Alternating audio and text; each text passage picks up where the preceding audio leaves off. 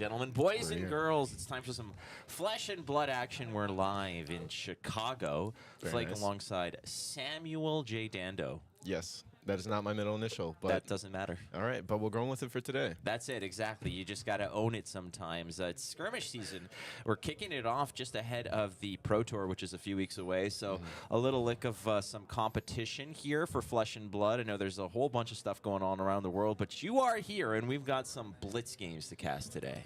Very much so. It's going to be a fun day today. It's going to be very interesting to see how many of the new cards from Outsiders, and specifically Assassin and maybe Azalea, how impactful they really are within the Blitz meta, because if I'm being honest with you, Flake, I really don't know much about what's going on right now in the Blitz meta. How about you? Well, I know that Viscerai is illegal. I do know that. Yes, and a whole set of new of bans that you sort of have to refresh your memory about when we're discussing certain cards and certain heroes. Viscerai banned from the format. Again, this is going to be Blitz, but we are going to see some heroes, most likely. My guess is in droves of some of the old school heroes that have really wreaked havoc in other formats back here in Blitz. Yes, I'm very excited to see some Rhinars out there today, some Dories, and our favorite, Prism. I'm sure many of your favorite Prism. Can't wait to see some Prism games again, because she is quite legal in Blitz still, which is going to be great to see. Oh, that's going to be lovely to see. And we've seen it at Worlds, where Blitz was part of the format and the trio of different formats that you had to be well-versed in. We saw Prisms over there really wreak havoc in terms of what they were capable of doing. The lesser, you think that with the lesser life total of Blitz, Prism wouldn't have enough runway and not enough actual leeway to set up the aura plan. But in this case, she's actually one of the top dogs, and the other hero that we're going to see, I'm guessing here, because we don't have deck lists, we don't really have numbers available, but I would bet dollars to donuts, frankly, that there's going to be a ton of chain out there. I hope so too, because it's going to be really fun now, especially with the new upcoming set coming out in July, where we might see the new, well, we will see the new revisited Prism and Chain. But I also do miss those. You know, I've been playing the game for almost 2 years now. I was coming in right in Monarch, so there's a soft spot in my heart for Prism and Chain. Maybe not for their broken mechanics, but maybe just for their aesthetic and my nostalgia of when I first started playing. The shadow versus the light. So classic. Yeah, it's really, you know, tightly knit into the lore of Flesh and Blood. And 2 years playing Flesh and Blood, does that count as like OG status? Like how do you determine who like the OG? Some of them are like, I've been here since Alpha was released, and others being like, I was the one bringing James White his coffee when he designed Dorinthia, you know? Yeah, it's weird now. The line's kind of blurred, right? Because we have like the Brendan Patricks, right? Like I consider him to be on the precipice of when the game had just started to really get its first wave. But then there was a lot of people came in on Monarch, but nowadays, dude, I talk to so many people are like, I started in Uprising, I started in Tales, you know, and it's just like, you have such a wide array of when people have started this game now. It's just really cool to see how much of an impact it's been having in the last year. Yeah, and like the quote-unquote OG status, it really means nothing, because we've seen players come in and have a couple months of experience under their belts before they started winning things like Battle Hardens. Brody Spurlock is one of those players who his first major victory was mere weeks, frankly, like 7 or 8 weeks prior to him actually just playing his first Armory. Wow. So yeah, and so frankly, there's no late. You're not very late to the party when it comes to Flesh and Blood. Jump in whenever you can, whenever you want. And Blitz is a good time to start, or a good way to start, a good format to get introduced to it. So that's what the skirmish format here is. I believe it's 6 rounds of Swiss, possibly yeah, 6 or 7, but it's probably 6 today, I'm thinking. Yeah, 6 or 7 rounds of Blitz, but most likely 6. But those go quick, and we've seen it in other. You know, if you've played Blitz, you're very familiar that it's a whole different ballgame. The deck building restrictions are a whole different set of ban lists or of banned cards. Sure, that's fine. But half the life total, and 3 instead of 3 of copies of certain cards, it's 2 ofs. And frankly, sometimes you don't even get to see turn 3 in this format. They don't just call it Blitz for a reason, you know? Sometimes you got to go fast, and those games go fast. They do. They absolutely do, and that's why heroes like Kano, for example, are very, very dangerous in this format. Yeah, both of the wizards, both Kano and Icelander, are very, very powerful. Even with all of their bans, all their hits, they can't be restrained. Storm Striders is just still way too strong. And then there is those who remember perhaps what happened to Hayden Dale at Worlds. Of course. Who he started the game with something like 7 or 8 health because of a certain hero called Rhinar. My boy, my first hero. I have a big love and soft spot in my heart. I can't wait to see him today. And he's still always good, you know? When you can just force your opponent to not be able to block you and you have only 15 to 20 health, turns out that health can go away really fast. Oh, yes. Yes, it can. Absolutely. If you didn't know. In the same vein that I dislike playing against it because of the 6 on scabbies that get rolled so consistently. Every time. All the time. However, when I pick it up, never mind. Where it's just ones all day. No problem. That's right. Yeah. That's why I cut gamblers, because I thought it was a waste of space in my deck, because if you just roll ones back to back, it doesn't really do much for you. No, so. I can't do it. I can't do it. When I play Rhinar, I roll more number 1s than Mariah Carey. It's insane. Like it's not for me. That's why you just have to never roll. You have to just cut that out. That's not an option anymore. I just never roll. My scabbies are for protection only. They're my safety boots. Imagine if you had safety boots. That's what I don't roll with them. Are you kidding me? There's no way I would ever take that risk. And for those who have ever watched my stream or know me from other games, you know that myself and RNG do not get along. No. No. Myself included. I mean, when I took Rhinar to Nationals for Orlando all those years ago at this point. Really? I played Rhinar. Where did you finish? Not too bad. I think I finished like 73rd or something, actually. Out of like 77 people. That's not bad. That was a rather sizable nationals, I think. That was like 400 maybe, but I finished day 2 at like C29 or something, so that was pretty cool. On Rhinar, too. On Rhinar, and I never rolled. The whole point was that entire event, I never rolled until the very last game when I was like, whatever, let's just roll. Yeah, but like nothing ventured, nothing gained. You gotta roll the bones sometimes, man. You do, but that was Lightning Briar format, you know, and they were rolling way harder than I was. So. Oh, most definitely. We're definitely shuffling up over here. There you go, the perfect matchup for you. Look at that, Rhinar and Prism, 2 of the best. Oh, and 2 of my local best friends and heroes here. Again, we have Rob, who is an avid Prism player. That was all he played. He actually took a very long hiatus from this game. This is the first time I have seen him at an event in probably almost a year since his lovely lady Prism has left. It's nice to see her back on the table there, Prism, young Prism, flaunting that Luminaris. So there's a good chance you're going to see a lot of those auras, and key cards that we're going to be looking for here are cards like Arclight Sentinel, which are going to definitely just kill a turn. But Scabskin Leathers has a nasty way to circumvent something as just damning as Arclight Sentinel. And it would be nice if he had Scabskin Leathers, but it looks like we have opted for a different pair of boots here, something that will guarantee him a little bit more of a more quick action points, I would say. A little bit more of a guarantee. I'm actually curious. It looks like he's just going to try to kill him.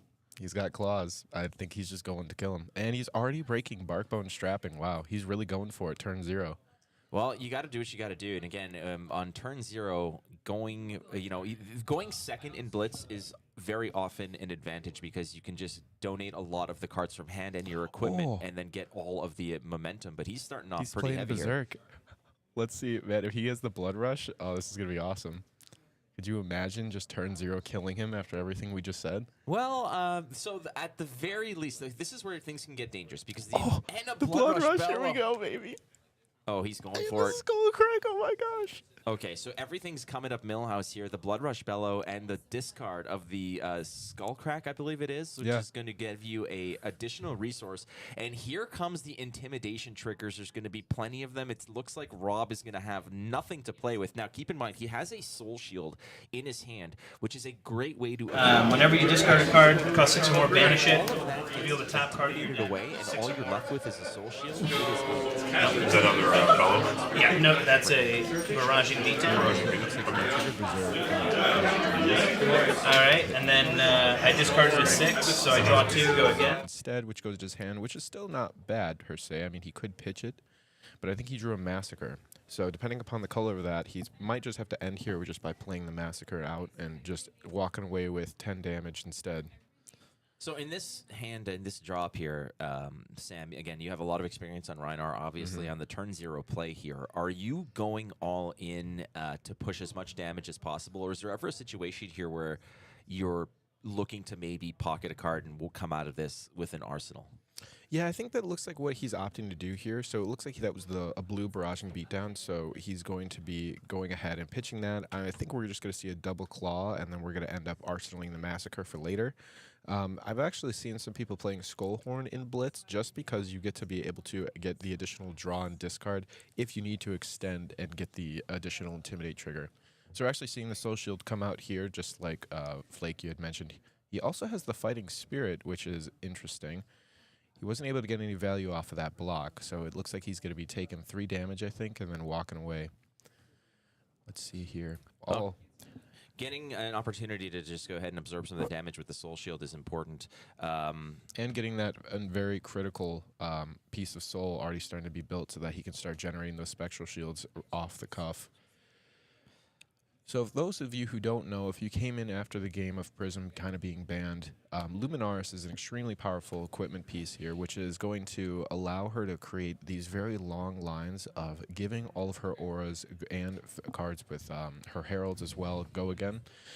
If you're able to have a yellow in your pitch zone, it will grant all those cards go again. So we'll be able to see a wide strategy and also a more aggressive strategy. But if they need to start generating auras to start combating the Rhinar, since he will be able to pop all of those with Phantasm, we might see Rob try to convert to more of an aura-based strategy over just trying to swing with heralds. The problem with the aura-based strategies, it usually takes time to develop, right? It does. And in the meantime, I mean, in this matchup, you're going to have to take a lot of damage because of those auras that you want to establish, right? The ones that you want on the board that really get work done. A lot of those are going to cost 4. Your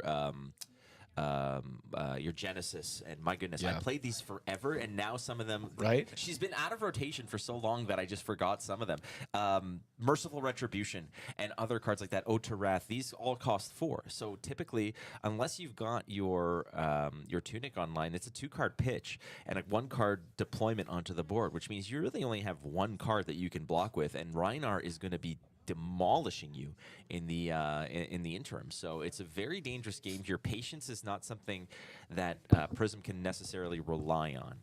So it looks like he's attacking with the Phantasmal Symbiosis, which is a newer card as well. This card says that when you play it, you're able to list a name of another card, and it will then become an Illusionist card. But, you know, Andrew did just opt to pop it, and then Rob was able to pay for it, and then here we do see one of those auras coming out, Shimmers of Silver, which is a really good aura if he's trying to create tempo and kind of pressure Andrew out. Also, if you are new to Prism, one of her keywords is Spectra on auras, which they kind of removed from Dromai, but it says that if you are going to kill that aura, Spectra triggers and it ends the combat chain at that point. So you would need additional action points to be able to clear auras and be able to then continue your turn and continue to damage Prism directly. And this is where Prism was really an all-star against bigger Guardian decks that don't really have efficient ways to both pressure the life total and to kill the aura, as we can see right now.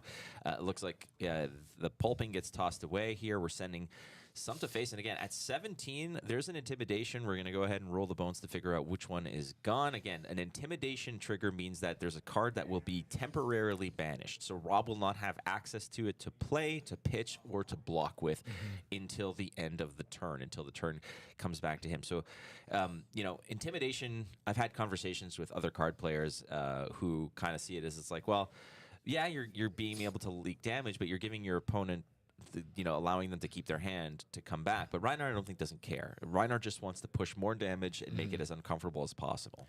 Yeah, and that problem definitely is persistent, I would say, in Classic Constructed, where you're going to have a larger health total, you know, a longer game, where if you're able to leave your opponent, they can have a few turns where they're taking 10 to 15 damage to the face and don't really care. The good thing is in Blitz, you don't really have that luxury. So Rhinar becomes a lot more potent when you just say, I don't really care if you get your hand back, because if you're just dead next turn, it doesn't really matter to me. So Andrew opting here again to pressure face and just keep the attacks rolling as we've got the Shimmers of Silver on the board, and we're going to... There's Genesis. That's a big one as well. Now, Genesis is a very big engine piece when it comes to Prism, and that should, if that's left untouched, that can really snowball into some nastiness. And I don't know if he remembers he has this other card in his hand. Oh, he's opting to activate his Genesis trigger to put that into his soul. Draw a card, create a Spectral Shield. And that's value, my friend. That is what we call value. So the Spectral Shields are going to do multiple things here. Number one is they're going to be able to obviously close the gap and protect the life total for sure, but they also act as weapons. Luminaris means that can swing in for 1 damage. And a little poke and a little prod here and there, and especially in Blitz, does add up quickly. There's not many turns where you can kind of ignore the 3, 4, 5 damage being poked in now with the Shimmers, which is going to get a counter, plus the Genesis, which will continuously cycle cards and load up the soul and create those Spectral Shields. So Andrew's got to either close this out early or start addressing some of the more problematic auras. You know, I know it's been a little too long now because I just hadn't thought in my head, well, if he just puts a 6 attack in front of it, that'll pop it because it has Phantasm, right? But, we are not in the fair land of Dromai anymore. We are back in the Monarch days where we didn't believe in Phantasm on auras, and if you needed to kill it, you're giving up your entire turn to take out an aura. And especially without scabs, that's going to be a lot more difficult to be able to generate that consistently. Bingo. Because scab skin leathers, again, when you're attacking one of these auras that have Spectra, again, you basically close the combat chain and you have no more action point. So all your go-agains and whatever, they're just basically iced out. However, gaining action points means that you can just spend an action point, clear an aura, spend an action point, clear an aura. That's why a long time ago, Time Skipper boots. Oh, Time Skippers. Time Skippers did make their way into a lot of builds that were kind of trying to shore up the Prism matchup, where you can pop the Time Skippers and then take out 2 auras, because that's where Prism typically gets you, is their ability to drop 2 auras a turn and really outpace you. But in Blitz, it's a lot different because you don't have that extra 20 points of cushion that you can just take it off the chin while you're establishing a board. So Rob now with 2 Spectral Shields, a Genesis, and a Shimmers. So he's starting to really establish a more devious board. Yeah, and you really see that he's playing the game how he wants to play the game right now. I mean, he's at 15 life, which all things considered, surviving a Berserk and a Blood Rush Bellow turn 0. I mean, he's looking pretty good. Andrew only has 1 more Blood Rush Bellow in his deck at this point, and I don't really know how much other explosive power he has coming up here. And his time is growing less and less every moment we see a Genesis on the board. He's probably going to have to prioritize getting that Genesis off the field on his next turn, or I think the game might be just getting to a point where it's going to get out of hand. So let me ask you this. In terms of being a Rhinar main back in the day, at 15 health, what is the hand that he would need to have in his possession to be like, screw the auras, I'm going for the throat? I think it would have to be a Blood Rush. I mean, here we're seeing him pop the Goliath Gauntlet, so he gets the 11 damage with a double Intimidate, which is good, but leaving that Genesis on the board is going to be tricky. That's going to be pretty tough come around next turn. I definitely think he would need to have a Savage Beatdown, which is going to get him that massive spike turn that he would need. I know he has Massacre in Arsenal, and there can be a lot of crazy plays that come up just because once you get that 6 discarded, you can then follow it up with that Massacre, which is another Intimidate with 8 damage. So he has the potential, but right now Genesis is just going to be so problematic, man. That card just gives me flashbacks of horrible nights, just every time killing it over and over again, and it never went away. So he managed to actually hold on to a Herald of Judgment and a Red Sink below here, so soaking up 7 of the 11 is not so bad. 4 is going to leak through. Rob's still in double digits. Don't forget those Spectral Shields are going to be dying and preventing damage as well. I don't know if they remember. Oh, there you go. There we go. Yeah, okay. Good call over there. Now, that does do double duty. I mean, it's a kind of a silver lining for Rob here that, he wanted those on the board to present damage and present threat, but being able to keep himself healthy here. So at 13, again, casting a game with a hero that's been out of rotation for like a year now. It's such an interesting and a unique thing to do.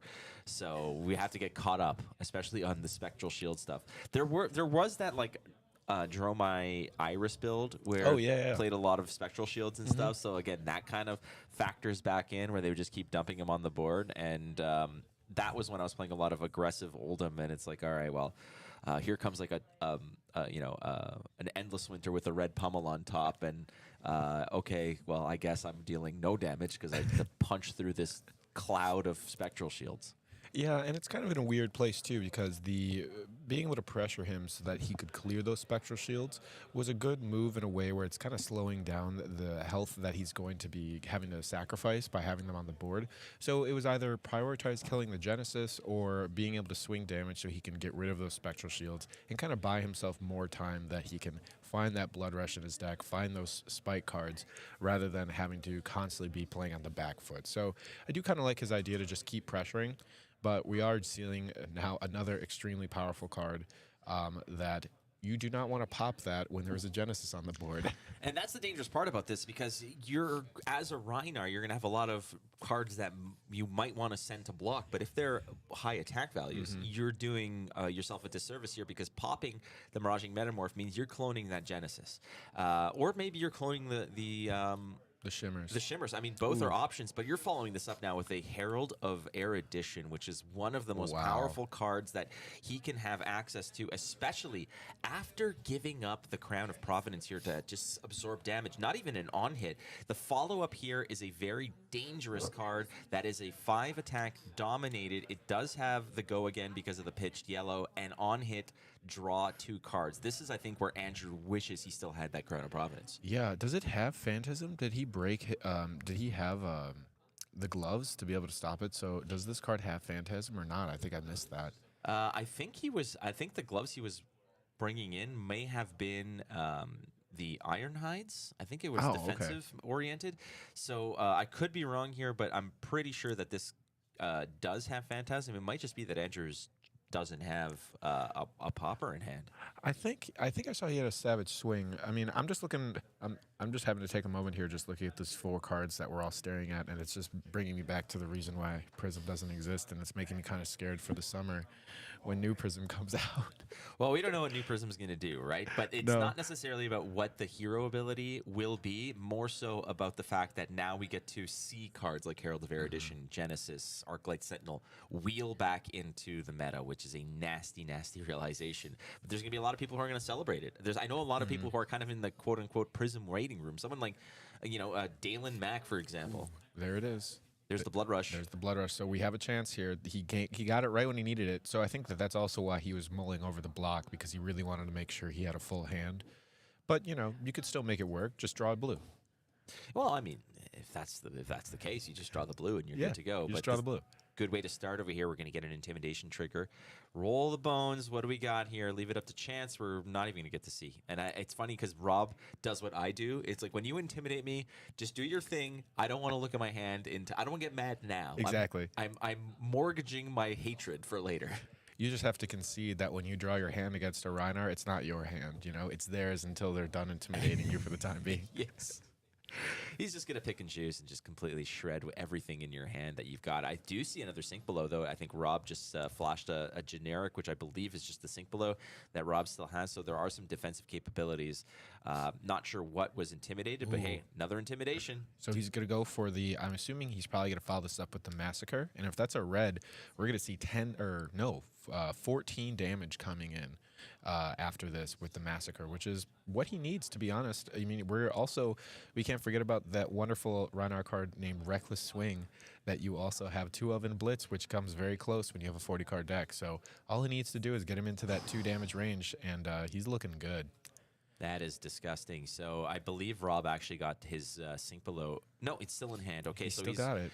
He's got the other Herald of Erudition, if I'm not mistaken, and a Sink Below, and he's got to toss everything into the center here to meet this. There's no Dominate effect, if I'm not mistaken.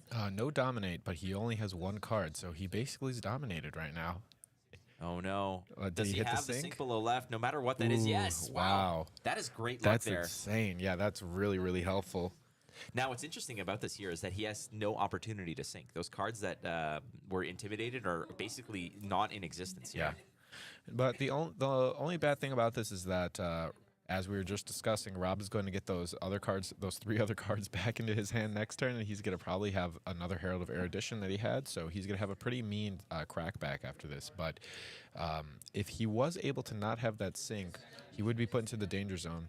I assume Andrew's probably playing 2 Reckless Swing, so technically he still is in lethal range, being at 3 health. If he just Recklesses him 2 turns back to back, I mean, that's still game. So, man, Rhinar is just so scary in Blitz. Well, that's the danger, right? Is the fact that there is on the stack you could potentially go ahead and just create a spectral shield to sort of block some of that out.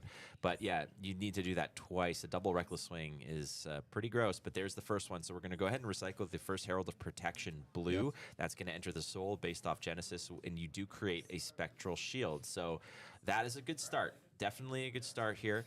And moving forward, hey, why not? Let's swing with that 4 attack now. We're hitting the break point. 0 for 4. Why not? That seems pretty good, right? Now, just in terms of what's going on here, he's presenting the attack. It does not currently have go again because there is no yellow pitch. In response, however, to the damage being calculated and resolved, Prism can, at instant speed, pay 2 to create a spectral shield, which then will give this attack go again. And I think there it is on the stack. We're going to go ahead, banish a card from soul, create a spectral shield, and this is the danger. As he says, he's like, all right, well, there's no secrets here. It's 1/1/1, and it looks like Andrew's just going to sign for it.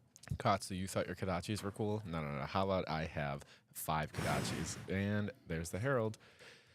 And this is nasty too because, well, it does have the Phantasm still, yeah. So Andrew has an opportunity here. The question is, is the card that he's holding that can stop this the same card that he might need to rely on to end the game? Yeah, I mean, the problem here is that he's just taking away his options. I mean, we've seen this Genesis has just gotten so much value throughout the course of the whole game. Having to leave it on board so that he can threaten lethal was an option that he kind of just had to choose. But now we're really starting to see the Genesis starting to cause problems. Even the Shimmer, to be honest. I mean, I remember that card. It wasn't a problem until it was, and now it is becoming a problem for sure. I mean, next turn, that Shimmers is going to be coming in for 5 damage. He's almost going to be becoming Rhinar at this point. 5 on the stack over here. That Herald of Erudition is 5 dominate. On hit, draw 2 cards. It does have go again. Andrew is clinging at 4, which is still one little inch ahead of Rob here. As both have really traded blows. The turns have been pretty nasty. Andrew opting for the go tall damage and nastiness, whereas Rob has been very sneaky with how he's attacked, a 4 over here, a couple of 1s, and end it with a dominated Herald of Erudition. But those Herald of Eruditions are all done now. Blitz allows you only 2 copies of each. So those are 2 major threats now off the board that Andrew can kind of not quote-unquote play around anymore. Yeah, it's going to be an interesting option. I think we're finally just going to see Andrew probably choose this turn to take out the Genesis Arsenal pass. Maybe he's just going to say, never mind, I'm just going to keep applying the gas and not hitting any brakes and just keep going for the face. Those Spectral Shields that are on the board are going to start coming to be pretty problematic, I imagine, though.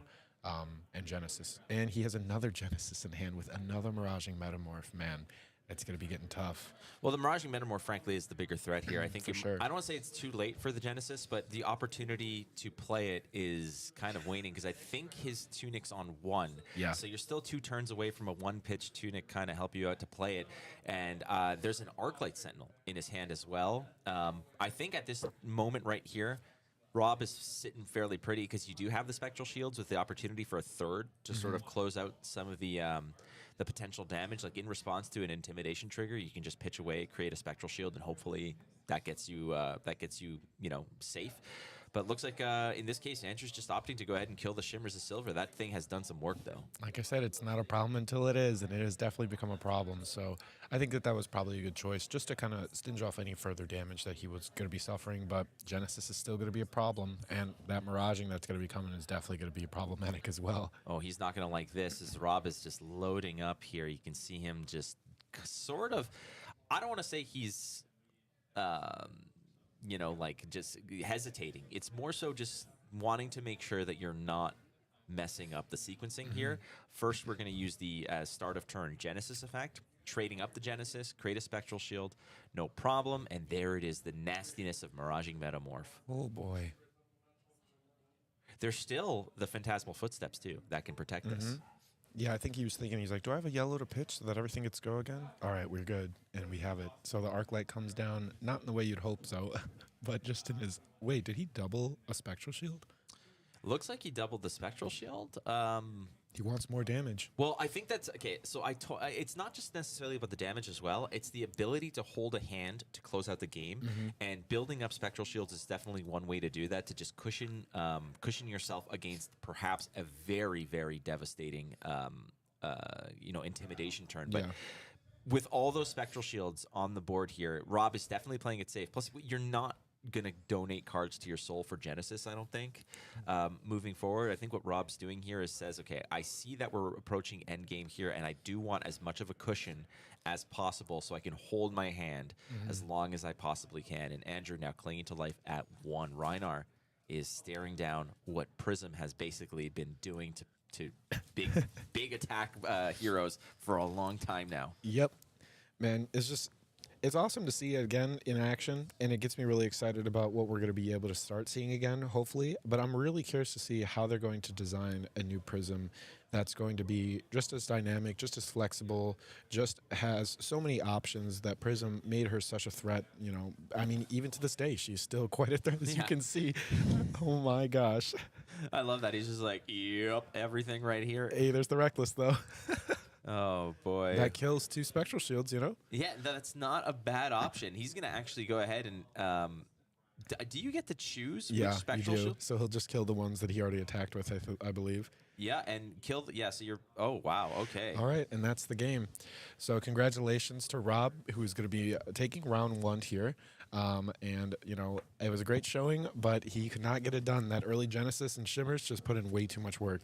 And the difficult aspect of that particular matchup is you might think, well, it's so easy to kill. Just throw your claws at it. But if you're playing cleanup the whole game, then you have to also worry about, you know, those turns where you're not pressuring back and they can establish 2 auras, and those 2 auras become, you know, exceptionally problematic in their own vein, and you know, it's not an easy thing to stare down. Rhinar really wants to go ahead and put you to a low life total early and often, so that doesn't happen. But Prism, after in you know, in CC, it's like after turn 5 or so. That's usually when things start to shift. In Blitz, everything's accelerated, and that's what we've seen. Like after turn 3 or so, it was a different ballgame. I wonder if he had these scab skins over the beaten trackers, if that would have made a significant difference in his ability to try to pressure and clear auras. Because we saw he didn't even use the beaten trackers in terms of getting that extra action point. So maybe... Excuse me, if he had the scab skins, we might have seen a little bit more options to be able to clear board and be able to pressure the Prism, but he was just kind of behind from the very beginning, you know? I think that if you're rolling the scabbies in that game, you're also changing your game plan, which is no longer to beat face. It's more of a situation of, well, I'm going to roll them, and anytime I get 2+ action points, I'm clearing out auras, out auras. Where in that case, you're no longer pressuring the life total, and you're not doing what Rhinar wants to do in Blitz, which is just beat the crap out of you in a couple turns. So different dynamic, but you're right, because when that Shimmers and the Genesis are on the board, they're both very high value targets. How do you deal with both of them? You kind of have to roll the bones and hope that you get a 4 or more, right? A 50% chance of clearing them. And that's the dangerous game you play. Well, you know, great for Rob after his long hiatus of not being able to play Prism to be able to bring her out and still show why he's so strong with the deck, but also just to see how strong that deck is, generally speaking. So moving forward here, I imagine we're probably going to see a lot more Prism throughout the course of the day. Oh, I love it, though. And I hope that next up we can get our other favorite wizards, one of the Kano or Icelander, just so we can also see how crazy powerful that is in Blitz as well. I will just lay it all out on the table, friends. All right, let's hear it. Well, because, again, you know, I've done casting here for MinMax multiple times. I usually, riding shotgun with me is Steven J. Armada. Yep. And they're all J's now. That you can thank Mara Ferris for that. But Steven Armada is usually riding shotgun with me on those journeys when it comes to wizards. So I literally just say, you have the con, Commander. And he does everything. This is going to be quite a wild ride when it comes to wizard stuff. I'm pretty sure that we're just passengers on that one. No. I've gotten killed by enough wizards in my time. I know how they're able to do it. So. I know how he feels. Yeah, I understand that. Icelander, you know, we go way back. You know, Kano. Oh man, I remember those days. I used to try to play Kano and Blitz, and I won a few games. You know. I went to the Majin Bay School of Wizardry, of Ice Wizardry, for one evening where him and I played a bunch of games where he tried to teach me Icelander. And he taught me, and he gave me a very good run-through. However, I am also an idiot. So those kind of preparation, practice, all that jam, you know, you'd think it would gel well with the peanut butter that is my stupidity. No. that is not a sandwich that I wanted to eat, unfortunately. Well, the good news is Icelander and Blitz is very different from Icelander and Class Constructed. Her strategy in Blitz is shoot Arcane, and that's it. Okay. It's just a lot of Emerita scolding, you know, a lot of just plain Arcane damage, and people die really quick when you just keep shooting them with Arcane. So I think her strategy is pretty rock solid. I have no complaints. And Kano, you know, Aether Wildfire, not a thing here. We don't have to worry about Aether Wildfire. Right. We discussed this over dinner yesterday, actually. Yeah. Like, what is banned again? We need to make sure that that's drilled, you know, really concretely into our minds.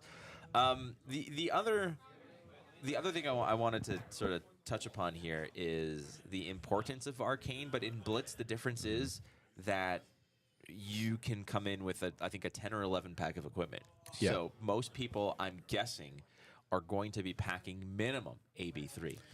Yeah, and AB3 is an interesting thing in this game because it does make you feel safe, but it doesn't mean you're safe. Because even if you have the ability to block 3, that doesn't mean maybe your hand facilitates your ability to be able to block 3. Okay. So, you know, and it also is very costly because if you want to be able to block 3 Arcane, that's at least a blue, right? And you might have needed that blue for your turn. So if you're trying to be blocking Arcane, you're going to be losing out on your own play patterns that for a game that could be 2 or 3 turns at that rate, you know? Stormstriders is also still really good in Blitz when you can skip ahead a whole nother turn, so it's pretty strong. Yeah, when you get to really draw your cards once before the wizard just sends you home, you don't feel good. No. You definitely don't feel good. The first round here of the skirmish in Chicago is in the books. That was a win by Prism. Yeah, you heard it. Prism, which is fun to say. Now, let me ask you this. With Dusk Till Dawn a few months away and the return of Prism, the return of Chain, I think that's been confirmed, right? Yeah, pretty sure. We can talk about that. What would, for instance, if you know everyone's gonna throw out their wildest ideas, the Prism that we know and the Prism that we both love and hate is not coming back. That's not the Prism that we're gonna see. They don't retire a hero only to bring back the exact same hero later. But if she kept the spirit of what she did in the previous version, how would you look to maybe balance or change her? Would you give her a lesser life total? Would you make her creation of a spectral shield cost 3, for example, which leans players out of the stacking their deck with, you know, 70% yellow cards kind of thing? Like, what's the approach in that regard? Yeah, I'm really interested to see how they start pushing Illusionist forward and if it's going to start mirroring more of like the Dromai design space. And I say that just because we got Invoke Soraya, right? That's the newest of the light Illusionist cards that we have seen, and that ended up being an ally card. And I think that that's a good way for them to balance certain auras or other cards that, like we could see in Old Prism, that were, I would say, non-interactable in a way where if they have Spectra, if you need to kill them, you're giving up an entire portion of your turn so that you can try to maintain board state. But with allies, you don't have to sacrifice that. So I would like to see some more kind of reflective design spaces that they did with Dromai, where you have more interactability with the allies on the board that don't involve you getting rid of your whole turn to be able to handle that. But Spectral Shields, we also see Ward. There's lots of Ward support that's been coming out, so I'm very curious to see how they are able to maintain wards as well. I think that there's a good chance that this hero is going to have some sort of equipment piece that is all about protecting it. That it's going to be very strong while it exists on the board before it breaks, but it's going to have the ward effect where so you're going to have a lot of prisms that are going to be incentivized to protect life total to bank on a piece of equipment, but once it's broke, maybe like it just becomes different.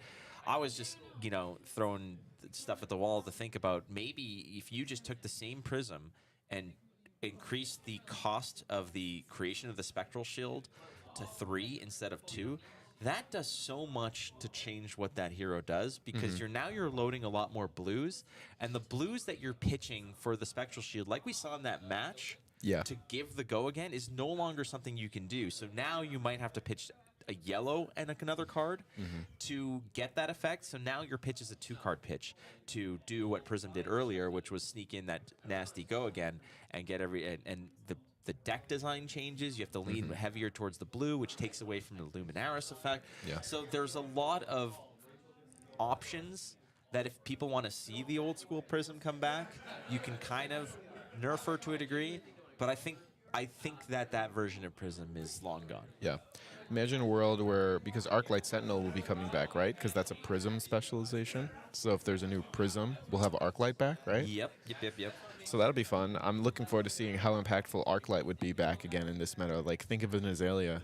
You play out your 3 buffs, and then, oh, there's Arclight Sentinel yet again, and there goes your whole turn. Yeah. So, you know, that card was always a lot of fun for decks like Dorinthia, decks like Azalea, decks like Icelander, you know. It's going to be a big game of chicken, and it's going to essentially be a situation where, like, the Azalea that's got the 4-card hand, and it's like, all right, well, Lace with Blood Rot. Yeah. Response. Lace with inertia, or lace with frailty. Response. Yeah. And then you kind of, whoever blinks first, the Azalea might have another non-attack action, but she might be like, and now the red in the ledger. Oh, or now this. And then the person holding onto the Arclight Center who might be greedy. Like, there's certainly a little bit of a headbutt here. I think we're gonna take a quick break. We're gonna load up what the next feature match is, so don't go too far. We're gonna be about 2 minutes away from more Flesh and Blood as we get the next feature match set up for you here. It's Skirmish at MinMaxGame. Dando, Flake, quick break. We'll be right back. Cool.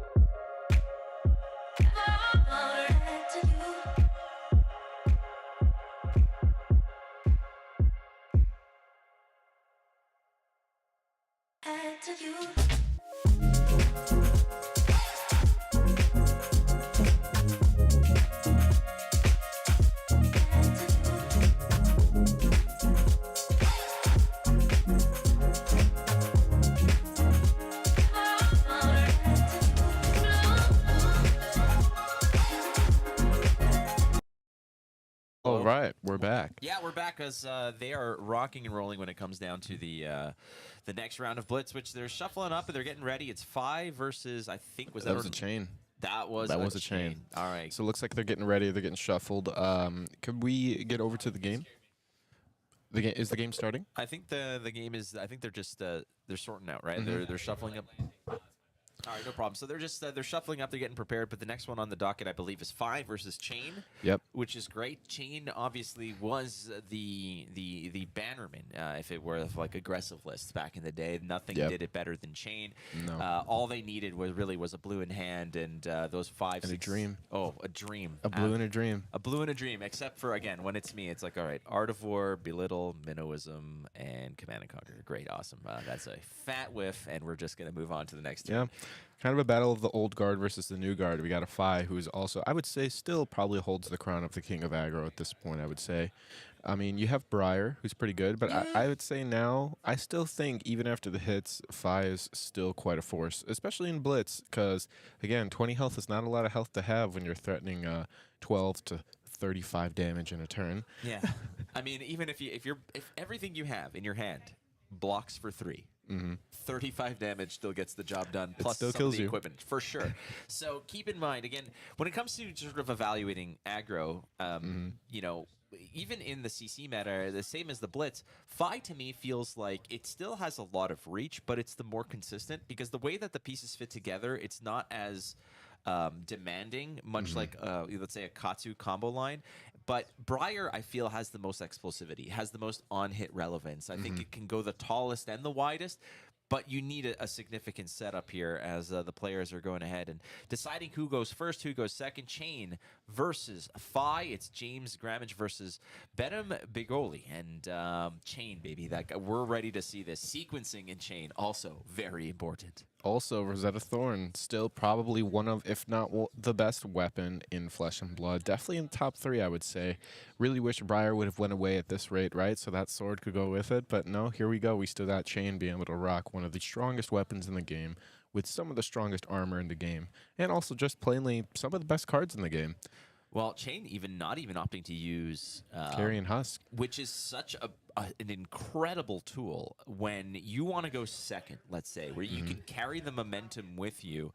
Having a block 6 just at your disposal, you know, playing Blitz, I played a lot of Chain Blitz. It was my favorite hero to play, but I never played Chain in CC. And once I finally dug into it, in my mind, I'm like, okay, going second, look at what I have access to without even giving you a card to block with. You've got the Grasp of the Arknight. You've got the hat that can block for a ton. You've got the Carrion Husk. You've got 10 block off of one combat chain without giving up a card. As we see here, Bedham is giving some cards here to just sort of soak in as much damage as possible. And yeah, I mean, we're going to see as soon as this gets back to Chain, he's going to start with the Soul Shackles and start pounding away.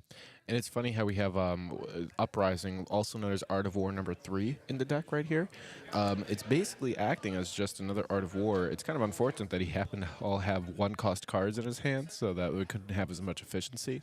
But still, not a bad threat on turn 0. We are getting the armor, but I imagine Bedham's going to be popping the Ironweave probably next turn, to be honest. I mean, this game's, I don't imagine it's going to go very long. Yeah, I don't think so either. Again, mainly because they're both aggressive lists. The difference here is that what Bedham has in terms of blockability is a lot better than what James can offer here, because James wants to preserve the mask momentum as much as possible. It blocks for 2, which is great. But it's such a good pressure tactic to extend turns. The difference here is that whereas James, we're going to have to cobble together 3 chain links that hit to get access to mask. Bedham's going to be, you know, banishing cards off the top and getting those free card draws as they come. So we'll see how this goes. The first salvo is through. James connecting for 1. Bedham going to draw up and have his turn now. As we see, I believe there is a Swarming Gloomveil. I see a Sonata. Yep. Belittle as well. Man, all the fun cards. It's funny, too, to think, like, let's see who gets their Art of War first, right? Because, I mean, Chain with Art of War has some of the most potent turns I've ever seen in the game. Fi with Art of War has some of the craziest turns I've ever seen in the game. And we have not seen either of them get an Art of War yet, so we might still have some time.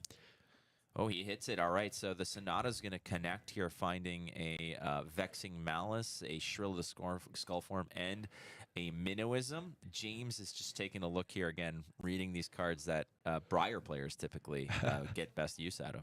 Yeah, it looks like it's a blue Vexing or a blue Shrill. So it's like, do you want resource or resource? Because imagine one of those is probably getting pitched so that he could play that Belittle to reveal the Swarming. And that's already, man, that's such a strong turn, because then he'll get the Minnowism into the Swarming, into the Thorn. So we're already looking at a 10+ damage turn here with just what he has. And he hasn't even created a Soul Shackle yet. Yeah. What's awesome here is that Soul Shackle makes your next Runeblade card, or next Runeblade action, rather, have go again. So you want to time it to make sure that it hits the right thing. Sequencing, again, very important. But finding the blue and, again, shuffling the cards up over here is what Sonata's going to do. So the first non-attacks on the board, you're going to have the attack actions as well. And I would suspect that the game plan here is Bedham wants to, as much as possible, make use of that Rosetta Thorn. Yeah, and even looking over at what equipment we have, it looks like James is playing 2 AB here, which is interesting because he already took the 1 Arcane from what I can imagine here. Yeah, because that Salt the Wound should have been from last turn when he had pitched. So he's opting to not block the Arcane, maybe because he doesn't have a blue, maybe because like what I was stating earlier where he has 1 blue and he needs that for his own turn, so he can't afford to pitch it to block the Arcane here, because if he did, he wouldn't be able to maximize his own turn. So we're kind of starting to see, we'll see how much that 2AB actually comes up to see if it actually makes a difference in getting some extra life for him in this very short, quick game that we're going to be experiencing.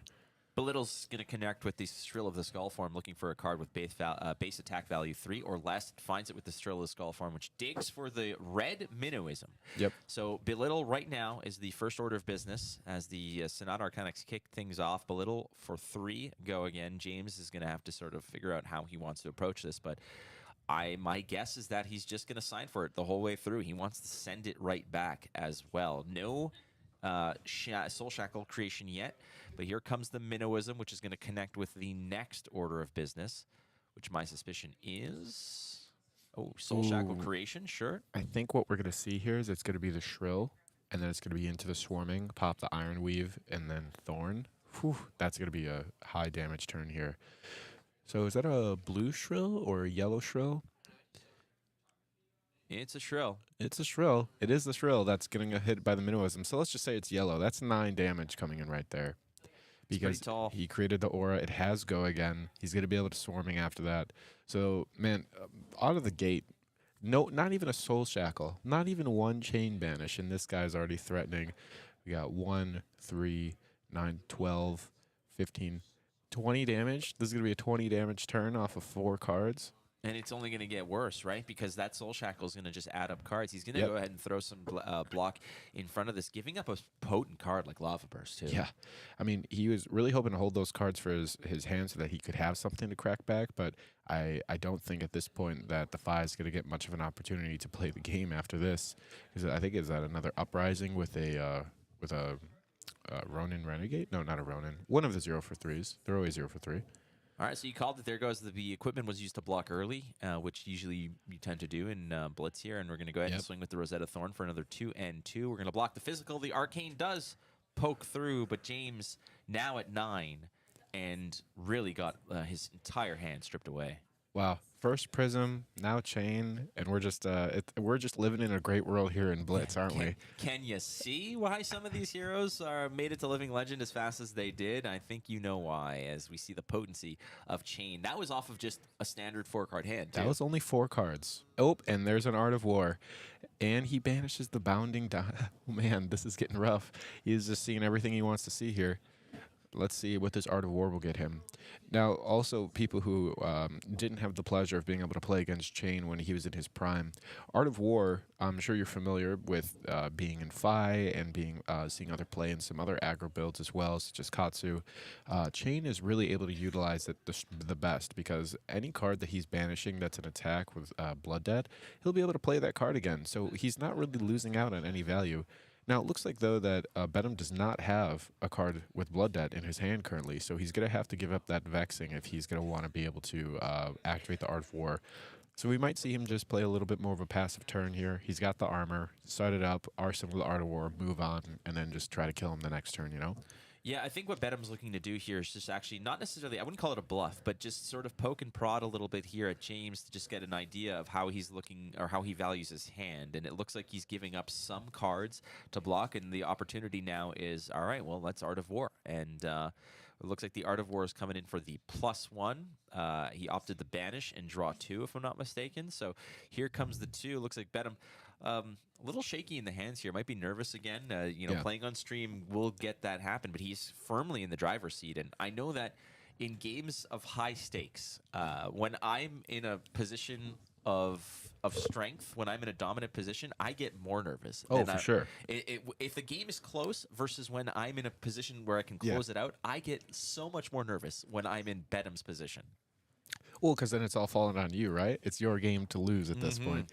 Now, Bedham also another kind of long-term local player. He's been around playing for as long as I have, and he was a big Chain guy back in the day. Chain also, like Rob, was his first and most favorite deck. I believe that he would play at all the events, and here we see him back in his comfort zone playing Chain yet again, and you could definitely see the dominance in his confidence at just playing the lines like he has been for years now. Look at that, all the way back down to 1 here. That Rosetta Thorn pushing James right to the edge of the cliff here as he is holding on to. He still has AB2, so Rosetta Thorn is not a sure thing. But we're not done yet, as arcane damage is going to make for some awkward blocks, especially if James is holding on to a whole bunch of reds. But James is opting to take some damage because he wants to send it back on starting off with some 3 go again. And Bedham is looking pretty good at 19 health here, also with 2 very squeaky, polished, clean pieces of armor that have been unused. So I imagine he's feeling pretty calm right now, not really feeling too much of a threat, because all he's going to be seeing is 3 damage, 3 damage, 3 damage, 3 damage, and his health total does not equal 12, based upon my math. Yeah, you're not wrong here. Even if it's like a 4-pack of 4s, like that's perfectly fine. You can take the 16 from the top because you're at 19, and the next thing is Bedham's going to be banishing 2 off the top and sending it pretty safely towards James here, who's eventually going to be on the back foot. So what Bedham needs to do here is basically just push through with a 5th attack, as low to the ground as it possibly can be. But it looks like he's actually respecting this rising resentment. Yeah, it's also kind of weird. I know for my own self, I've played a lot of Ninja. I've played against a lot of Ninja. And when a Ninja is playing Mask of Momentum, or you have Mask of Momentum, it's always a little bit frightening because you think for a long time that the mask is there. And then when they go ahead and block with it, sometimes you're still in your head thinking that Mask of Momentum is still there, so I have to block for it so they don't get their draw. I don't know if maybe he blocked because he's still thinking in his head, oh, he had Mask of Momentum and I'm worried about the draw, which is very common. If when you play against Ninja, you want to block the second attack most of the time to kind of throw off the Mask of Momentum getting its trigger. But he no longer has that mask, so it's going to be a little bit more different to try to get the threatening of the damage. Link's mask might have been an option just because the game goes so fast. You want to just throw out all the damage you can when you get your first opportunity. Usually mask, and you think mask, you think Kodachis, because you have very, very effective and cost-efficient ways to sort of poke and get that to that 3rd chain link that matters. And it might just be that James is opting to go for mask because it's got a 2-block value. I mean, that's certainly an opportunity to just sort of shore up some of the damage that Chain is going to be sending in real hot and heavy here, as right now James is doing his best, clinging to 1, but Benton at 13 is still respecting the attacks as the Ember Blade comes through, connecting for 3. Bedham's still at double digits, though, so you got to think that he is just right now going to be, dunking that life total as low as it'll go, because I think he's got the magic recipe. Yeah, I mean, he's feeling pretty confident. He's going to have 2 shackles, so we're getting 2 banishes off the top. He's still got all of his armor. He's looking like he's got a 4-card hand with 3 in the hand, 1 in the arsenal. So I imagine he's feeling pretty good about what's coming up next here. That's always the problem with these aggro mirrors. It looks like he missed off of his 2 shackle hits as well, but aggro mirrors, there's only so much skill and decision making you can make in certain, and that even gets reduced more so in Blitz. But whoever has the sauce has the sauce, and sometimes you just got it. You just got it, and you're not wrong. And I think that there's a very good opportunity here for Bedham. I think he's holding on to a blue Vexing Malice still, and Vexing Malice in this matchup, in this scenario specifically, is so damning because you're sending 2 arcane, 1 physical. Either one of those goes through, and it's game over. But James has to then donate 2 cards to that 1 card. It's a 2-for-1 flip.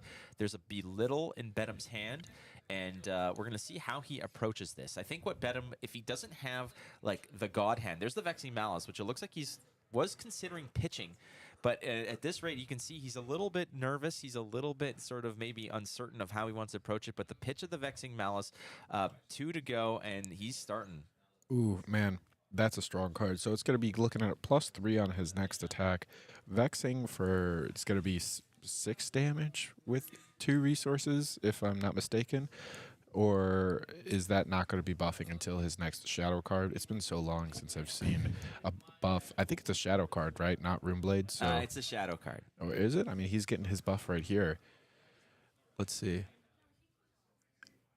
Oh, wait. Well, okay, so the card is... well, either way, 6 attack is what we're looking at 6 here. attack, 2 arcane, blocked with his trusty 2 AB that he has ready to go. Pitching his blue. Hold it. You have to hold on to that otherwise. But look at this. And blocking 6 with the rest of the hand. And then finishing up with the Thorn. And that is game. So congratulations to Bedham winning. As we're seeing, locals of the old guard rocking both Prism and Change showing out and still showing why they are most powerful with those decks and why those decks are still some of the most powerful heroes in the game. They're definitely going to be scooping up some Living Legend points in the Skirmish season for sure. I would imagine so. Yeah, no, definitely. I think for each win in the Skirmish season, you scoop up 2 points, if I'm not mistaken. I think Briar might be the closest right now. Well, the thing is, with Blitz, it's not going to be applied to Classic Constructed, so they'll be getting their own set of Legend points. Yeah. So who's closest in? Is it who's closest? Is it Icelander in Blitz? Who's closest to Living Legend right now? I know probably. I think it might be Icelander. Then it's and then it might be Oldham. But is Kano up there too? Kano, let's look it up. Hey, we have technology. I was going to say, what a beautiful land we live in. I was going to do my homework last night, but I thought, it'll come up tomorrow, so we'll figure it out when we get there. Well, that's why we do the homework, so that we don't do things like this, like checking, like, oh, look at that, a match on Tinder, amazing. Let's go through that right now. Like, sick of the Living Legend system here as the heroes and the Living Legend. The countdown, as it were, for the Blitz Living Legend. So again, 500 crosses the mark here. These have been updated. Current only Living Legend in Blitz right now is Viserai, as we mentioned. The next closest, actually, I was right about the heroes, but wrong about the order. Oldham right now at 468. Wow. Yeah, so that's very, very close. I think needs something like, what is it, like 16 or 17 more wins? Yeah, something like that of Skirmish, which I think is completely doable. Oh, for sure, definitely. And I mean, Oldham has just always been a threat, and he always will be until he's gone, I think. So definitely very reasonable. Icelander is a couple steps behind at 414. Of course. Still completely doable. Very strong deck still. And in third place, you want to have a guess, or did you peek? I did not peek. I would say in third place, Prism. You are absolutely incorrect. Good for you. Oh, awesome. Yeah, no, dude, awesome. No, it's one of the OGs, Blitz Hero only. Maybe that helps you out. Blitz Hero only? The Emperor, dude. Yeah, okay. It's the Emperor. What world are you living in? No, Emperor is currently at 0. Tied for last with a few others. No, the third one is Ira, actually. Oh, that's right. How could I forget Ira? How could you forget? It's been so long, dude. So when I first started the game in this local scene, a lot of the players that you've actually seen on stream so far, we used to have a place called Sub Club. And this was the first Flesh and Blood locals in the Chicagoland scene that had weekly armory. And it was in a subway. As you could tell from the name of Sub Club. So shout out to all the old Sub Club players and those guys. The first Skirmish that we had in the area, that was in a different store, but a lot of the scenes that was developed in the subway was playing at those locals. And that was Skirmish Season 2, I believe. And were you playing during that time of the Skirmish wheel? When I came in at Monarch. So, yeah, that was around Skirmish Season 2, I didn't touch I'd say. Skirmish. I was still getting my butt kicked in by the Toronto crew. So that was when Ira ruled Blitz World. It was Ira Dory. I'm surprised actually Dory. Where did you see where Dory was at? Dory, I believe, is at Subway. right now. Of course. No. Yeah. Dorinthia is 6th at 259, which is 1 behind Kasai. That's not bad. Yeah, Ira has always been good. I still think Ira's actually very good. If Jack Stoney is out there, he's a very prominent player in the community, does very well at Blitz, and he speaks very highly of Ira. You know, because turns out Command & Conquer for 7, still pretty strong. Still pretty strong. Yes. So, you know, and when you could just do that on demand, that's also just a really good play. And Ninja has gotten quite a bit of support, so I'm sure that there's a pretty strong Ira build out there somewhere. I've never played against Jack Stoney, but I had a match against him. Yeah. It was at the Battle Hardened in Philadelphia. Now, unfortunately, the night it was at the casino in Philadelphia. I went there the night before with Nick Bolas and Tommy Fresh. Okay.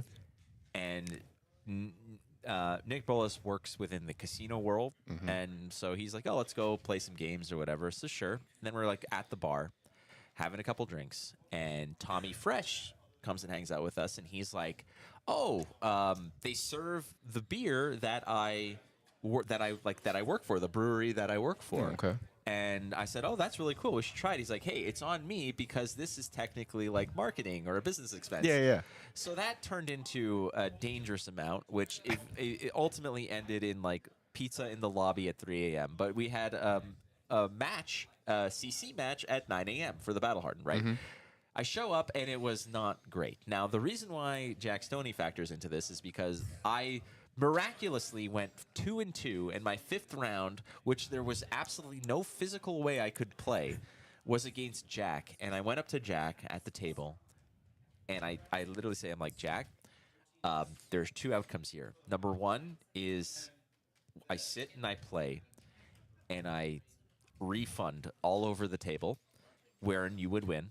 Or I concede right now, and I leave and take care of myself because I'm in bad right now." Yeah. And he's like, "Oh, it's all good." I'm like, "It's a pleasure to meet you, my friend." And I just took off and I conceded the match. And I'm like, "I lose, I drop, I got to get out of here." And it ended up in a mess in a Wawa parking lot. Hey, you know, Jack, he's just the guy that's there for you when you need him to be, right? Well, I mean, what I Or are needed, you there for Jack? No, what I needed at that point was like an IV. Like, that's what I needed. No, he doesn't carry that regularly, from my knowledge. I don't think he does, no. But I really, really want to play against Jack again, a great player in the community. But that's my the only real interaction I've ever had with Jack Stoney. Yeah, Jack. I've seen him at so many events now. He's traveling a lot. He got 2nd place. I think it was a Baltimore Battle Harden for Blitz with Ira, and that was a pretty crazy fun match to watch as well. But you know, that was against an Oldham, and he ended up losing to the Oldham, who was another one of my friends. But he also, his testing group, they've had a crazy fatigue Oldham list that I got to experience very gently and poorly for me, which ran 6 Oasis Respites at that time, and that was quite a fun game to play. And this was before the whole fatigue Oldham thing was getting really big, but they were way ahead of the game. Who sits down and says, "I need more Oasis Respites. I need more of them"? Who does that? There's not enough sigils. Yeah, they run a 9-pack of like sigils or a 6-pack of Sigils of Solace too. Like, why not? I'll gain one. That's what I do in this game. Well, then Healing Balm came out, and they were the most excited people ever because they get sigil. You know? Stop it. Yeah. Just stop it. Okay, we're here to have fun within a time frame that is digestible, people. I was going to Stop say, it. how long was that last Blitz game? Like 5-10 minutes, maybe? Yeah, doesn't it feel great? Dude, and we're just chugging along. Here we go. Let's do it. We are going to get you all queued up for round 3 of the Swiss here at the Skirmish in Chicago. MinMaxGames presents Skirmish season. We're going to take a short break, and we're going to come back with another match of Blitz, so don't go too far. Cool.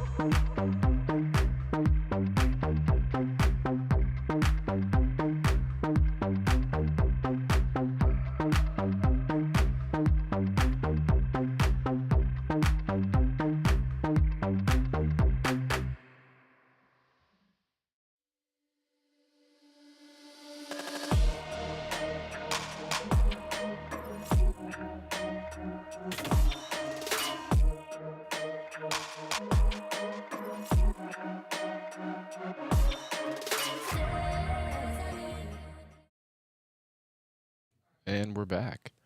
All right, so looks like we have round 3 coming up here. We were requested what we wanted to see, and it looks like we have another Monarch special, if you don't mind. We have a Levia player, it looks like, that's coming up who's doing very well. And we're going to get started. Oh, wait, never mind. We do not have Levia. What a change. We have Kasai versus Kano, actually. Oh, boy, this is going to be a lot of fun for me who knows nothing about either of these heroes. No, I'm Excellent. kidding. Well, there's going to be a situation where some of these heroes are actually, well, frankly, they are, I don't say banned. I mean, they're just different, I guess. There's cards that they have access to in Classic Constructed that they won't have access to here. Namely, Aether Wildfire, which is basically what Kano wants to ride to a victory. Yeah, I mean, in this game, I always say that the decks that want to compete or play at a high level, they need to do something rather unfair. And Kano, Aether Wildfire, that is his unfair card, I would say. In addition to Storm Striders and a number of other mechanics, but otherwise, Aether Wildfire is really the card that you fear the most when you're sitting across from a Kano. If there's a card sitting in Arsenal for a few turns, you know you're on borrowed time. Your time is coming, but you don't have to worry about that here in Blitz. Your only concern is, can I kill Kano before he kills me? And Kasai is pretty good at mitigating it and performing a pretty good mid-range game plan, I would say, but you're still at the risk of time. So let's see if Holly can complete this in a pretty quick amount of time here. Well, that's the danger of it, is the quick amount of time. Is if you get caught with a bad hand, or if you get, you know, gooned up by just cards that don't really gel well together, then you're kind of in a bad spot, because Kano, like you mentioned, doesn't need a lot of time to actually cobble together a pretty dangerous turn. There's a reason why Kano's at 15 health. There's a reason why the Wizards in general are typically at a lower health pool, is because their potency, the power level that they have is sky high, and Kano at 15, you'd think, all right, I can easily smash through that. But you're going to see some hocus pocus with this Wizards, and it's going to happen on both turns. Again, Kano's very much a player who it likes to say, it's not you, it's me. So let me figure this out, as we donate the entire hand to block out as much of this as possible, which Kano likes to do. No problems here. Yeah, and I think Holly was really trying to aim to get some copper generation going on this first turn here, because unlike in Dorinthia, where you play Spoils of War and you just get chill with that copper, which I like to call it as a Kyloria protection piece. So, but in this game, Kasai actually really does care about copper, because when she plays her specialization Blood on her hands, that card gets very out of hand if you have quite a bit of copper. So, you know, Holly opts to arsenal her other Spoils of War for her next turn, and that's going to be looking like a pretty strong turn as well. Once she starts getting those copper generated, you know, again, this is a game of time. If she can get it done quick and fast, that's the better option, because Kano can just kill you whenever he desires if he has the right hand, the right cards, and a dream. We welcome everybody again who's watching this live on YouTube here at the MinMaxGames YouTube channel. Hit that subscribe button. Why not? Let's get that rolling here if you haven't already, as there's going to be a lot more gameplay in the weeks and months to come of high-level flesh and blood gameplay. Here it's the Skirmish season. Blitz is what we're doing. We're going to go get it.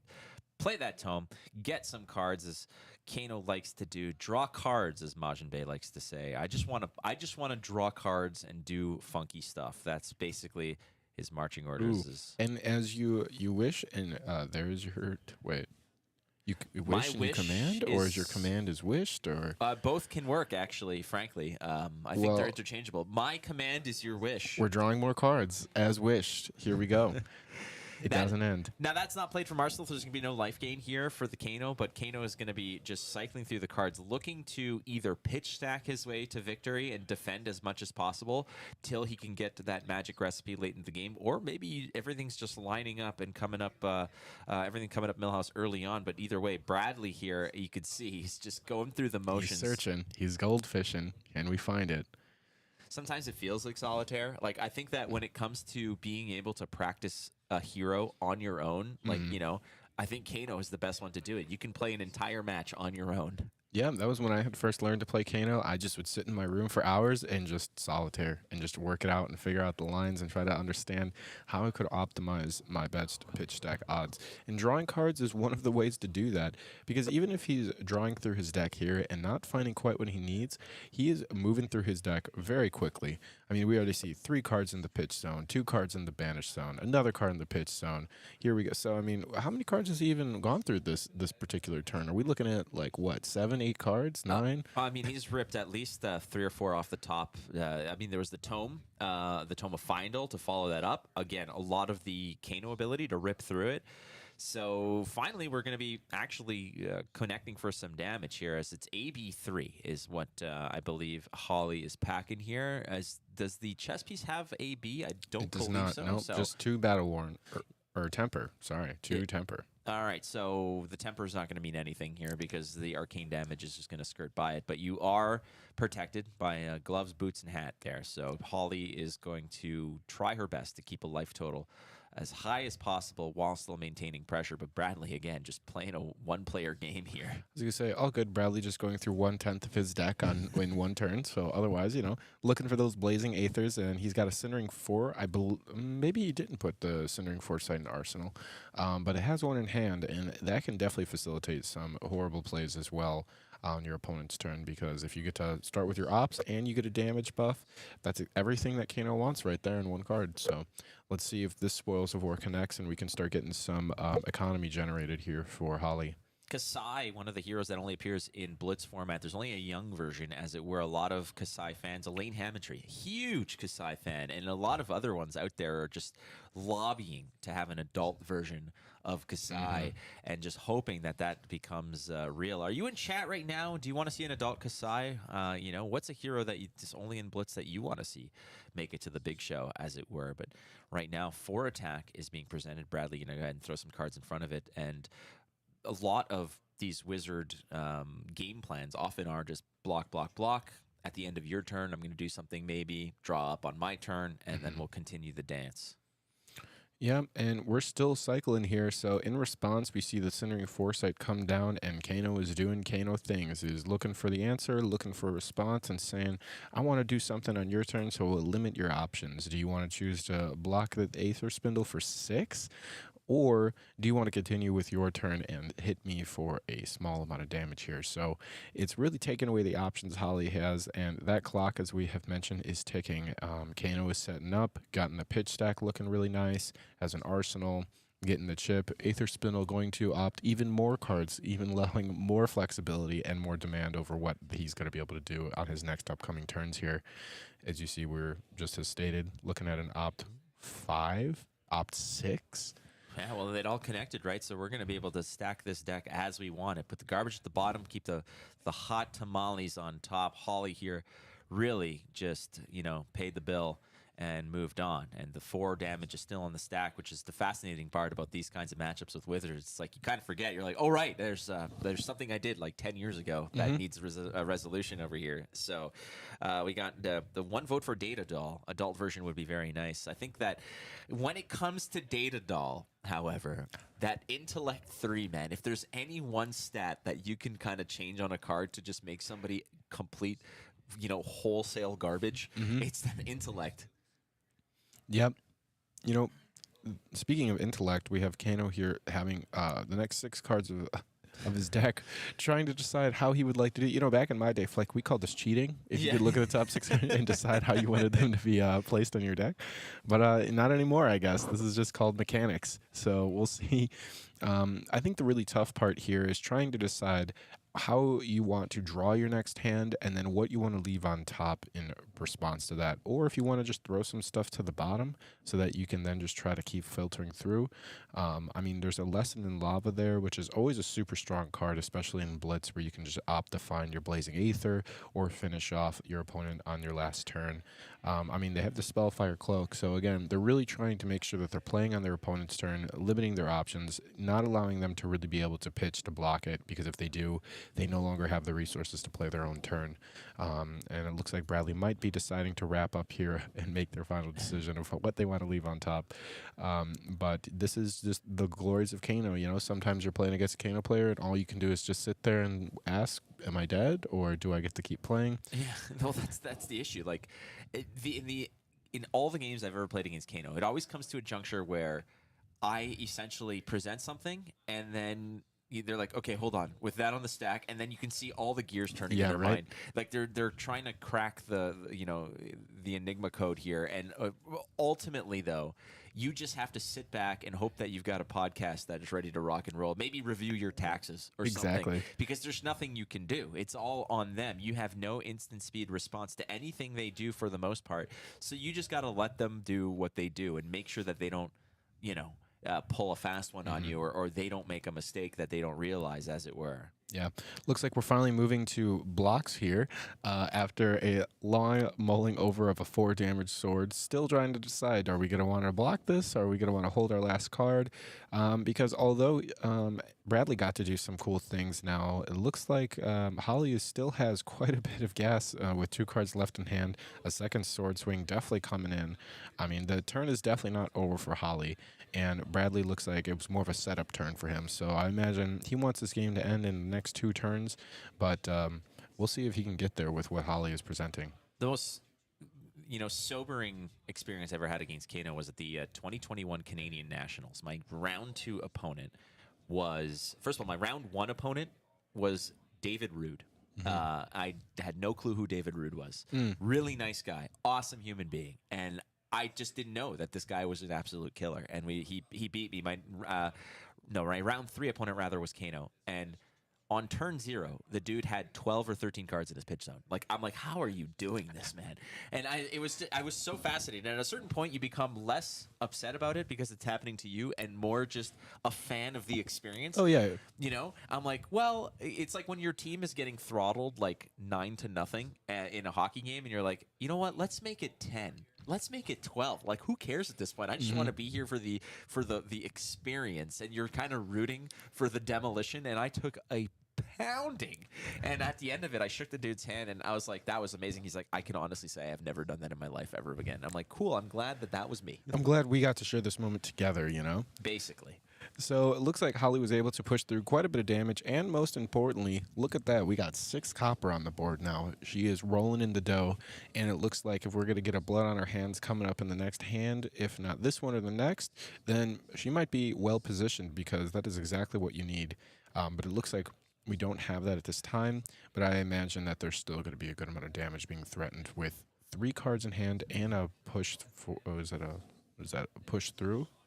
So the question here is, again, we do not have deck lists. There's no deck lists in this tournament that we have access to or such. So we don't know what Holly might have up her sleeve. Is there any attack reactions or such? And that's the question that Bradley might be asking himself here: is if I let this go, what can she possibly pull off? Like, am I in danger?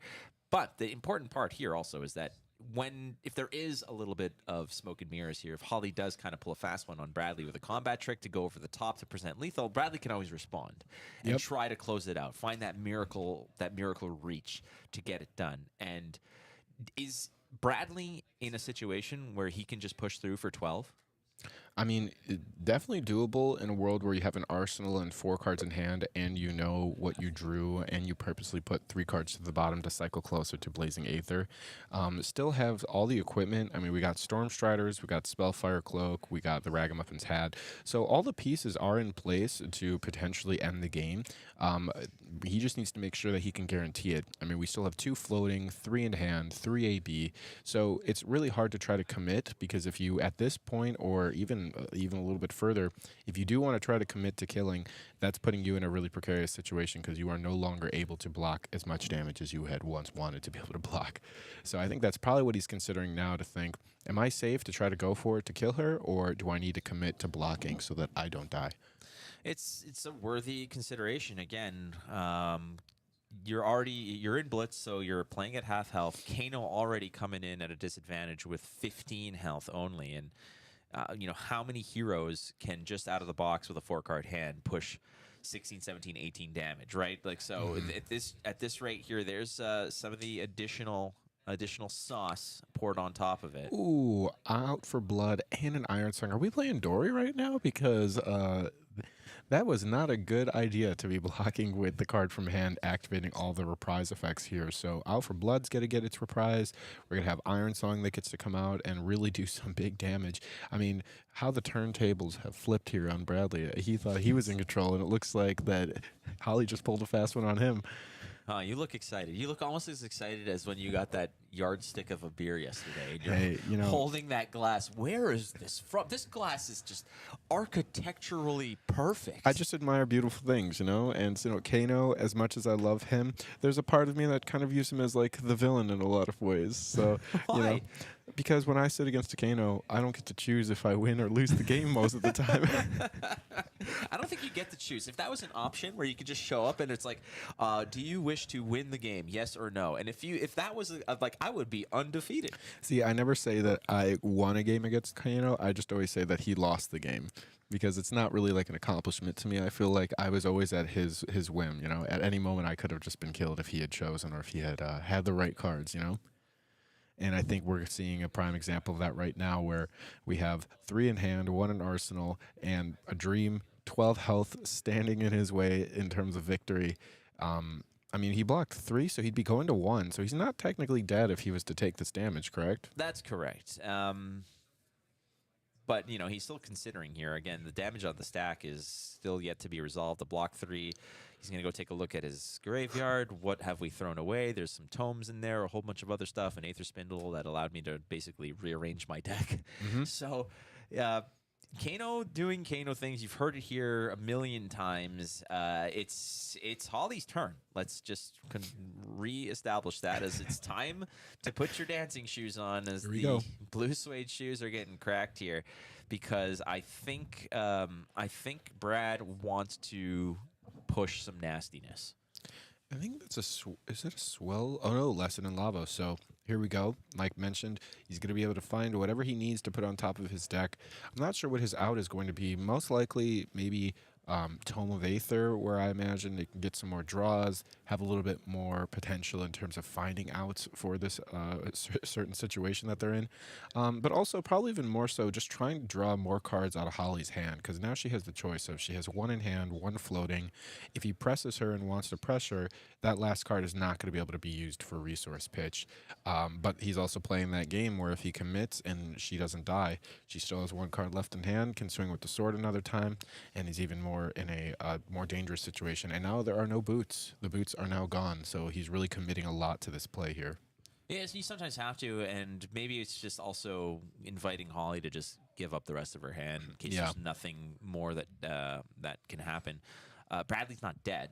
He's going to go to 1 the resolution of this damage, but in the meantime, he's probably trying to just find an avenue here to sort of push through as much as possible, maybe set up for an upcoming turn. Because keep in mind, Bradley's going to do some damage here. He's going to punch through, perhaps, and he's going to go down to 1. Now, he might not have any cards left, but he'll draw up, and then as soon as Holly presents any attack that Bradley can't handle, he's going to look to close out the game, right? So I think what Bradley wants to do here is get her to a digestible level where Holly's going to give up resources to present an attack, and then with the limited resources left in hand that she can't necessarily commit to AB, he is going to try to do some Kano magic on her turn to close it out with the damage on the stack.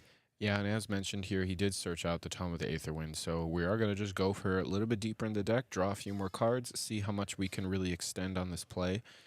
Spellfire Cloak being popped here, which is interesting. I think that maybe they don't have another blue in hand, so they're trying to compensate by having the blue and the yellow so that they can get the tome, which would make sense so that they can try to find more blues to keep going through their deck to find more damage. But I think that we're probably... Oh, no, double red hand. So, yeah, they're really going for a leap of faith. So this is actually pretty good for Holly. This is probably the best outcome she could have been in, where it was 2 cards red in hand rather than having 2 blues.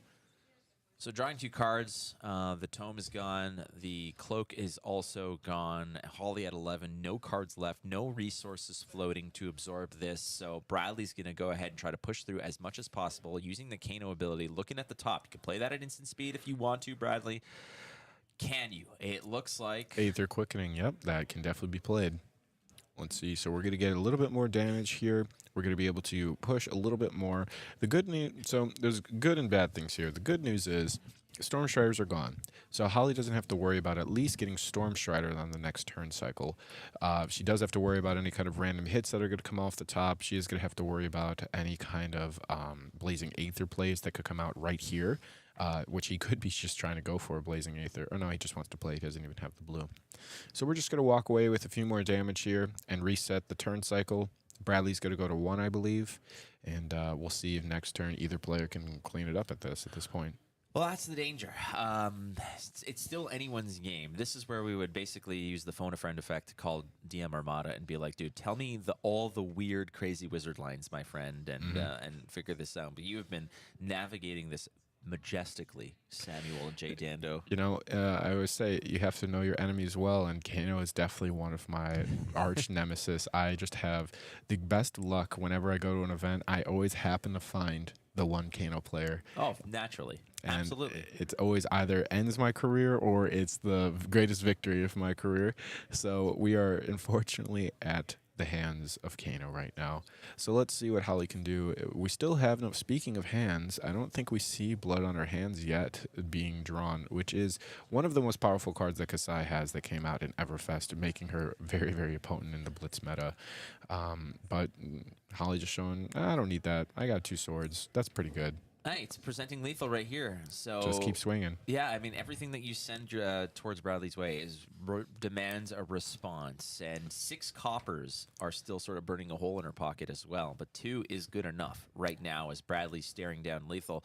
But it's a Kano, so there's some special stuff. This isn't a situation where you have to kind of look at your opponent like square in the eye and say, are you bluffing me? If I block this for 2 or 3, do you have something to really make this nasty? That's not what Bradley's worried about right here. What Bradley's worried about is, can he just end the game? Can he just take that 9 health total that Holly's clinging to here and really just, you know, rinse her completely, just wring out all of that life points? And if Holly's holding on to a whole bunch of reds here, there's an opportunity where that can actually occur. Yeah, and I mean, we still have the Ragamuffin hat, so that means we can come to a point where we just kind of make some silly play. He has Blazing Aether in hand, and he can just stack that on top and just say, yeah, this is good enough. I'll just get this damage when I can and just push it through. Fortunately, we're just kind of going through the Kano slot machine right now, trying to find it out, oh, and there's the Blazing Aether as mentioned. So, I mean, that would be the way you probably want to end the game, but unfortunately, not much damage has been inflicted this turn. In fact, it's been about 0. So we'll see if he ends up coming through the end here, and if we're able to get a final result in terms of if the Blazing Aether is going to get banished. But I would say I don't think it's looking too good right now for Bradley. Oh, Holly's looking at her hand here. She's got some extra spice. Anything that goes over the top is going to end the game. It looks like that's it. It's GG's all the way around. The Kano player just didn't find the explosivity as Holly, with a pocket full of coppers, gets to walk through to the next round. Holly on Kasai takes it from Brad on Kano. Walking away with a good amount of money, feeling good. You know, she can go and spend that money, probably get some gum or something. I don't know. What do you think 6 copper buys in Wraith, in the world of Wraith? In the world of Wraith, that's a different story. Some oceanfront property, maybe. I mean, it feels like it's a lot. I mean, but we can get in some reference, right? Because I mean, we do have some stats of what our economy's looking like. So 2 silver, can buy you Black Tech Whispers, right? And those are some pretty nice shoes. I mean, I would put that in pretty high range. Those are like the Jordans. I was going to say. I mean, they have look like got some advanced tech in them. I mean, but also a Massacre edition that also costs 2 silver. Yeah. So I mean, I can't imagine 6 copper can get you a lot in the World of Wraith, right? I think you're right. I mean, like 6 copper is going to get you some like knockoff brand, like instead of Black Tech Whisperers or something. It's like they're like Crack Tech Whisperers or something like that. Well, Valiant Dynamos, you can't even buy those. You have to like hit you twice with your sword and remove the counter or whatever. So no, 6 coppers is not going to get you. You can get like a biggie bag at Wendy's. Oh, I mean, that's there for you when you need it, right? Well, it's admirable. Me. Yeah. Oh no, that's that whole Wawa story of like getting greased at the Battle Hardened in Philadelphia a while. That came to the culmination where I came through a Wendy's drive-thru with my buddy Nick Bolas and discovered the beauty of America, which is fast food costs you nothing here. It's insanity. Like, you have a $5 in your pocket, you can feed like an entire family. It's incredible. Yeah, I mean, that we're built to be efficient, right? That's you're built to be something, that's for sure. We'll call it efficient until we find a more appropriate term that I can't say on this channel. But hey, well, congrats to Holly. 6 coppers and a dream. Moving on to the next round, hoping to make it to top 8. It's pretty great to see Kasai out here making waves, still representing, still being able to take down wizards, still being able to compete with maybe the old guard of Chain and Prism. That's going to be a good test. I'd love to see an Arclight Sentinel drop and see how Kasai handles that. Yeah. And we might end up being able to see that at this rate. So congrats to her. Again, another local who I've played with every week, see all the time, and she loves Blitz. Kasai, like you had mentioned, is her girl. She loves Kasai. Any opportunity she gets is optimal. So we're going to go ahead and take a break here. We appreciate it. We'll be back with round 4, and I hope you enjoy this time. Thank you so much for joining us.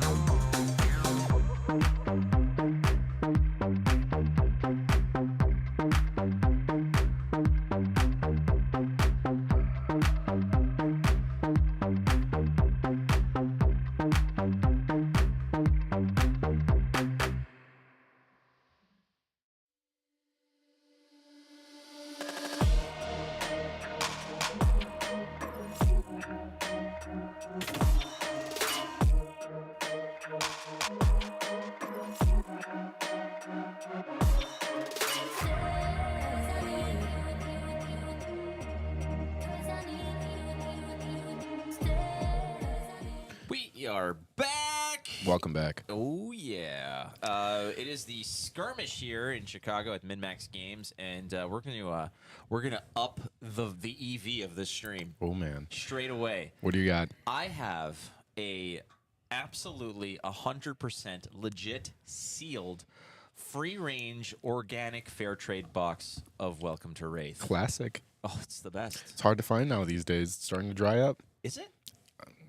Depends on who you are. Well, it depends on who you are. I'm Flake, and I have one, and it's going to be given away to somebody on stream. We don't know how. Okay. We don't know.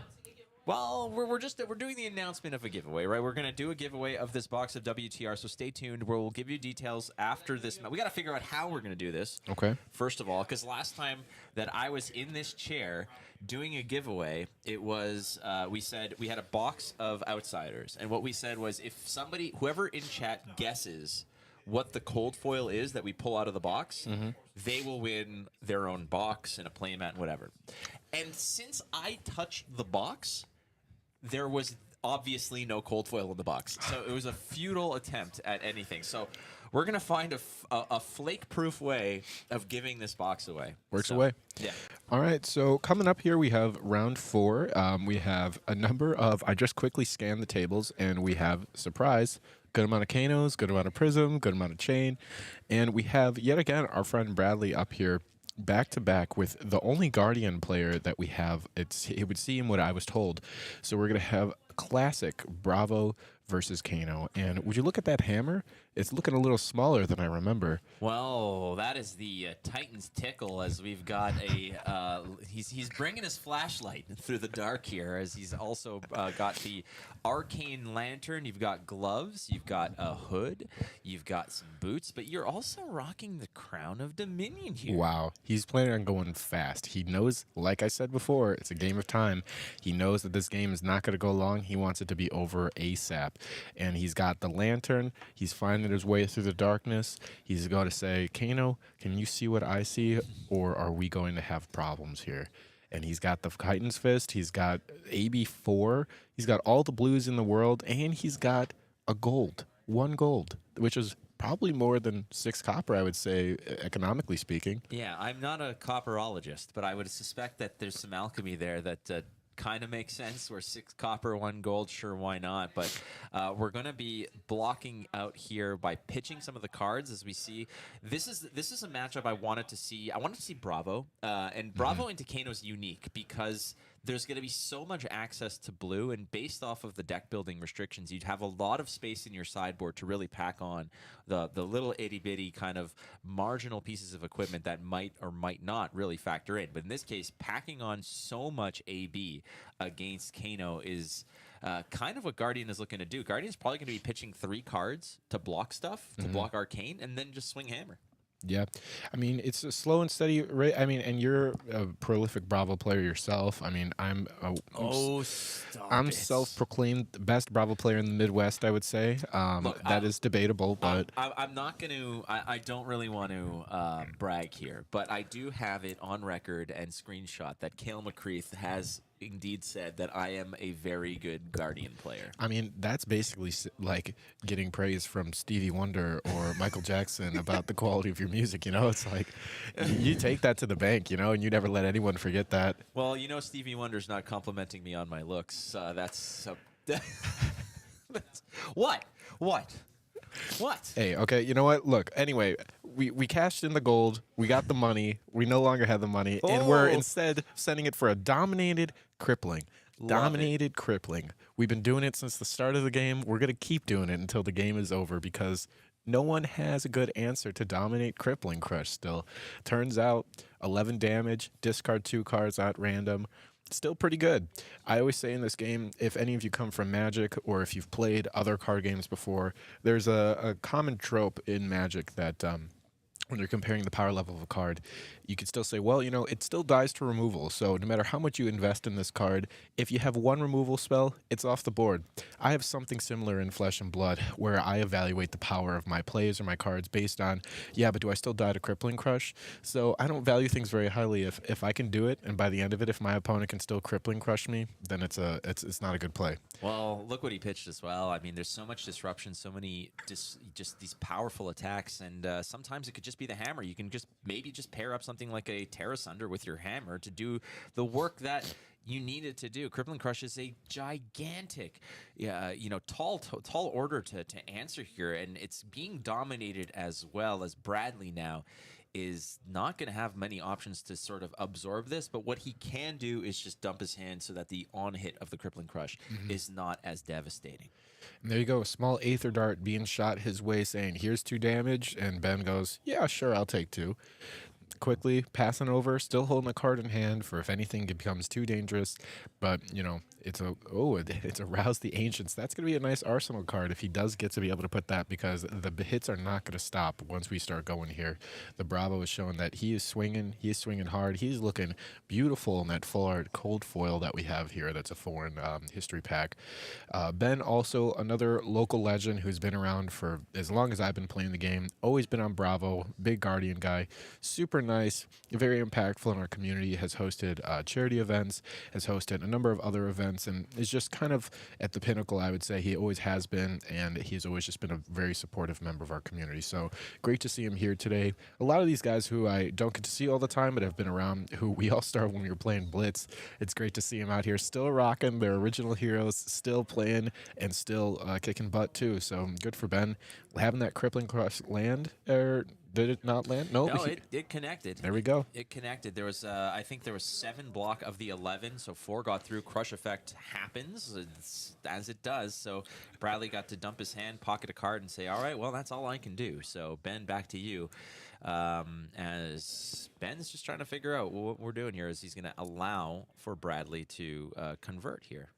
Yeah, it's all good. It's all fun. Now we're going to have him draw back up. He said, do you want to do anything on your turn? He said, I cannot. I have no cards left in my hand. Back to you, Bravo. So here we go. We have a Mangle. Ooh. Wow, that's a lot of fun. Quite the endorsement. Ladies and gentlemen, Sam Dando. Wow, that's a lot of fun. You know, you got to just, these cards that you don't get to see, the art is some of the best art in the game, I would say. Crucible always coming out with some really classic art that you just love to see. And, sometimes the cards might not match up to that art, but Mangle still being one of those cards that still see some niche play, and you love to see it when it does come down. That's what I do love about Blitz. There's a lot of cards that, being an avid CC player, you don't see all the time. They kind of have either been phased out or there's better options, but it's nice to see in Blitz them still being in rotation, still seeing play, and still seeing sales too. It's always good to have those cards still being sold. So good for LSS creating a pretty efficient economy where even banned cards still see play, still get to have a good opportunity to shine in their own right. Quite the exchange there, as Ben Lang's Mangle was met by 4 cards of defense from Bradley. He's going to go ahead and toss a card out there anyways from Arsenal. Again, Bradley has the advantage of being able to play on Ben's turn. The Storm Striders are still online should they need to come into play here. But Ben has already put in quite the work here. The Crippling Crush into the Mangle. Looks like Ben is going to be just tickling down that health total now. It might seem like you're in a very strong position here. You've got the momentum. You've sent a pounding to your opponent. But we know what Kano can do and how safe you may feel, but how safe you actually are could be leagues apart. Yeah, and look at, there's a card that we were literally just talking about before this event, Red Debilitate. Another Guardian card that does not see as much love, but our players here out in Chicago love this card. It's pretty good on hit crush effect, -2 to your opponent's next attack. Kano, not as great, doesn't really do a lot, but you know what does do a lot to Kano?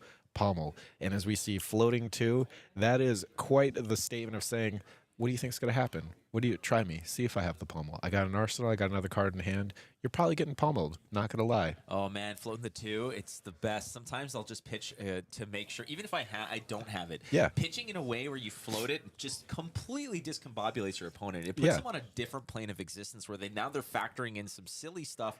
Because ultimately, you might just have the card in hand and the card in arsenal, but if you're not floating 2, it's not on their mind. So it's sometimes the best bluff is just to represent the two floating resource, and then it gives them pause. So we're gonna block this. I think the whole way through here with a nice 9 block to sort of cover this up. Bradley has been on the back foot, hasn't really been able to do the same kind of theatrics that he did in the previous turn. Surprise, there's the pommel and losing a Blazing Aether. But, you know, on the upside, he's not getting crushed, so his next attack is not -2'd. That is so good for you. Bradley, you are just going to... This is going in your diary, my friend. So we're going to have back to Bradley yet again, asking, would you like to do anything with your no cards in hand? And I'm just going to tick up Tunic and draw back up. We're looking at quite the roller coaster for Bravo. Remember, he still has that Rouse the Ancients in Arsenal, so we are just waiting to swing another massive turn. And there it is, yet again. Bravo doing with the Pulverize. Oh, the one card flip here is such a flex. It's so nasty. It's not just about the 7 go again, which is already incredibly dangerous. It's the fact that Ben's here saying, I'm just showing you one of the 3 cards I have. You do not know. I'm not sending the Pulverize, but you don't know what the hell is going to happen after this. And we have another pommel in hand too, so let's see if he just drops the pommel on the Rouse, which would be quite entertaining. And there it is. The pommel on the Rouse. Classic line. Nobody sees it coming. And Bradley's standing over there looking at it going, can you do that? Is that a legal play? And it is very legal, Bradley. I'm sorry. It is not nice, but it is quite legal. I believe it was Newt Gunray in episode 1 of Star Wars who said, "My lord, is that legal?" And then he said, "I will make it legal." Bravo showing what he does best. When you just line up those hands and you just keep the beating going, your opponent does not get many opportunities to do pretty much anything, to be honest. So just as long as he keeps rolling here, as long as he keeps throwing out these pummels and these big attacks, Bradley is going to be having a rough go. But on the upside, Bradley does still have his Storm Striders, he still has his Tunic, so he still has opportunities to be able to set up plays, but he is at 3 health. That is dangerous when you have a hero that could say, I could dominate almost anything in my deck.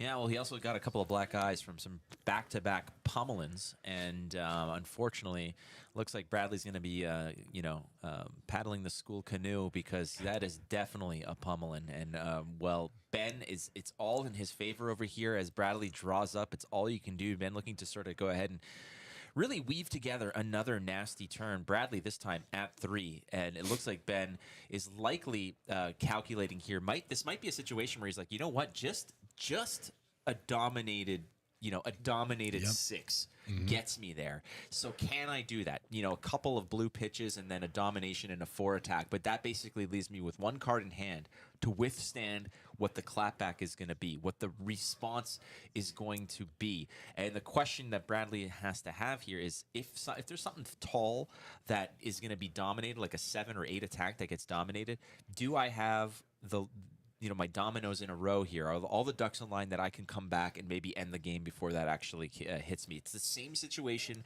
as Bradley faced in the previous game against Kasai. It seems like, these 2 back-to-back games make Kano look so punchless, but trust me, this could really just change in a heartbeat. Yeah, and Ben very confidently pushing his Bravo forward to represent, I am dominating, there's nothing you can do about this. Dropping another debilitate, threatening this crush. Bradley's next attack, risking having -2. Oh, man, the on-hits just keep coming. So Bradley's deciding, well, no better time than the present. Time to start seeing if I can do some work here. Starting to banish the Scalding Rain off the top. That is damage. I know he has a Tome of Aetherwind in hand. He might be considering Stormstriding it just to get more cards into hand. But to put it lightly, this is a tough situation for Bradley. He is definitely fighting an uphill battle right now. So Lethal has to be a dominated 8 because of the skull cap. He hit the tome. That's what you want to see if you're Kano. The slot machine's kicking. Yeah, well, that's it. Like the lights are flashing now, so there's an opportunity here. He sees a lane, and he's going to have to sort of double down on it because this dominated 6. Now you can give a 3 and your skull cap and stay alive. You also have your tunic if you want to, but tunic typically is going to be given up after that one resource is spent. You want to sort of pair that up perhaps with your Stormstriders and then maybe block with it later. Ultimately, though, it looks like Bradley's trying to go ahead and do a little bit of that hocus pocus here to see if he can maybe get something going. But the cards that he's flashing over here, look, again, there's a lot of head scratching that has to go on. It's never straightforward as Kano. Of course. Bradley doing his best chain impression here, fanning out his banished zone of all the options that he has. 2 cards in hand, 1 in Arsenal. I wonder if Ben is sitting there thinking right now, I hope he doesn't have Aether Wildfire in Arsenal, because that would not be a viable concern, as we've discussed earlier. So he's sitting pretty good. I really don't know what Bradley could pull out of his magic hat here, but Kano is very good at doing that, and Blazing Aether is still a good card. Do you want to hear my best chain impression? What is your chain impression? I like My Chemical Romance, and I am so sad. That is a good impression. Thank I mean, you. That's my best impression. I think he would be. What if top 3 boy bands? That chain would be quite a viable. Are you considering like My Chemical Romance a boy band though? I mean, if it's a band of boys, wouldn't it be a boy band? I mean, yeah, I guess. Yeah. Oh God, that's like the musical equivalent of like, what's in a rum and coke? Yeah. As you can see, we're going through Bradley going through a much harder time right now than we are, as he's trying to weave a way out of this potential game. It's a pretty hard time here for us. I mean, he popped, as I had said, he used his Stormstriders to play the Tome of Aetherwind from hand so he could try to dig a little bit further, find a potential way to win this game. He's kind of going in circles right now as that Debilitate is staring him down fearfully. You know, he still has Tunic, he still has Skull Cap, so he has 2 armor block. He would need exactly Sink Below and 2 armor block to not die here, but I'm pretty sure, I don't think he has Sink Below in his deck. We have not seen it, at least, and I think that would be kind of odd as well if he did. We're getting wonderful input from people who are, frankly, within arm's reach of us. Dando explaining boy bands for the people. I mean, listen, I come from an era where boy bands were not just for your entertainment; they were legit career options when I was growing up. Okay, when I was like 12 or 13, and Backstreet Boys was just all over the place. These weren't fantasies; these were options. Okay. Well, Bravo's showing why he would be the ultimate member of the boy band. The Harry Styles right now, flexing and saying, I am still good, Crippling Crush is still good, Dominate is still good, and reducing your health total to 0 is, in fact, a viable win con, as we see Bravo closing the game out here. Congratulations to Ben with his 6 sleeves, his pimped out Bravo deck, and showing that, just because you might come from the Tales of Aria and the Welcome to Wraith as we have here, you can still win some games. All right, so I think I know what I want to do, and we're gonna fix this, okay? It's a Welcome to Wraith box. Unlimited. There's no limits. No limits. Nope. All those other streams that are going to slap some limits on you, Sam, we don't do that here, okay? So get that out of your noggin.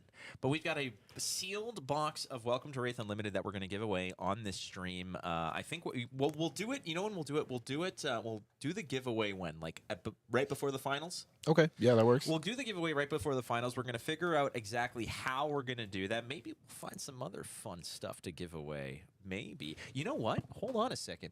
Where's my purse? I have something. The personal collection of Flake is going to be added here. We're digging in, baby. That's what we're doing. I've got some stuff that we're going to give away. How about this? It's a very yellow deck box. Yeah. Bright yellow. Because yellow means caution. He's dangerous. It's psychic damage. That's psychic damage. Yeah. Absolutely. Have you seen this? I've not seen this in person, actually. This is a beautiful card. This is a card called Good Deeds Don't Go Unnoticed. Yeah, so that's a fresh new card that I got, and I'm going to do a giveaway ourselves. Fantastic. With this. How about that? So I'm going to toss one of these into the pool. I want to make sure that we get as many winners as we can possibly get here. I've got a couple of these that I can possibly give away. Again, it's a new card.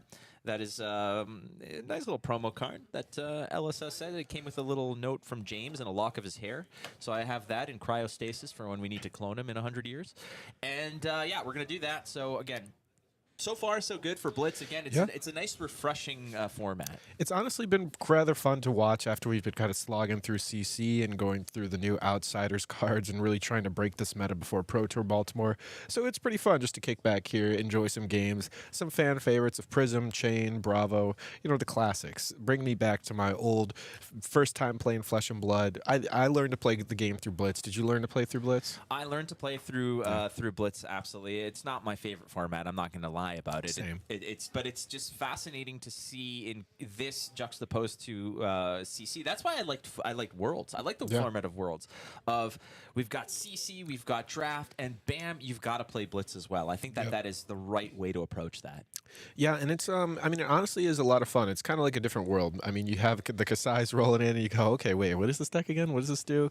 And you have your classic Prism and Chains bringing it back. I'm very excited to see how the format develops as they're trying to provide more support to it.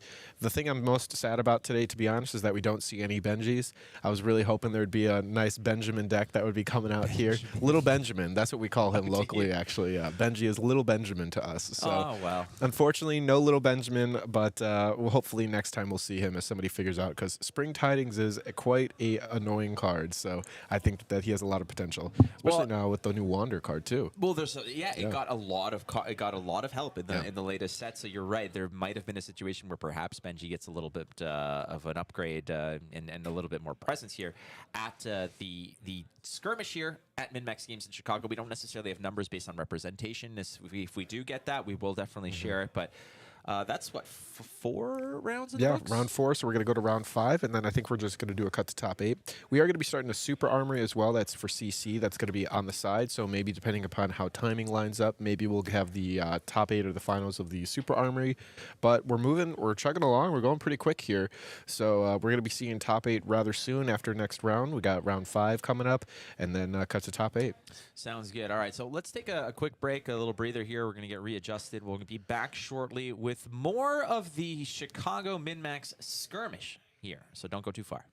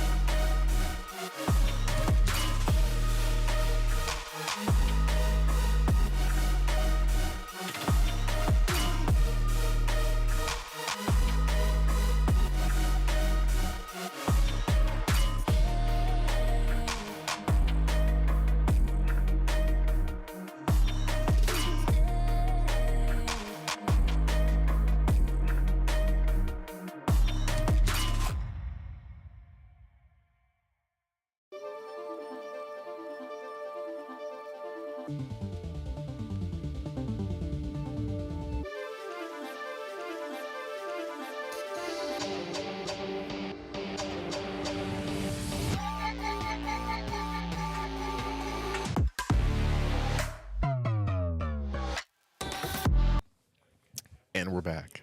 I know. That was quick. It was quick. It was actually, quick pee-pee pause, have a nice, a nice little bite to eat, sip of coffee.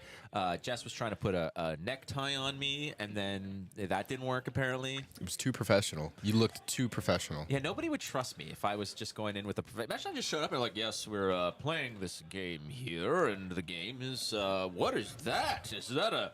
Shayana? Yes, we have a special treat for you all today.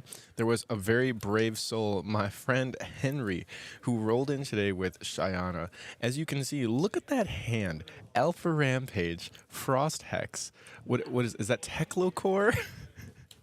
This is awesome. Yeah, no, this is basically, you know when you're like, it's like 1 a.m. on a Saturday, and you're like half your buddies left, and they all left like half of their decks, and you're like, let's just you know what? You take this half, I'll take this half, and I don't know what's happening. Let's just play. This is what we're looking at, which is the best. Have you ever played Shapeshifter Sealed or Shapeshifter Draft? Yes, I have. The most fun. The most fun. It was actually John Blevins who put me onto that format, and I tried it in Charlotte, and I was immediately hooked. The pool of cards, like the different sets, were the worst sets. Oh, yeah. It was like 2 Uprising, 2 Dynasty, and like 2 Everfest. I'm like, what are we going to do with this garbage? But it was so much fun. I remember I had this really good deck that I had drafted. It was Nebula Blade, Warrior Briar. So I was just playing like Warrior's Valor on Nebula Blade for 7. It's pretty strong. It's a pretty good curve. Definitely. Now, Shayana is a shapeshifter. She has access to every hero's specialization. She could also copy her opponent's ability as well, right? So she can be a Lexi if she wants to. Yeah, and all of her cards will gain that text. So we have such a unique conglomeration of cards that I don't know how much their synergy is going to be, but we have a Tekla core, which is going to generate him free value. So that's pretty good, I would say. We have an Endless Winter in hand, Alpha Rampage. I mean, this is awesome. I just can't wait to see how he does. Hopefully the Lexi just doesn't go crazy on him, but we're seeing a 3 of a kind coming out, which is pretty strong. That's what you want to see super early on. Drawn through your deck, loan your arrows, and it looks like we have an ice build, but there hasn't been many frostbites coming in yet, which the Tekla core would definitely help mitigate here in this scenario. But Blizzard Bolt coming in for 6 damage, I believe. He's going to be fusing it, so that means if Henry was to not block this and it hits, we are looking at a Frostbite being developed on the board. So he might go ahead and block this. We should see a lot of generics within this deck, considering Shayana. There is not any Shapeshifter cards at this time that I'm aware of, so she's going to be playing a lot of generics and then a lot of specializations. So the list that we're going to see is going to be pretty dynamic. I imagine there's going to be lots of different options that Henry has to pick from. Looks like he has a Give and Take, which is actually a fantastic card to all things considered in this list, where he can go ahead and just recycle his super powerful specializations in his graveyard over and over and over again. But we're going to dig a little bit deeper, drawing into another Alpha Rampage, which is super funny. Unlike Rhinar, he will not get the double Intimidate if he was to play it, but he does get 1 Intimidate, which is still better than none. So we're going to get the Frostbite. Tekla core is going to develop here. We're going to get 2 more resources, so whatever he's going to be doing here, he's going to be able to kind of just play it for free. But I'm very curious to see what he prioritizes in this deck. What is the best card for him? He took a lot of damage so that he could have this next play here. And so let's see what he can really do. So we're going to pitch a whole bunch of nonsense here, and we're going to go ahead and fuse this Endless Winter. Look at this. It's incredible. Where have you seen this play right here? Nowhere but on the MinMax stream, as we go ahead send an Icy attack, an Icy Guardian attack, and fuse it with an Ice Wizard card. Why not? Let's just do that. And now Alex has to figure out what the hell he wants to do. Endless Winter, one of the most obnoxious cards in the game with some of the largest text box, I would say. Usually when this card comes down, I usually look at it as add 5 minutes to the clock card because you're going to have to read it a few times to figure out. So now that it is fused, every card that Alec is going to use here to block is going to generate him a Frostbite. In addition, if this hits, any activated abilities that he does next turn is going to create another Frostbite. And would you look at that, Voltaire happens to be an activated ability. So that would be pretty detrimental to him. Now, was it worth him taking 9 damage so that he could essentially gain tempo with it? I don't know. But now Alec is sitting there with only 2 cards. So pretty good, pretty massive tempo swing, I would say, for Henry all around here. So this is the question here is like, how much do you value your life total? Because you're not really doing anything on this point. So did you really want to give your perch grapplers to block this, or would you prefer just taking the 2 damage, keeping your equipment, and passing the turn? It seems like what Alec is doing here is trying to protect his life total, because he gave up the equipment piece to prevent the on-hit effect or prevent the damage. That really didn't have any significance here. But this is a Command and Conquer, one of the most powerful and iconic generic cards in the game, and he is holding on to a solid pummulation. Would you guess it? Another pummel, back to back. Last game to this game, still pummeled. Oh, man. With the Spike Pit Trap, oh my gosh, you can play all the Riptide crazy specialization traps. That is so good.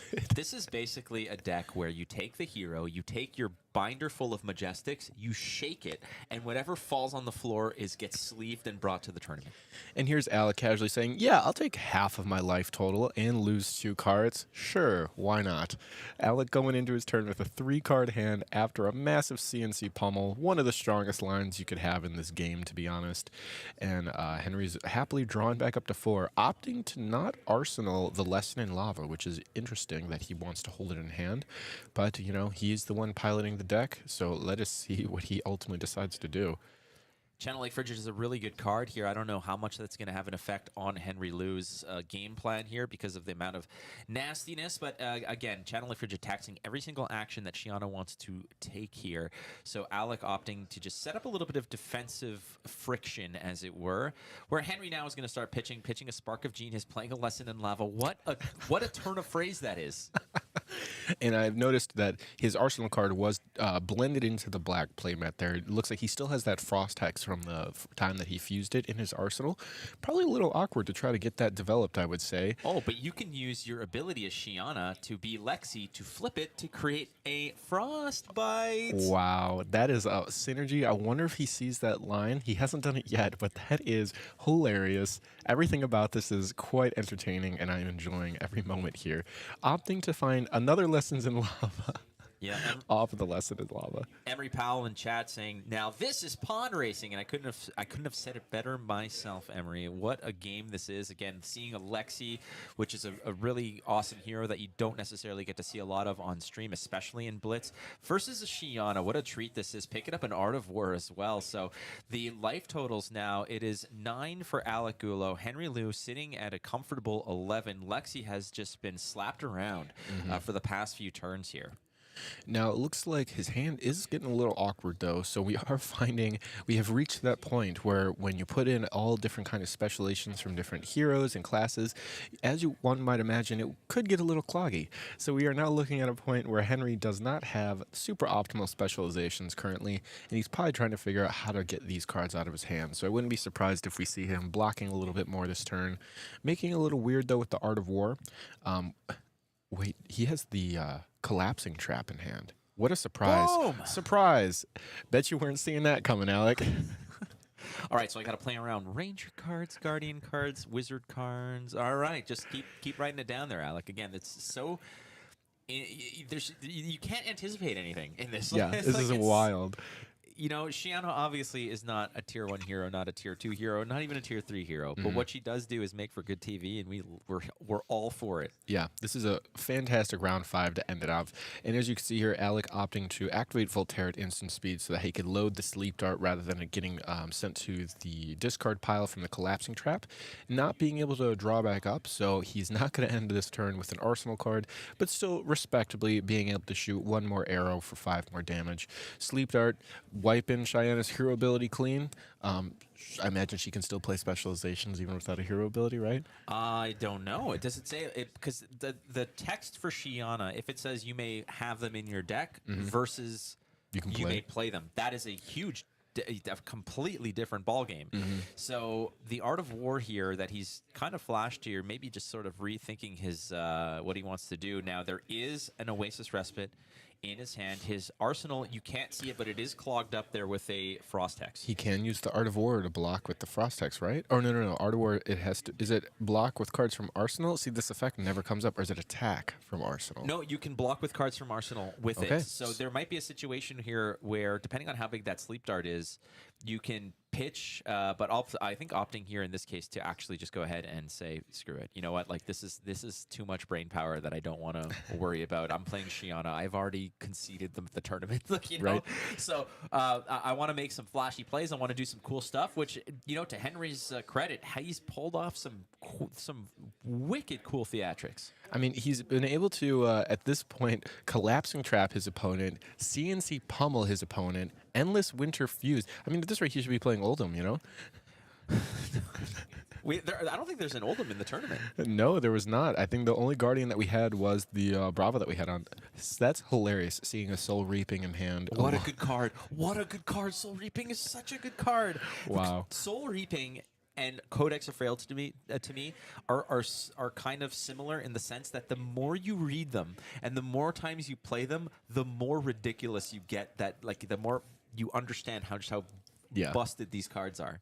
Yeah, and here we go. I mean, Lexi just sticking to the game plan, load an arrow, shoot, load an arrow, shoot. Henry over here deciding, how do I want to get crazy here? He's got the Soul Reaping, a Showtime, so that he could search out his Crippling Crush. He's got pitching that to Oasis Respite, which is a great card in its own right. Still being able to play around, gain his health back. But is that a speak of the card? Is that Codex of Frailty I see in hand? And that it is. Oh boy. The card with all the drama, all the buzz, all the talk, showing why it is such a powerful card right here. Being able to get his arrow back, get a Ponder, get a Frailty, you know, and why not?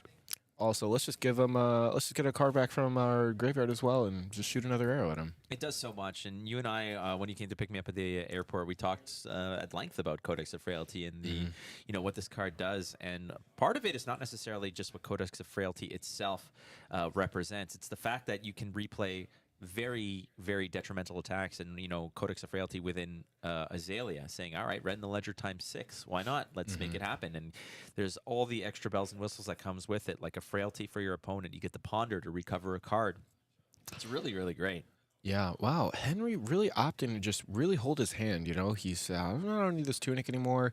I got an E-Strike in hand. I got a Frost Hex in Arsenal. He's got the Frailty token, so now his Talisher only does 3 damage, you know. So let's see what he could really pump. I would be surprised. Goliath Gauntlet. I don't know if he realizes. I don't think Goliath Gauntlet buffs E-Strike because it does not. Yeah, I don't think he knows that it does not buff it at all. Okay, so that unfortunately this is an incorrect. This is an incorrect representation of the damage here. So hopefully we can sort of walk through that. But that Goliath Gauntlet is only meant to connect with an attack that costs 2 or greater, and E-Strike is a 0-cost card. So that was a little bit of an oversight. It's all good. These things happen. Again, both players here are having fun, and I mean, let's be real. When you bring in Shayana to the table, I think that the letter of the law might not be the first thing on your mind. Ultimately, however, we move past. It's no big deal. But that unfortunately was a little bit of an error on Henry and Alex's part. But we move past. It's 3-3 now. Anyone's game as it stands, and we'll just push it through. But Shayana, what a hero again! Like just the things that we said in this match. Pitching Spark of Genius to play Lesson in Lava. What language is that? It's a world, like you said, it's the Wild West. We're out here, we're trying things, we're experimenting, we're finding new synergies. We're really just pushing the boundaries of the game Flesh and Blood, purely speaking here. Holding a Teklo core, we're going to just play it, establish, get 2 more resources, move on with our lives. Hopefully see our Crippling Crush pretty soon because, as I imagine, he's probably playing Crippling and probably wants to see that card because, as we saw last game, still pretty good. 11 damage, discard 2. Not a bad card. Teklo Core is going to just be dropped out there. That makes basically the entire turn. I think that there is still that Frost Hex that is just burning a hole in Henry Lou's pocket. Now, what we were mentioning earlier, what I said was Shayana has the ability to copy Lexi's game text. Henry can just use the game text to flip the Frost Hex and create a Frostbite. I don't think he sees that line, and right now that arsenal has been absolutely just cemented to the ground. Yeah. I mean, and here we see another surprise Riptide Trap coming out, showing that, oh, this is still a pretty above rate card, and especially when you get to play it in any deck you want. So still pretty good. Alec definitely did not see that coming here. But he's holding a CNC, a Tome of Fjendal, and a Showtime in hand. So we're looking at it's not going to be really great, but I guess we'll see what he ends up doing with his 2 resources. I imagine it's just going to be a Command and Conquer.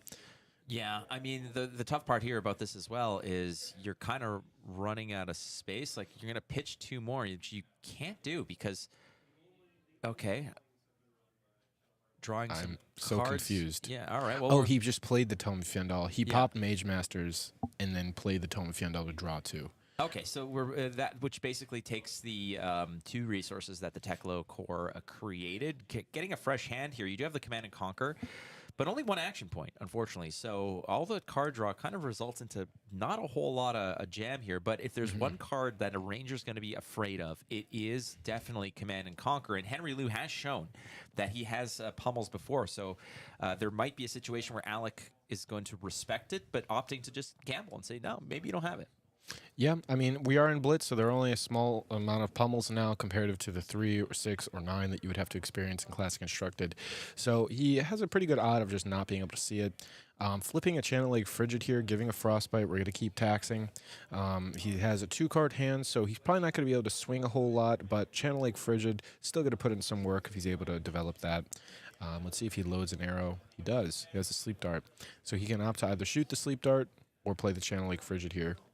He's looking like he's opting to shoot the arrow now. Well, I think that's the right move here. You got to present as much damage as possible. Playing the Channel Lake Frigid does nothing really against an opponent that has a full hand here. You know, so we're going to block with the Crippling Crush, another card as well. That's going to cover that up completely. And a 2-card hand now, plus that Frost Hex that's been dying in Arsenal. He looks at it again, and I think that Henry just doesn't realize that he can copy Lexi and create the Frostbite against your opponent. I mean, and there was the Crippling Crush that we had talked about that he ended up sending away. Now he's sitting with just this Amnesia in hand with the Plunder Run.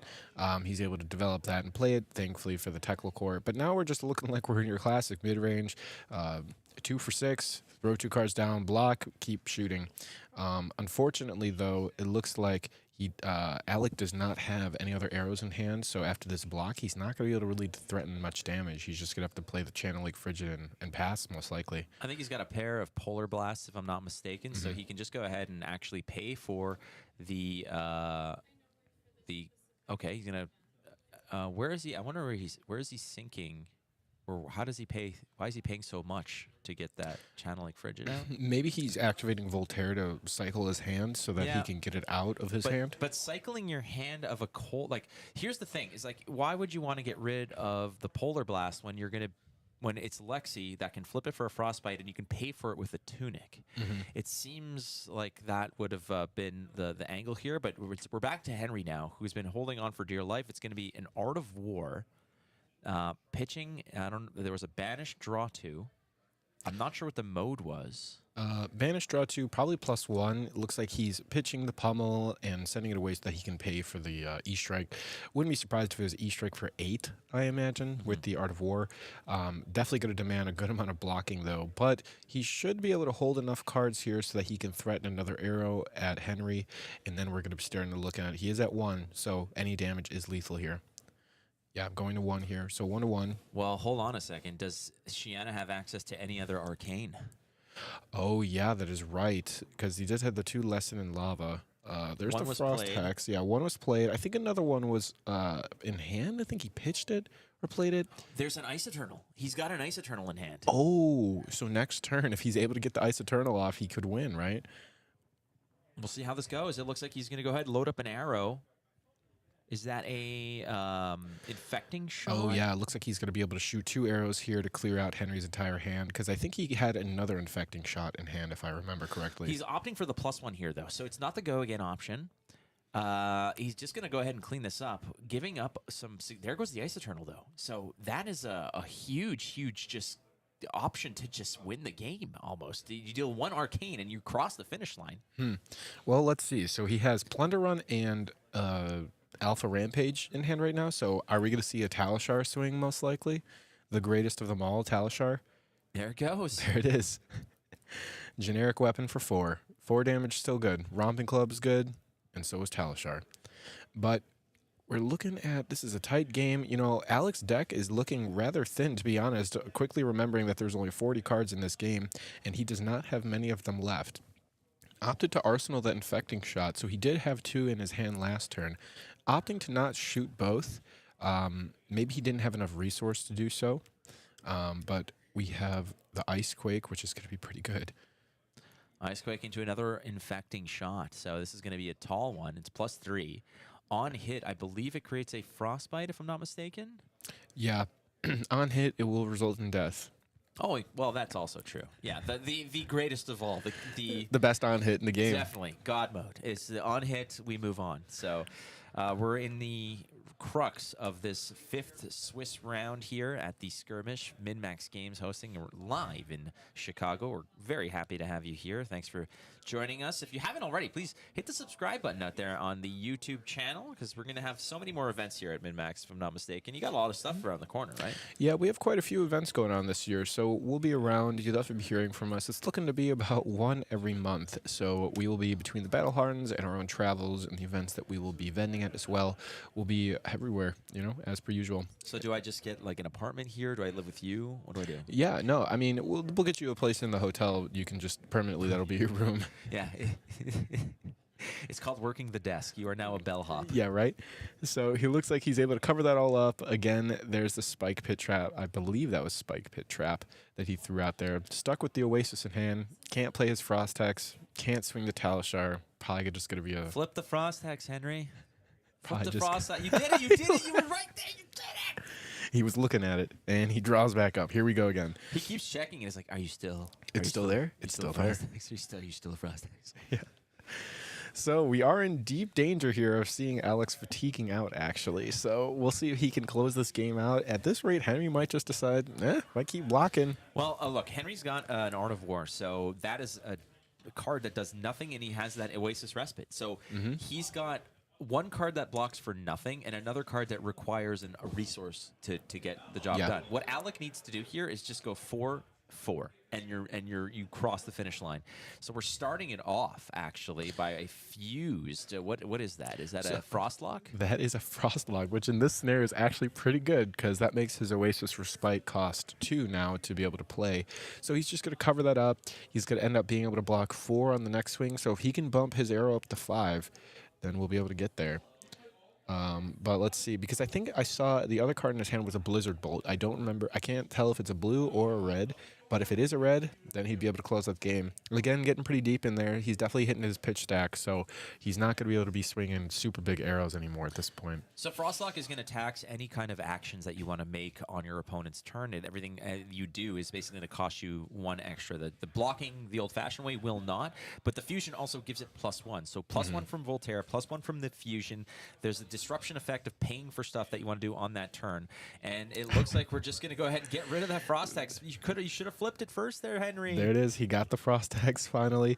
Again, Alex playing, he's concerned. He definitely knows that he's running out of cards, and he's trying to find a hand that allows him to close out the game. Opting to Arsenal Winter's Bite. That's good. I mean, that'll allow him to rip a card out of Henry's hand, so that's essentially like an arrow. So he's going to be able to get rid of 1. Looks like he has Icy Encounter and another arrow, so he'll at least be able to threaten 2 attacks. So this should be the game at this point, but let's see how he ends up sequencing this turn. Pitching to pay for that, and it's going to be followed up with, there's the Polar Blast, which I believe is pay or dominate, if I'm not mistaken. It sure is. And interesting that he opts to just go for this play instead, because if they're paying for the dominate, he's probably not going to be able to, or he still will be able to block it out, most likely. Unless I'm not seeing things. He still has that Oasis Respite in hand, doesn't he? No, he pitched it away earlier. So this is the danger of having to pay through something like the Winter's Bite and then have another pay 1 effect. Anytime, in my opinion, you have that pay 1 effect, you pitch the blue, because now what happened is Henry could have pitched the Showtime to the first pay 1 effect and not given up a card that he could have used to block. So Alex just saying, all right, pay 1, and tossing the red out meant that Alex is like, all right, I'm getting a second card from you, and it was inefficient. And Alec here ending up arsenaling the Polar Blast, still not being able to threaten lethal. And look at that. If I can see, he has no cards left on deck. So we have successfully almost achieved fatigue here from the Shayana fatigue deck here. Premier Blitz meta. So let's see. Again, Polar Blast, got to dominate it. What are you going to do, Henry? You going to let it go through, or you going to pay? You got to pay. Look at the cards he has in hand, too. There goes. He's going to pay. You only got to pay 1. No, I think it might be a red Polar Blast. So that way he'd have to pay 3. Okay. Coming in with the Icy Encounter. Again, does not have go again. He's blocked it out. It looks like he has been fatigued. So Henry, with fatigue, Shayana winning the game through blocking. Look, not the cleanest game. I'll say it was definitely not the cleanest game, but when it comes to intriguing moments, For sure. conversation pieces, this Oh, is definitely. Oh yeah, this is what you want to talk about on your ride home for sure. Was that mean, particular matchup? This was my first game ever watching Shayana post Outsiders meta, and those traps definitely made me rethink some things. Busted, CNC Pommel, busted, dude. But it's been busted forever. And speaking of busted forever, that's the worst segue you'll ever hear in your life. And moving on. And moving on. We've got a welcome to Wraith box that we are going to be shipping to one lucky winner in chat. We're going to be doing the giveaway after the semifinals, right before the finals. So you don't want to go anywhere. We got to give you a little something to give a little enticement to stick around. It's not just two handsome guys shooting the breeze. Where are they? Are they coming? Yeah, no, yeah. When we go eat our sandwiches, they'll be here. They'll be here. So don't go too far. We have this giveaway to do, and we're going to be giving away one of these bad boys. So we have figured out what we're going to do as the giveaway. We're not going to do that yet because we don't want to spoil anything. We don't want to spoil anything. We'll give you a little something to come back to. But one more round, I think, before we get to the nitty-gritty. I think this was the last round, actually, and now we're going to cut to top 8, right? We are going to cut to top 8. They just basically asked, you guys want to do another round? We just heard it right here. This is directly coming from space. And they said, do you want to do another round? And then Sam just said, no, screw it. Nope. We're just going to go straight through. So we just finished round 5, going to be cut to top 8. When I had just perused through the top tables, I was seeing Prism. We were seeing Chain. We were seeing Rhinar. We were seeing Levia, actually. We were seeing, man, I can't imagine if we didn't have a Kano in top 8. I'd imagine there's probably a Kano as well, right? Well, we did see them get slapped around twice in a row, right? So, but they're going to be lurking out there for sure. We haven't seen an Icelander on camera. There's no Oldhams out there. Ninjas are pretty scarce too. So Kasai is my guess. Kasai probably will be there. Is going to be there. I think we'll definitely keep you locked and loaded. We're going to take a short break. We're doing the cut to 8 top 8, ladies and gentlemen. Then we're going to bring you one of the top 8 matches, I believe. We're going to bring you both semifinals. Yep. We're going to do the giveaway, and then we got the grand finals. Easy peasy, right? Yep. Blitz. We're moving along. We're cooking. Games are going short, as imagined. Except for that last game, we got to see the full spectrum of the Blitz meta. 1 turn, 2 turn, maybe even sometimes 8 turn. It happens. It happens. Here we go. Don't go too far. We'll be right back with the top 8 of the Skirmish here at MinMaxGames in Chicago.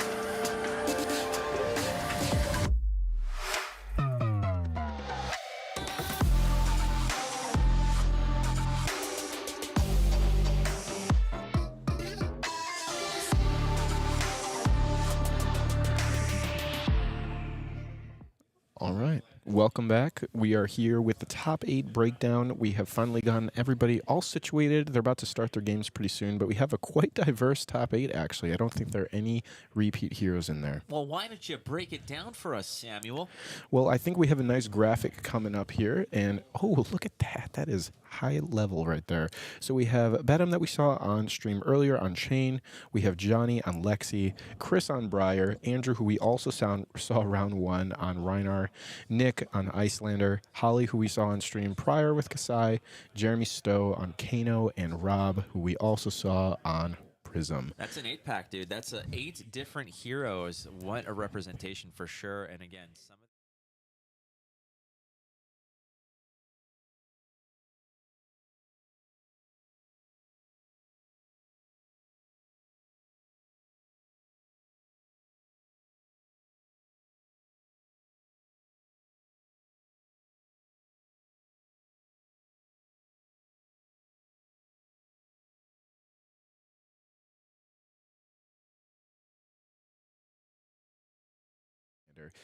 So we have quite a diverse top 8. It should promise to be pretty quick, I imagine, because those decks do not want to go slow and everybody wants to go as fast as possible. So both of the wizards, again, as we stated at the beginning of the day, proving to be quite potent in Blitz, still super powerful. And then we have the old guard of Chain and Prism showing why they are not legal heroes anymore, because they are still, in fact, very strong. They are very strong. So we're going to be bringing you one of the top 8 matches, and that is going to lead us into a 2-pack of the semifinals. We're going to show you both of those matchups. Then we got the giveaway. Then we got the grand finale. All great. We have, I think, this first game that we're going to have coming up is Kasai versus Chain, so it's going to be Bedham versus Holly. Very interesting matchup.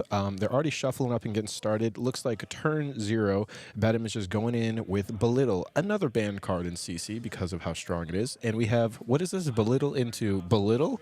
Oh, showing the Belittle, getting the Minnowism. Again, you can get the blue Minnowism, which allows you to fuel the turn, or you get the red Minnowism that allows you to pump up those attacks. So looks to me like just sort of getting some of the kicks in early if you can. Why not? We haven't seen a Soul Shackle being created yet. Chain likes to go first. You want to go ahead, create an arsenal, get a Soul Shackle going, because when your opponent comes back at you on their turn, you can use that equipment set. As we can see there, there's the Carrion Husk. You got one hell of a kit. You are stacked to the teeth with armor to withstand that early onslaught so that you can regain the momentum on your turn with the Soul Shackle, with the arsenal, and go crazy. And another card that we haven't heard a lot about in CC because it's banned is Plunder Run. Plunder Run is illegal in this format. Yeah, and Holly also showing, hey, I know you have quite a bit of armor, but look at me. I also have quite a bit of armor. And not only do I have armor, I have recursive armor. So those Valiant Dynamos hoping to get at least 2 to 3 points of value throughout the course of this game as she's able to refresh the counter on it when both of her swords have been swung. And Bedham just coming in with a pretty strong off-right turn here. We're going to get the Thorn doing 2-2 damage with the Minnowism, I believe. Or no. He didn't even play it. He pitched it. So that was just a raw 2 damage. Not the best for it, but not a bad first turn, getting the deck thinned and kind of cycling through his setups. Yeah, we could create the work that you have to do here for Chain is basically find an opportunity if it makes sense to make the Soul Shackle, but you want to leave turn 1 with a Soul Shackle and an Arsenal so that you can start really pushing the tempo later. Now, 20 health against an early game Kasai, I don't think that you're really worried about getting just beaten to a bloody pulp here, but you do have things like your grasp, you have your Crown of Providence, and that massive fridge that you can hide behind, which is the Carrion Husk. So it looks like Bedham is going to do basically what Chains do when they want to maintain a hand and push back on the tempo, and that is basically give you the equipment wherever we can. So opting to actually go ahead and find a better card than the one, and again, Crown of Providence really replacing the Arcanite Skullcap as that generic just lean on headpiece.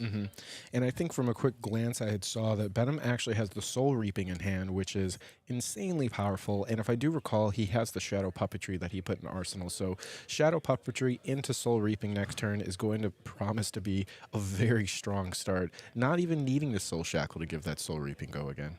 So a 5 on the Saber, and Bedham is like, that's it? That's what you got? This is it? This is the meal, Banya. So make sure that you do what you got to do. And again, what I like about Blitz versus CC is that the equipment is just tossed around so early, so willy-nilly, because you never know when another opportunity will present itself to get better use out of it. So you kind of toss it out there as soon as you can, because the worst feeling in the world is when you kind of get knocked out of a game when you're like, I should have used this, or I didn't use this, or I missed an opportunity to use this. Use it or lose it, frankly. And looks like these players are very happily just tossing their whole wardrobe in front of the attacks. Yeah, and Bedham also opting to want to use his smaller pieces of equipment because, unlike CC and Blitz, Carrion Husk will go away if he reaches a certain life threshold, which I believe is 13 health, if I do recall. Yeah. So he's more inclined to use his other armor just so that he can preserve the Husk for as long as possible. Now, we do see an Art of War hit. Any person who's played against Chain in the past in CC knows how ecstatic you feel when they flip that Art of War off the top and you go, oh my gosh, are we going to have a fair game? Or are we going to just have to play a Chain game? All right, so there's the Soul Reaping, and now what this says is that in lieu of paying for it, you can banish a card from hand, and if that card is a Blood Deck card, you gain a resource. And you can do this multiple times, and it gets go again. What is going on? How is this a legal card, Samuel J. Dando? How is this legal? Well, they have balanced it by having the legendary text on it, not in rarity, but in you can only have one copy in your deck, which I learned the hard way when I had drafted Monarch for the first time and thought I had the most busted Chain deck with 4 Soul Reaping until I was told I could only play one of those. So when you get that one of, pretty powerful. Oh, it's good. So here comes that whole kit like you're talking about. We're blocking some of this is wherever we can, taking 3 off the top, no problem. Let's keep pushing through, and yeah, like getting a lot of the sentiment from the chat here on this wonderful YouTube television channel is that people are realizing that Chain in general does some seemingly illegal things, but he cooks the books to keep himself out of jail. He's in Living Legend prison right now, but Blitz, baby, he's got free reign, and cards like this, like you mentioned, Soul Reaping, that does so many nasty things. It feels like Codex of Frailty. The more you read it, the more ridiculous it feels. Yeah, and then we have another great card here, Shadow Puppetry, also showing why the Shadow cards are something to be feared, and you should probably be picking these up as we come into the next month of July, where we'll have our next set, Dusk Till Dawn, where we will see a return to Shadow and Light, and I'm sure cards like Shadow Puppetry, Carrion Husk are all going to come out of the woodwork yet again, and the people who have thought they had enough time to forget are going to quickly be reminded why these cards are extremely strong. Oh, they are nasty, definitely. Shadow Puppetry going to give go again to that Bounding Demigon, and we're going to move that into a Minnowism. That's going to give a +3 attack to something that has a base value of 3 or less. So what follows this up is the question. We're going to find out shortly. Did he just Soul Shackle twice in the same turn? I believe he already shackled initially when he did Soul Reaping. I'm going to go talk about that real quick because that is not legal, I'm pretty sure. Yeah, so we're going to get that sorted out just in case over here because that's a possibility that might have occurred. And again, sometimes you go free and clear. Sometimes you get it a little bit, you get a little antsy. So our good friend Samuel J. Danderino is going to go ahead and have a little chat with the bosses, as it were. But that doesn't change the fact here that we do have a minnoism onto a bounding. And question remains as Sam returns from his journey from Mordor. And what's the word? Yeah, they went ahead and caught it. So when I had walked over, they immediately knew. They're like, oh, yes, we had caught it. I'm sorry, we found out. So they have fixed that game state. It has been repaired. Remember, Skirmish season is under casual rules, so we don't have any harsh IP penalties or anything of that sort. So when game errors do occur, if they can be fixed and rewound, there is no serious penalties occurred at that point. Yeah, that's right. What we used to do in those cases is we just used to call them Azalea mains, and that was insulting enough, and they would have to live with that. But Azalea is good now, so we can't even rely on that. Yeah, what kind of world are we living in right now where we have chains again, Kasai, no Azalea, and we're popping Snapdragons and going into Thorn? Man, you know, this is what? This is turn 2. This is Shane's second turn here, and we already have all the armor has been consumed. Holly's at 13 health, threatening 4 more damage, and Bedham still has Carrion Husk up, and Holly has maybe 2 more turns left, you think? Yeah, I mean, how many times are we going to remix this song and say that Chain is good? Chain is good. Chain is good is just the way it is. But there goes the sleeveless, just raw dog in that Snapdragons. Why not throwing it out there? Commons be damned, it doesn't matter. But at the moment, Bedham has really put the work in that Chain likes to do, and will have the benefit of 2 banished cards. Now, the first banish, like you mentioned, was a heartbreak. It was the Art of War. What is Bedham looking for here off of those banishes? I mean, Bounding Demagon is always a classic. Unhallowed Rites is always a solid choice. I don't know if he's playing Ghostly Visit, but anything I would think that's an attack that would allow him to facilitate a more wider turn is always what you're looking for. I mean, he's running, obviously, all the Minnowisms. He's got Shadow Puppetry. I think in an earlier game we saw him pitch Mauve Skies as well, right? Or am I forgetting? Am I just completely imagining that? You imagine a lot of things. I know. That's what I like about you. I'm pretty sure there was a Mauve Sky. So he has the tools. The point is he has the tools to be able to expand his turns without the need of Art of War. Holly just, presenting a very fair and honest turn of 2 damage followed by 3. In comparison to what we saw with Shane, maybe not the most flashy, but, Kasai's putting in the work. Again, I've said this a million times when it comes down to these games where people like to sort of, possibly bitch and moan about what the route that they take to victory. There's no points for style, okay? It's whoever gets their opponent down to 0, and however legal way you do that, that's good enough. So whether it's, poking with Kodachis forever, whether it's fatiguing your opponent or doing whatnot, eventually you get there. There's no points for style. It just so happens that these are 2 very stylistic type of heroes that like to pull off some fancy maneuvers. So, just a saber for 3 or 4 or whatnot, that might not be the kind of fireworks you want to see, but when it comes to fireworks, Chain is about to light up, and there's a Shadow Averser. The Nimbus is going to get chucked, but that's a great one to find. That is one of the best ones that you could find, because you don't need to give it Go Again. It will get Go Again if you just banish another Blood Debt card from your hand. Also, Invert Existence. Who's forgotten about this card? Because I can recall all the times I have died to an Invert Existence at the end of the game that you just can't play around, which is another powerful card. And, Holly, she did put in some honest work last turn. She got rid of the Carrion Husk. She got through all the armor. So now it's smooth sailing. If she wants to do any damage, there's no more armor to hide behind. But now we're coming to the health totals where it might not matter, because Chain just says, nah, I don't really care. I'm just going to present a lot of lethal damage to you. So late in the game over here, based off all of, if this sort of extends to another 2 or 3 turns, you're going to see Bedham finding that Inverted Existence late game off the banish, and that's a great one to find to perhaps close it out where necessary. But he does have the ticking clock now of that Carrion Husk, so that is a dangerous thing that you need to absorb here. 1 blood debt per turn.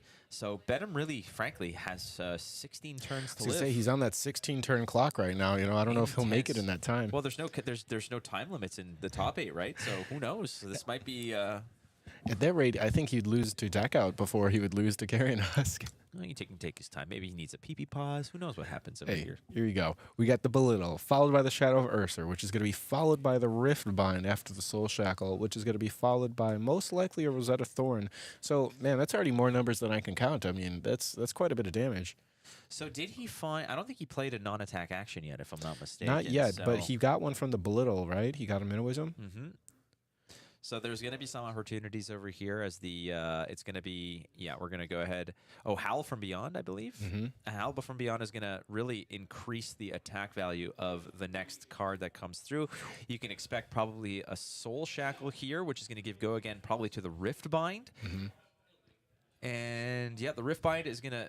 push through here again. The Minnowism being recycled multiple times for multiple resources here as well. So that's a pretty hefty one. The +3 off the Rift Bind with the help it's getting, and then a Rosetta Thorn at the end of this. That is a nasty story to tell. Man, yeah, it just never stops. I mean, literally since turn 1, he's just been on the go. I mean, all the gas in the tank, and I mean, at this rate, he still has the Invert Existence in deck. He still has another Art of War. I mean, there's so many things that he can still pump. I mean, Soul Shackles are at 3, so once Holly has her next turn here, she has no copper, really. She's got 1 copper. She pitched a Blood on her hands, I believe, the last turn. So really, a lot of those big spike damage cards that Kasai would probably need to push the tempo here are nowhere to be seen. So we'll see how she ends up operating through this. 7 needs a response over here. Look, we're going to throw a little bit more of equipment, a card from hand. 7 pushing through, no on hits. So that is, I guess, a little breathing room that you can kind of rely on. And the fact that you're not necessarily getting punished for letting this stuff get through. But at the end of the day, the on hits eventually become a victory, right? Like that's where they're leading up to, as Holly happily taking the Rosetta damage. 1 blood debt on the stack here for Bedham, gets, you know, calculated through. It's only going to be a 4-card hand here for Bedham, right? Yeah, other than the 3 cards that he'll banish, which could potentially be additional cards to his hand, right? But, you know, at this rate, Holly has a 2-card hand. Oh, a Nourishing Emptiness, you know, that could raise her intellect. She got through the Carrion Husk, so it's probably going to hit. But I don't know if Bedham really cares with all of the cards that he's going to have at his disposal next turn here. So Intellect 5 for the time being. Holly with a card in arsenal, 5 cards in hand. That's a lot of block value, but here come the rips. That's a miss. That's a huge hit. And last but not least, that's a miss. Okay, so you found a decent one over here. You are burning cards off the top, and the strategy typically with Chain is, unless you could race it down, sometimes you have to buckle up and just let them kill themselves, right? But it seems like Holly, after taking all of that damage, thought that perhaps she had an opportunity to actually, you know, match the tempo, the aggression of Chain. But maybe there's a realization here that maybe she should have just buckled down from the get-go. Yeah, and it's going to get really tough here with only AB1 with the Novrin Hood. So Thorn is going to just be able to present lethal as these turns go on. She has 1 turn really left in terms of if he's able to Thorn 2 more times. He's sitting at 9 health, so that's a pretty decent cushion after this assault that he's going to be presenting.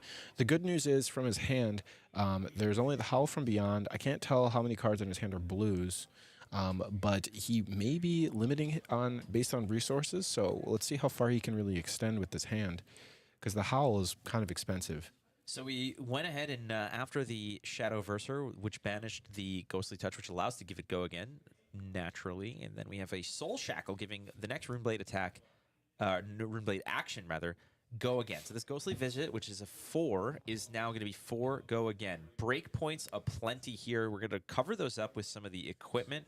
No problem, but that 5 intellect is getting shaven down to nothing, and that's a nasty one over here, because that is a Vexing Malice that comes packed with 2 Arcane.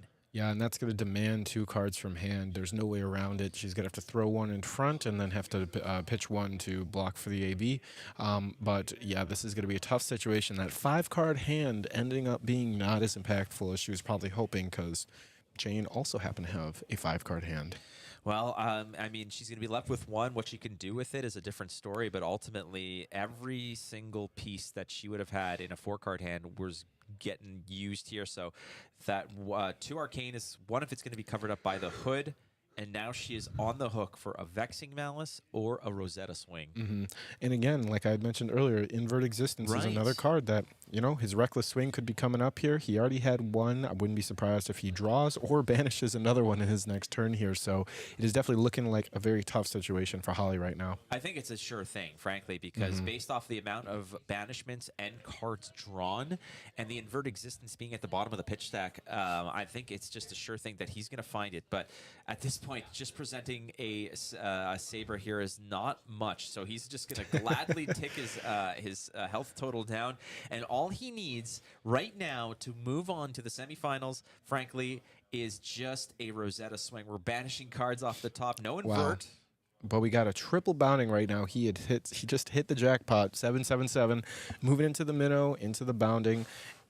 He has a Vexing Malice. That was game if he just played the Vexing Malice. Oh, he has 2 Vexing Malice. Oh, well, yeah, 2 Vexing Malice. You know, Vexing into Thorn, you know, never mind. pretty guaranteed. Just in case Holly has Sigil. Sure. What am I, a doctor? Like, who cares? Like, there's 2 ways to cut this cake, and apparently that's the sexier way. Let's just do it this way. Rocking out with that, with the 3 boundings in Banished Zone, and there we go. Bedham does take it, still showing why Chain is a problem. But congrats to him. Congrats to Holly for her top 8, and looking forward to moving on and seeing how much more damage Chain can do against the rest of the field here. When it finally clicks for you with Chain, like it, I was when I got into the game, like I said, at Monarch. I played a lot of Katsu, and I played into a meta that was just basically completely dominated by chains. Yep. And I played against people like Isaac. I played against that whole Toronto, death squad that would play there around that era, and it was nasty, and it was all chains, mostly chains, which is fun. It's cool. You get to play against a good hero, but it kind of left a bad taste in my mouth. Whereas, you kind of want to blaze your own path. I'm like, I'm not gonna do what everyone else is doing. Let's try something different.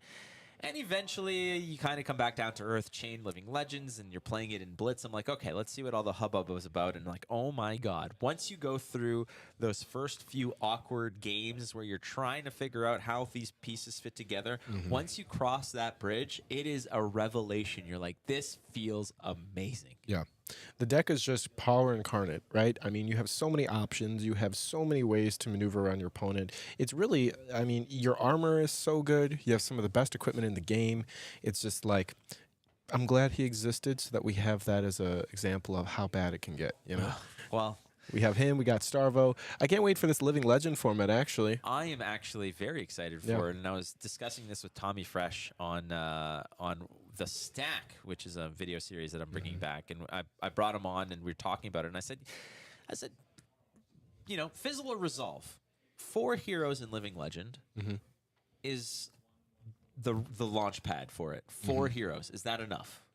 What do you think? Yeah, I don't think it would be the most entertaining tournaments because you'd just be seeing the same 4 heroes going over and over and over again. But I definitely think that would provide a nice opportunity for people. I would say probably in the next year. Next year would be great to start seeing Living Legend format. I mean, we're already getting enough cards starting to rotate out as well, because that's another thing too with the banned cards that are being progressively every season and now every single set adding onto that list. That will also add a higher level of ceiling for these decks like Chain, where we're not seeing Seeds of Agony, if anyone remembers that card as well. But Seeds of Agony coming back in Living Legend would be quite entertaining to see how powerful that can stand up with Starvo, for example, and all these other heroes. Yeah, that's the other debate. Is like, is do you have a separate banned list? Did you curate the Living Legend format, or is it just the Wild West, like you mentioned? Is it just like welcome to the jungle? There are no rules. Like, what's the way you approach Living Legend? I, for one, would love it to just be, prison justice style. Like, who cares? No rules, just go at it. I don't know if you're the same way as me. I mean, we'll see, but we'll just have to see how powerful, like, a particular, because Chain with Seeds, in a bubble, it was very powerful. But I still think that that's probably one of the most powerful decks, if not the most powerful deck in the game as it stands. So I would not doubt if they had to regulate it a little bit still. That's fine, man. Give me Starvo with Awakening. And then it doesn't matter then. Give me, and all I would do is just set up auras and take it to the chin, and then at one point I'd be like, now I have 53 seismic surges, and everything is free. Yep. Pulverize. That's what I'm thinking. Like, Awakening to me was sort of the way, like, it was such a silly card. Awakening was like, you just take it off the chin and be like, okay, now we play the game. Yeah. That was so much fun. It was fun that you had an opportunity to think that you could play the game, and now let me just show you that I wanted you to do that to me just so I could keep winning. So what do you guys in chat think? Do you think that Living Legend format? The first question is 4 heroes good enough for Living Legend to sort of launch that? Maybe in not in like a calling or a battle hardened even, but maybe have armories or such with a Living Legend format. And the other question is, should there be a banned list or should it just be a free for all? Let us know in the chat because I think that it should be just a complete, jamboree. Like it should be everything goes, no holds barred, whatever, no DQs, tables, ladders, and chairs. Let's have it. Let's have at it. So, well, speaking of Living Legend, we are in a smaller format of that right now with Blitz, as we just saw Chain take over this last game against Kasai, still showing that he is problematic. We're going to be moving in here next to the semifinals. We're going to have both of the semifinal games on stream and the finals. So we're going to go ahead.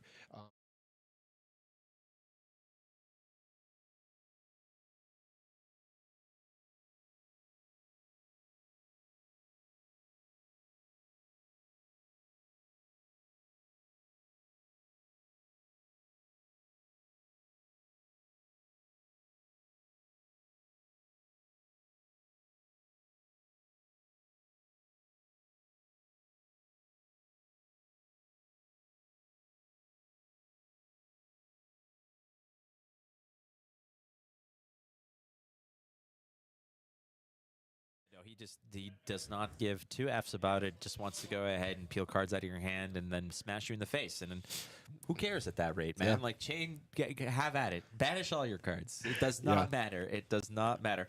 Question is there, if you intimidate a card from Chain into the banish zone, can he play a card out of the banish zone that has been intimidated away? If there's a way to do it, is there even is inverted existence an instant? It is an instant, but I think it being face down makes it void because it's not a real card. Like I think it would have to be banished face up in order for him to be able to play it. I'm a real boy. No, you're not. You're face down. So we're going to have two, it looks like on each side of the bracket, we have both Rune Blades still causing problems, Chain and Briar, and then we're going to have Rhinar or Kano and Prism on the other side of the bracket as well. So we'll see how that goes. Once we finish up those games, we'll be back with both semifinal games, but I think we're going to take a quick break here as well. Yeah, we're going to take a quick break, and when we return, again, both semifinal games, but you're going to stay tuned because after that, we are going to be giving away a fresh box of Welcome to Wraith to one of you out there. So quick break. We'll be back. Don't go too far.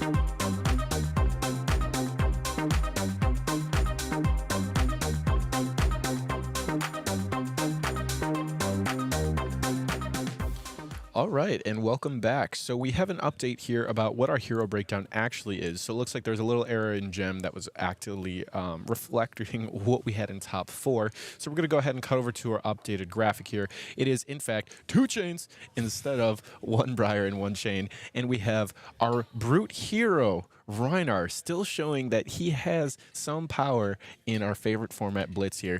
And would you look at that? Is that Prism and chain here making up the bulk of the top 4? They're good heroes. I don't know, like it's just already been established in CC. They're gone because they were that good. Now, this is an intriguing matchup to play the Rhinar versus the Prism here because Prism is going to have a lot of cards that don't block. So actually, it's these chains are on opposite ends of the bat. Well, don't listen to me. So we're going to get a chain versus Prism and a chain versus Rhinar. Okay, so so we could still have a 2 chains final. Perfect. Just don't listen to me. That's okay. That's the moral of the story. We're figuring it out. One step at a time, we're getting there. But we are going to go into one of our chain games here pretty soon as they're getting set up. Now, chain versus Rhinar. You know, very diverse array of strategies, a lot of ways that you're trying to win the game, one of which is reducing your opponent's health total to 0. And would you imagine that Rhinar is rather good at doing that when your opponent has no cards in hand? I'd say that is certainly a good thing to do, is to beat the living pee-pee out of your opponent, for sure. And I don't know what's scarier, is facing Chain with all those things, facing Rhinar with a stack full of Intimidates, or those sleeves. Either one of those is nightmare-inducing. Now, the scary part for Rhinar here is there is a Carrion Husk, which, you know, most of Rhinar's attacks are 6 power.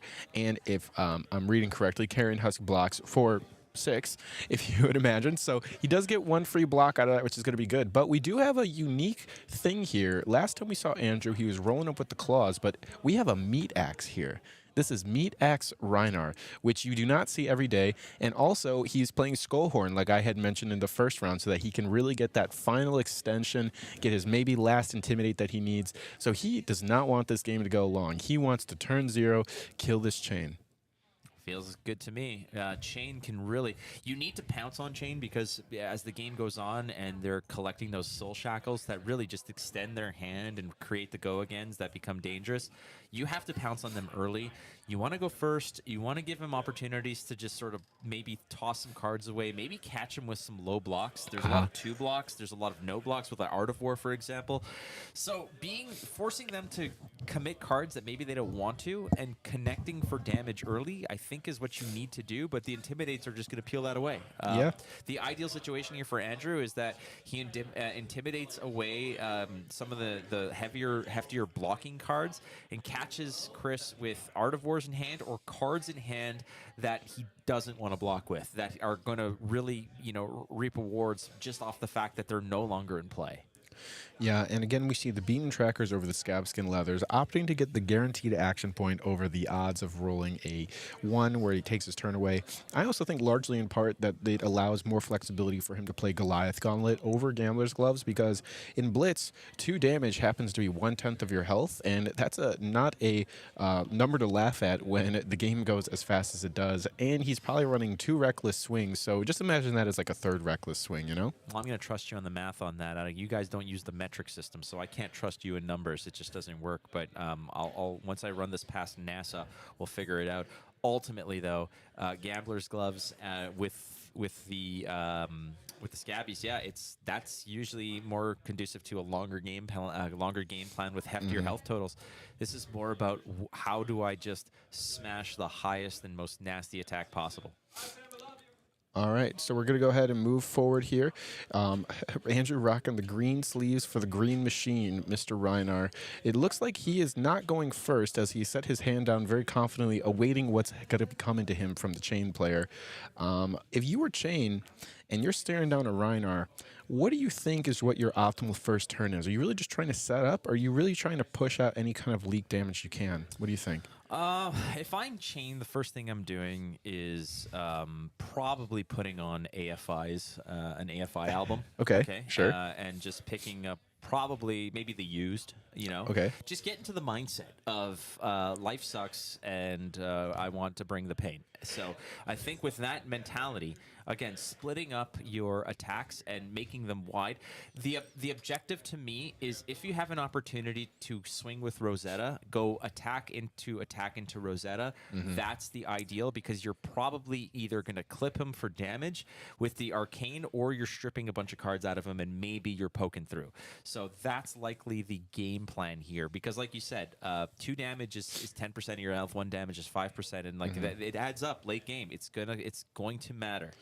Yeah, and you know, Chris being very heads up here, opting to create the rune chant for damage, because he's noting that Andrew only has AB2, which means if he wanted to block that rune chant, he would have to give up 2 resources in order to just block the 1 damage. So rather than opting to go for maybe a wider play or having more attacks, he knows that he can probably leak that damage with the rune chant, since Andrew probably wouldn't want to commit a higher amount of resources into blocking the 1 damage. So we are in the semifinals here, the first semifinal match of the MinMaxGames Skirmish. We're going to bring you both semifinal matches before we get to the finals. There's the Blood Rush Let's Bellows go. turn. That's what you want. Absolutely. This is going to paint one hell of a nasty picture, Sam. Yeah, and here we go right out of the gate with the Blood Rush, opting to pick the random hit. Let's see a Beast Within. I was really hoping he would just really go for it, but let's see. So first Intimidate comes down. Now we have the Meat Axe, so he's probably going to be just trying to stack massive Intimidates so that he can get the highest amount of damage he can. Probably wanting to draw some barrage and beatdowns. He's got a Massacre in hand, Sand Sketch plan, Pack Call. Man, if he really wanted to go all in, he could go ahead and Sand Sketch here and just go for the gold. Well, look at Chris. Chris leaving the cards on the table saying, I know that this is just the first chapter. This story's going to get much more nasty. There's the Sand Sketch There plan. it is. So he really wants to go for it. This is exactly what you want in this scenario. You want to go, I want to intimidate everything and just send 15 to 20 damage to your face right now.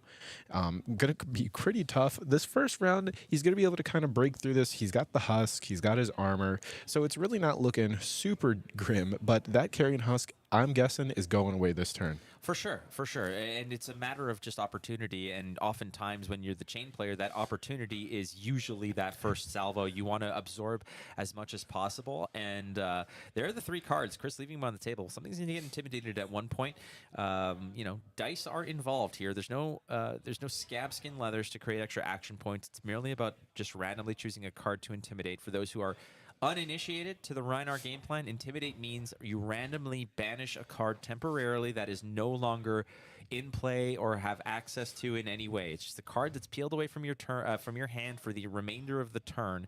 You cannot use it to block or play. So Rhinar likes to just multiple Intimidates, and then when that big attack comes in, you're left with scraps in your hand, and you got to basically just take it off the chin most of the time. Yep, Andrew here, another local legend. I call him Uncle Andrew because to me and everyone else in this community, he is just such a nice guy. Always coming out to Armor. He's always just being a positive impact in the community. Super happy to see him up here in top 4 with his buddy Rhinar. That was actually the first deck he also played in. What we kind of bonded over was him bringing Rhinar to Classic Instructed Night. So happy to see his first hero as well, aiding him well in this scenario. Hitting the Pack Call, so no additional effects other than an Intimidate and 2 guaranteed action points, which is not too shabby. Not too shabby at all, and it looks like both players are just playing random sauce on both sides. This is a huge meat axe. We don't know precisely how tall that bad boy is going to get, but it's nasty. Now, he did search out the Beast Within with the Sand Sketch, so I think he's hoping yet again, let's give it another chance to hit Beast Within. And he hits it. Let's go. So this is about to get very, very bad for Chris right now. We are hitting everything. All cylinders are firing, and Rhinar is very happy. Okay, so everything looks pretty grim here for Chris because he's got 1 card left that he can block with. There's a massive meat axe that's just slammed on the table here for him to understand and appreciate. But again, he is coming built and equipped. There is 2, 4, 5, 11 block merely from the cards on the side there. The equipment providing 11 points of cushion. So Chris, despite getting his hand stripped away, still has one hell of a defense. Yeah, and Andrew's holding, I see a Smash Instinct, a Massacre, and I can't quite make out the other kid. It might be Wild Ride, but he still has quite a bit that he can pull out now. He has Goliath Gauntlet still. He has Bark Bone if he really wants to go in. So this turn is far from over. If that is a Wild Ride, he opts to just keep going. He can make this turn very wide and cause a lot of pain. So let's see how Chris wants to operate around here. Probably smart for him to just use this last card in his hand to block because this turn is far from over, and that card is definitely going to get intimidated, I'd imagine. So let's see. Holding on, really trying to debate here if he wants to give up that card. It might be an integral card to his next turn as well, which is why he's really trying to consider. Another very powerful mechanic of Rhinar is when you take away your opponent's options, it's much more difficult to be able to craft your next turn. And in a game of Blitz, where every card counts, every turn is going to count because that game's going really fast, he's really got to make sure that he's optimizing his turns. Definitely. There's not a lot of time to just kind of, align things the way you want to. Sometimes it's just, all right, this is our best opportunity, we go. It's not about the perfect opportunity, it's about the first opportunity oftentimes, and that's the difference between Blitz and CC. You cannot just mess around. That's a 7-point axe coming through. We're not done yet, though, and 3 cards intimidated, 1 card able to block, no on-hit from the meat axe. It's just vanilla damage, as it were, but there's still more to come. But again, Chris is going to lean on that beautiful Carrion Husk. Now, we're at 13. The Carrion Husk goes away no matter what. So Andrew is going to send an attack knowing that the Carrion Husk is going to eat it, right? Yeah. But he's going to buy some more armor potentially. Now, if that is a Wild Ride that I think I see in his hand, it probably would be best to just go for it, because if you're able to throw another 8 damage and hit the go again, and then be able to potentially draw another card that you can go off with your Barkbone strapping, I mean, there's nothing really stopping him from just going for it. It's either that or Massacre. So this is probably his best opportunity that he has to capitalize on this turn to maximize it. Well, it's Rhinar. Rhinar like to roll dice and go crazy, right? So why not take the gamble here? Because you know that the more time you give Chain, the more powerful he gets. The soul shackling, this. And keep in mind that it looks scary here because you have a pretty clear path to connect with damage. But those 3 cards that were banished are going to be back to Chris's hand when the turn starts. So it's coming back at you pretty heavy. Yeah, so he's opting to go with the safe play, and I don't hate this. I do think this is a fine play. Massacre coming in for 10 with 1 final Intimidate on that last card. So Chris is going to throw that Husk in front of it, and maybe throw the rest of his armor, to be honest. Go for it. But he's going to be going down to 9 health, which is quite a low life total when we're at turn 1. This is Rhinar's first turn also. Let's just keep that in mind. Absolutely. Chris was able to push through for a couple, but there goes Chris going down to 9, as it were, and that can go away in a heartbeat. Another phenomenal turn from Rhinar can potentially just eviscerate that life total because no more Carrion Husk.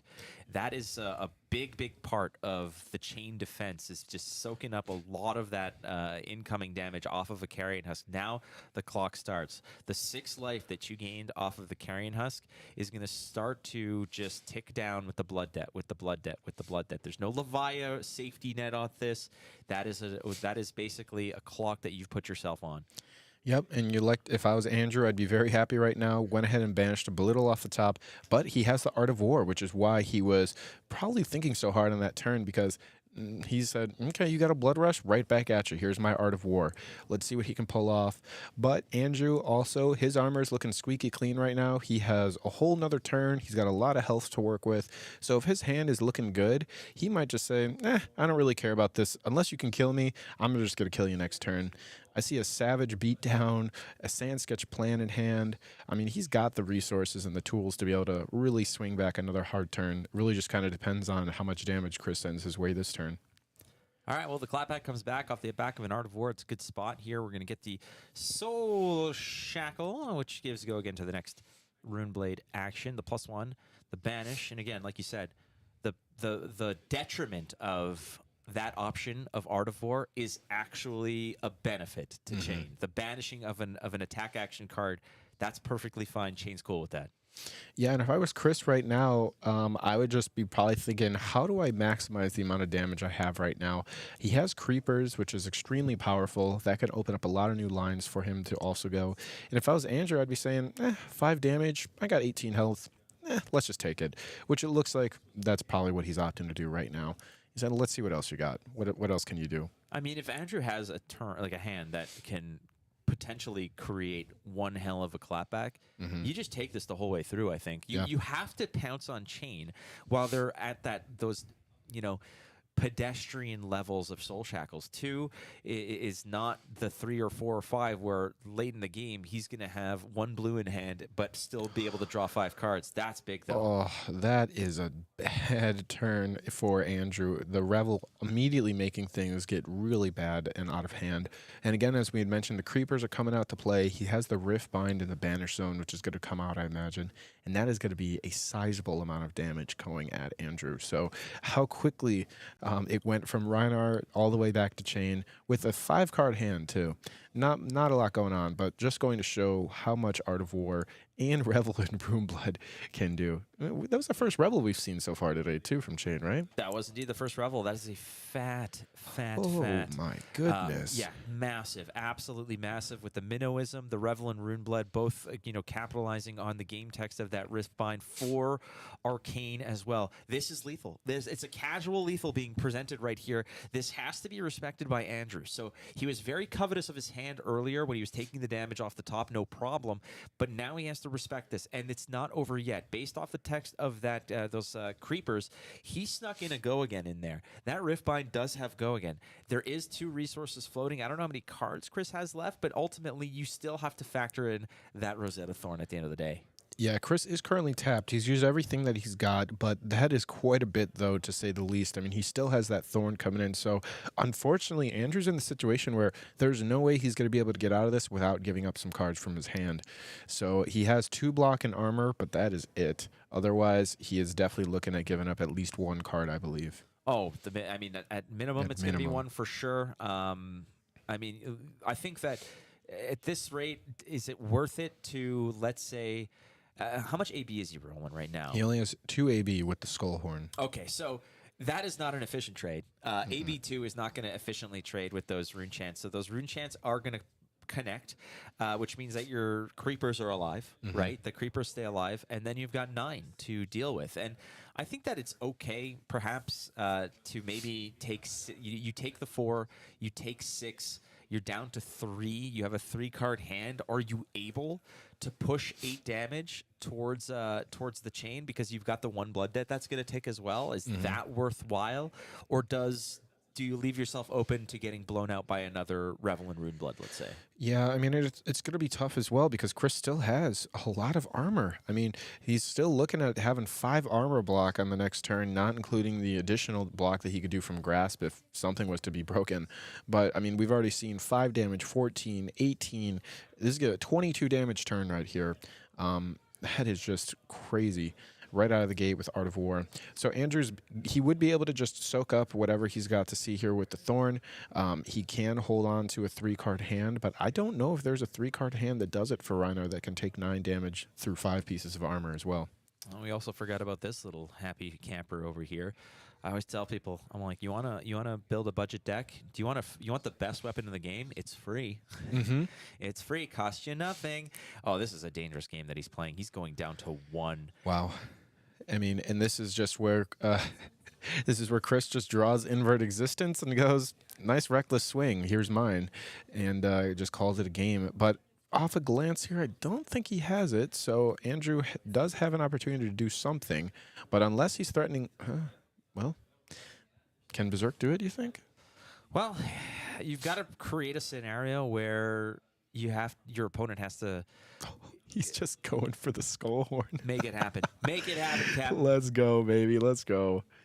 Oh, man. I really hope for his sake he did not draw a non-attack action card right now. Ooh, that's a good hit. Reincarnate goes back.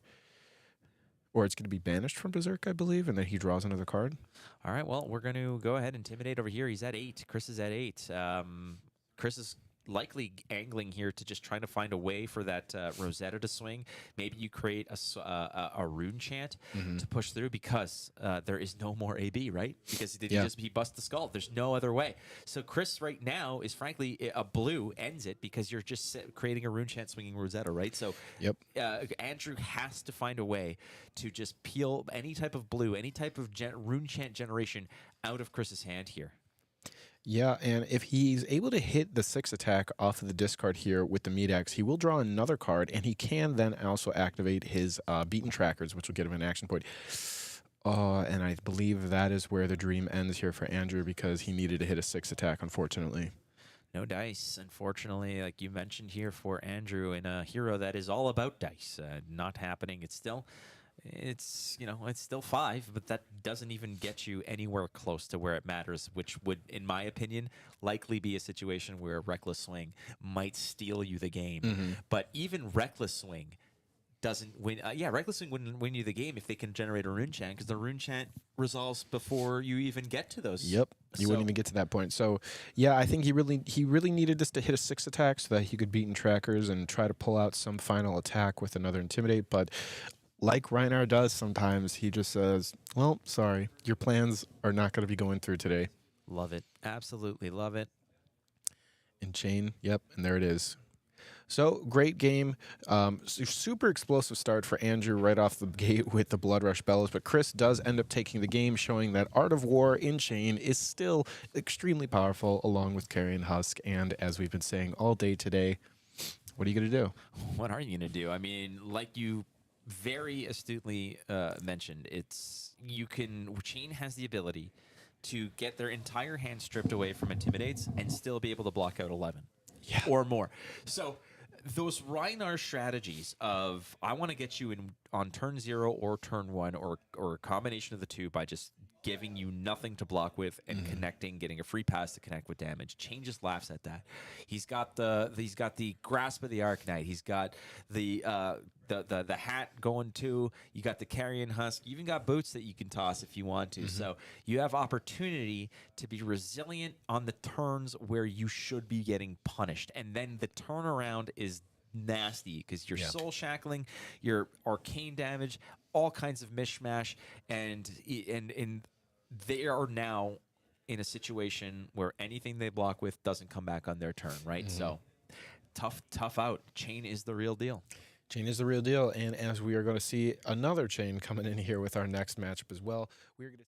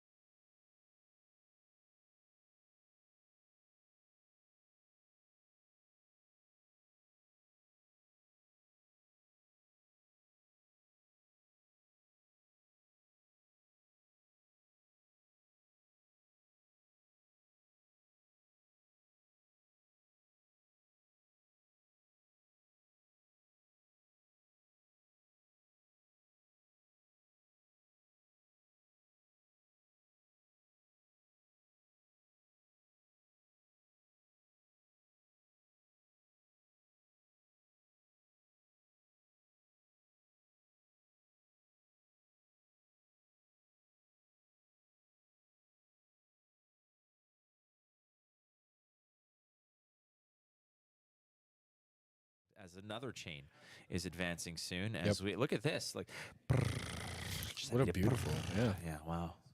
I can hide Quite now. nice. Look at this. Hold on a second. I'm gonna try something. Hold on. Ready?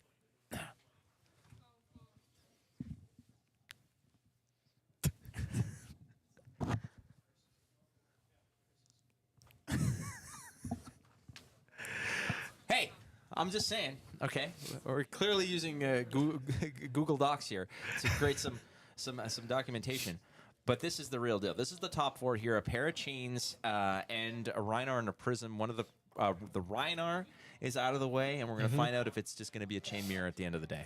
Yeah, and a chain mirror is, at the end of the day, a who draws Art of War, who gets their husk taken first, who gets the Revels. The Revel's going to show up to be quite impactful, I would say. I don't know if Bedham's also running it, but that Revel could cause some major problems in the mirror match as well. So we got Rob. Like I mentioned earlier, long-term Prism player. He has been in the game for some time. He is no stranger to the chain matchup, but it has been some time since he stepped into the fold, so there may be some new tricks that he is not aware of yet. We'll have to find out here. This is that classic battle, man, back in the day. And when I was really heavy into Prism, I went to the Dalen Max school of no, you're doing it wrong. And played a lot of, I played 5 PQs in that particular season. 3 of them were as Prism. I top 8'd 2 of them, I believe. And it wasn't easy. It definitely wasn't easy. But my game plan against Chain was full fatigue. And that's how I would basically, you take out all the auras that block for nothing. You just block the living hell out of them, hope you survive, and then they kill themselves. That's basically how it goes. But of those 5 PQs, I top 8'd one. Sorry, it was 1. I top 8'd 1 with Prism. Then I think it was Brian Basoko who said, "Why the hell are you playing Prism? Just try Starvo." I played 2 or 3 practice games with Starvo, and then won the next PQ I played with Starvo. I was like, good okay, times, good times. Why am I pulling my hair out for no freaking reason? Yeah, and you know, you did mention something where I'm interested to see how Rob's going to approach this matchup. I wonder if he's going to go for a fatigue plan, or he's just going to say, you know what, I'm just going to buckle up and start blocking and hope you run out of cards by the end of the game, or if he's going to say, you know, I'm going to see if I can race you two, or if what I can do. So starting off with an Arclight Sentinel in hand, and oh my gosh, Invoke Soraya. That's a new card. He does have some new tricks, it looks like. So let's see if that actually comes out of the gate, because I'm curious to see how that card interacts in this matchup. The other interesting card, and I think I saw Rob play it in the previous time he was on stream, which was Herald of Judgment, which means you cannot play cards out of your banish zone. That is right. Very, very good card to either peel. It demands a response, especially late game, because if it manages to hit and go to the soul, it's not just the fact that you have another card in soul.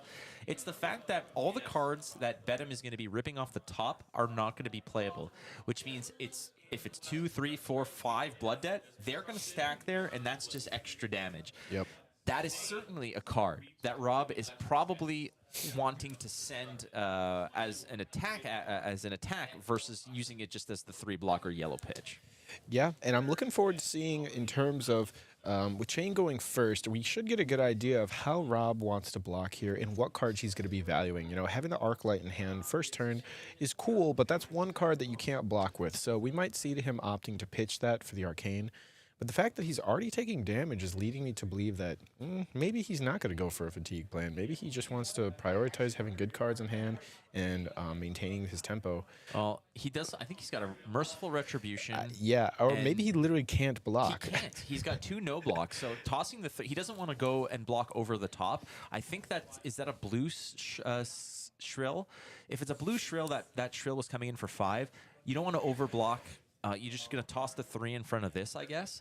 And hopefully, there's no Arcane being presented yet, right? So no. Yeah, I mean, the only other card that he has in his hand that can block is the Invoke Soraya, which can block for 3. But he probably wants to play it. But, you know, at this rate, it might have been better to just play Arclight Sentinel. But, well, he wants to get the Merciful out. You want to get the Merciful out, and that's perfectly fine over here. You're trading your life total to establish Merciful Retribution, which I think is it's a decent enough one, because every time your tokens die, your Spectral Shields, you're dealing damage to your opponent. Yeah. So that's another way to do it. This is not a high priority target for Chain, because Chain wants to really be pressuring the life total. But hey, let's just maybe double it up. That's a Miraging Metamorph. 7, go again. That's a nasty one. Yeah, I mean, I just want to know if I wonder if the Merciful was worth 6 health. I mean, I guess we're gonna find out here, but Miraging Metamorph definitely makes that decision much better because with that card coming out and the risk of having another Merciful getting generated if this is popped is definitely not something to scoff at. As we can see him throwing armor in front of it already, saying, "Yeah, I'm gonna respect this card because this is a little bit, definitely a little bit scary." And in the chain list, I think in terms of 6 attacks, you have Soul Reaping. I don't know if he's running Command and Conquers in there, but there's not really much that can actually trigger the Phantasm of the Miraging Metamorph. So no threat to actually duplicating the duplicating the Merciless Retribution. One of my favorite turns as Prism was to open with Miraging Metamorph with nothing on the board. Oh, yeah. And when they would go to Phantasm it, I'd sneak out a Genesis, and I'd be like, and now I have 2. And that's typically how the game would end at that point. So Oh, those were my favorite days. classic. So the Merciful getting in there, 1 damage, showing that, you know, that is not something you should disrespect.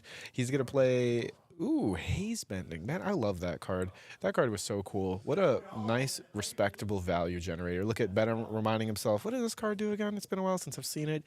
For those of you that don't remember, if an aura is destroyed, it will create a Spectral Shield. So that would include Haze Bending, that includes Merciful. So if either of those gets destroyed, it will then generate 1 Spectral Shield to replace it. And now we see how all of these auras just coalesce together. They create something that's greater than the sum of their parts, because you want to attack the Haze Bending, but then if you attack the Haze Bending, you're going to get arcane damage. Yeah. And you're also going to get a Spectral Shield on the board, which is going to, you know, gum up some of the attacks that you're looking to push. It is an avalanche, this sort of the snowball effect that turns into an avalanche where if you just disrespect them constantly, Prism's going to turn a corner, give you 3/4 of their hand to block, and then come at you with a yellow pitch to destroy your life. With Merciful Retribution as well, the generation of those Spectral Shields becomes offense as well. So a difficult thing to stare down if you're Benham, but we've also seen what Chain can do in just one foul swoop on that 3rd or 4th turn. Yeah, Chain just casually fanning out his 5-card hand with his 6th card in Banished Zone of Riftbind going, so many options. What do I choose to do today? Starting off with, well, let's go with the Belittle. Why not that? That seems pretty good. Let's search ourselves out a red Minnowism, I would suspect, and man, oh man, do all those cards. That is going to stack up damage very quick. Rob reading this card saying, well, I have 3 cards in my hand, and that equals out to about 9 block per my calculations, so not looking too good. Well, it looks like he has a That All You Got and a yellow Brothers in Arms, I think he's playing, which with that one he has floating, probably not that bad, right? And blocks for 4. Blocks for 4. Why not? I mean, the name of the game here is now to just shore up the attacks that are coming in. You've got a nice 2-pack of auras already established, so you can get some work done. You just got to be patient. You got to be patient. You got to protect your life total. It's super important because Chain eventually is going to bust at you, and it's going to be difficult. There's going to be this turning point in this matchup where it's do or die for Chain. Either he dies to his blood debt or decks out, or he converts and gets across the finish line. Rob at 14 might feel comfortable, but we've seen some nasty things that Chain can do. Yeah, I mean, it's definitely looking tough right now. I mean, because Benham still has 3 cards in hand, 2 cards in hand, and Rob only has 2. And so based upon my math, very soon here, he is not going to have any cards left, and any damage that Benham's going to be throwing at him is going to be going directly to his face. So I hope Rob has something good in his arsenal, because otherwise those auras are, doing 1 damage. All right, well, there's the Brothers in Arms going to block 4 of the 8. Again, the Riftbind got a lot of help off of the Minnowism plus its own game text. And hey, why not? Let's just toss in a That All You Got to shore up. We're going to take 1 here.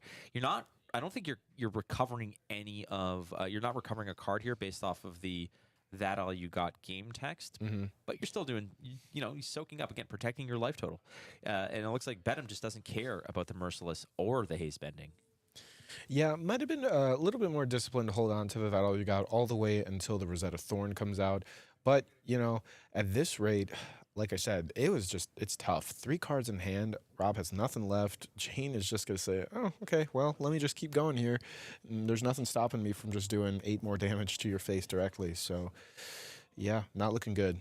As we can see, story of the day, Chain just saying, yeah, your normal value that you'd think, I just don't really care about that.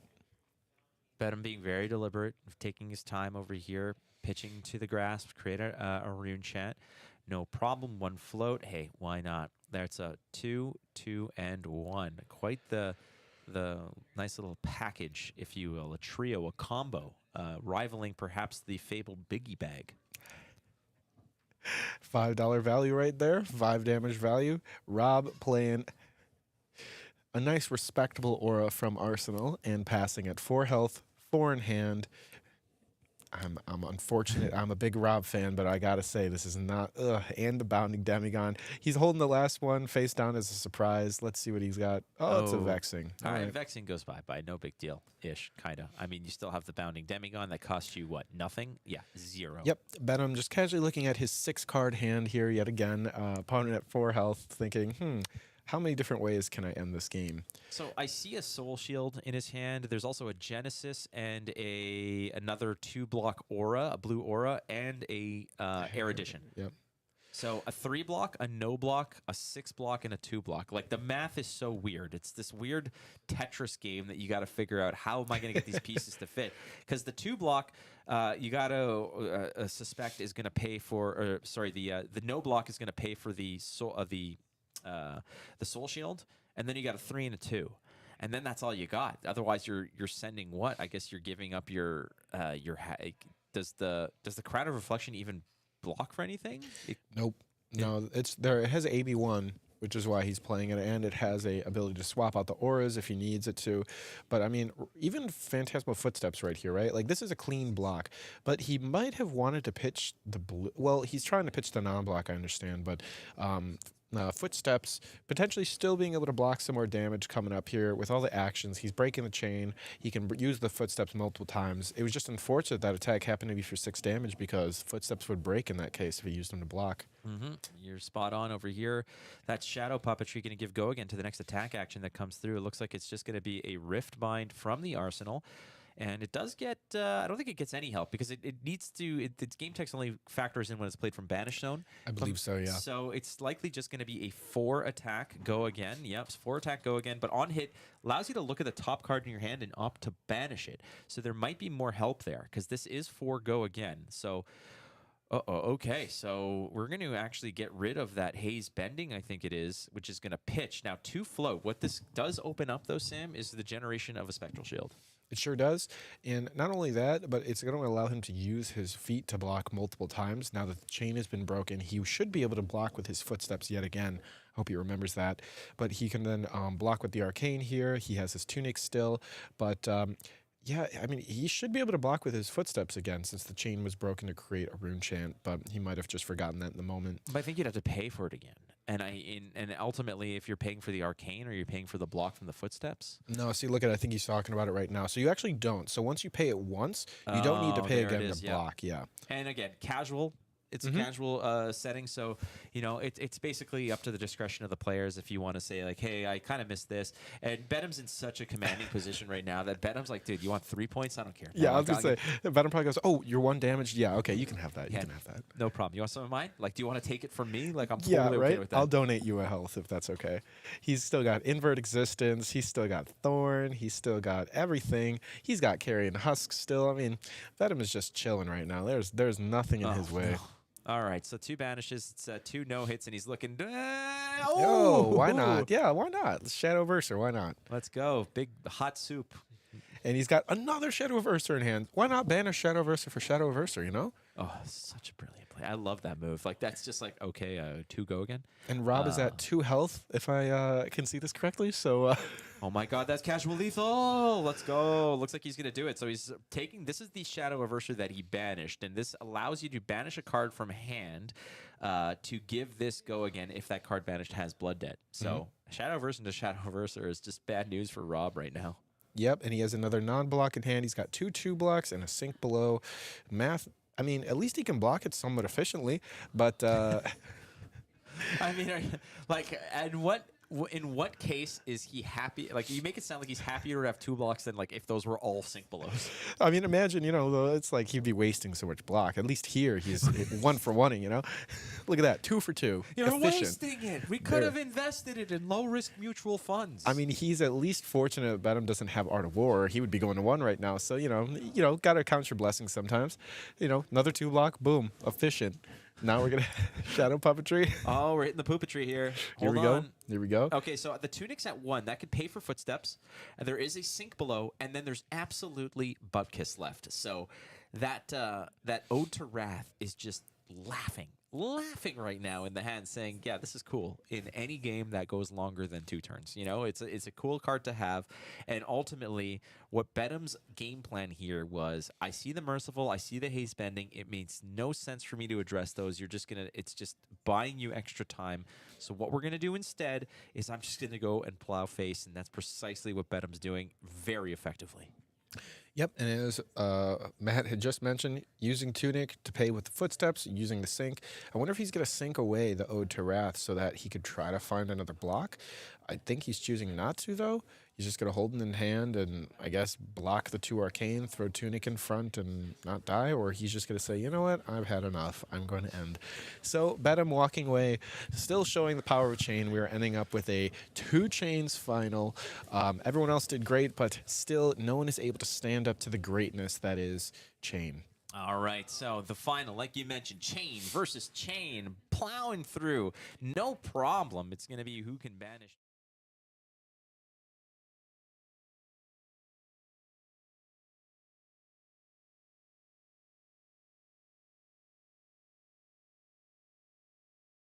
Go ahead and cut over here how we're going to be going about this giveaway. Absolutely. All right, so friends, this is how we're going to do this. We've got this beautiful thing right here. It is a flesh and blood, okay? Not or blood. We're going to give you both. Of course. It's a 2 for 1. Yeah. Where else is that going to happen? Okay, so flesh and blood. Welcome to Wraith Box, sealed for your pleasure, is going to be given away. So how are we going to do that? Well, here's how we're going to do it, Samuel J. Dando. Okay. We are going to open this spare pack of Welcome to Wraith. And what we have to give away is also, first prize is this. Mm-hmm.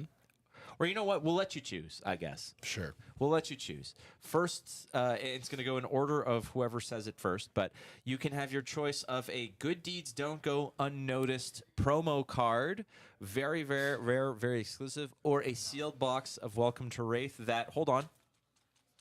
Yeah, there's a Heart of Heindel in there. So it's up to you. And what we want to know is we're going to open this pack right now, and you have to tell me, with the pitch color included, what are one of the rares that are going to be in here. The first 2 to get it correct will get to choose one of their 2 prizes. You will tweet at me. You could tweet at him. You could tweet at MinMax. You give us the details. Say, hi, I won.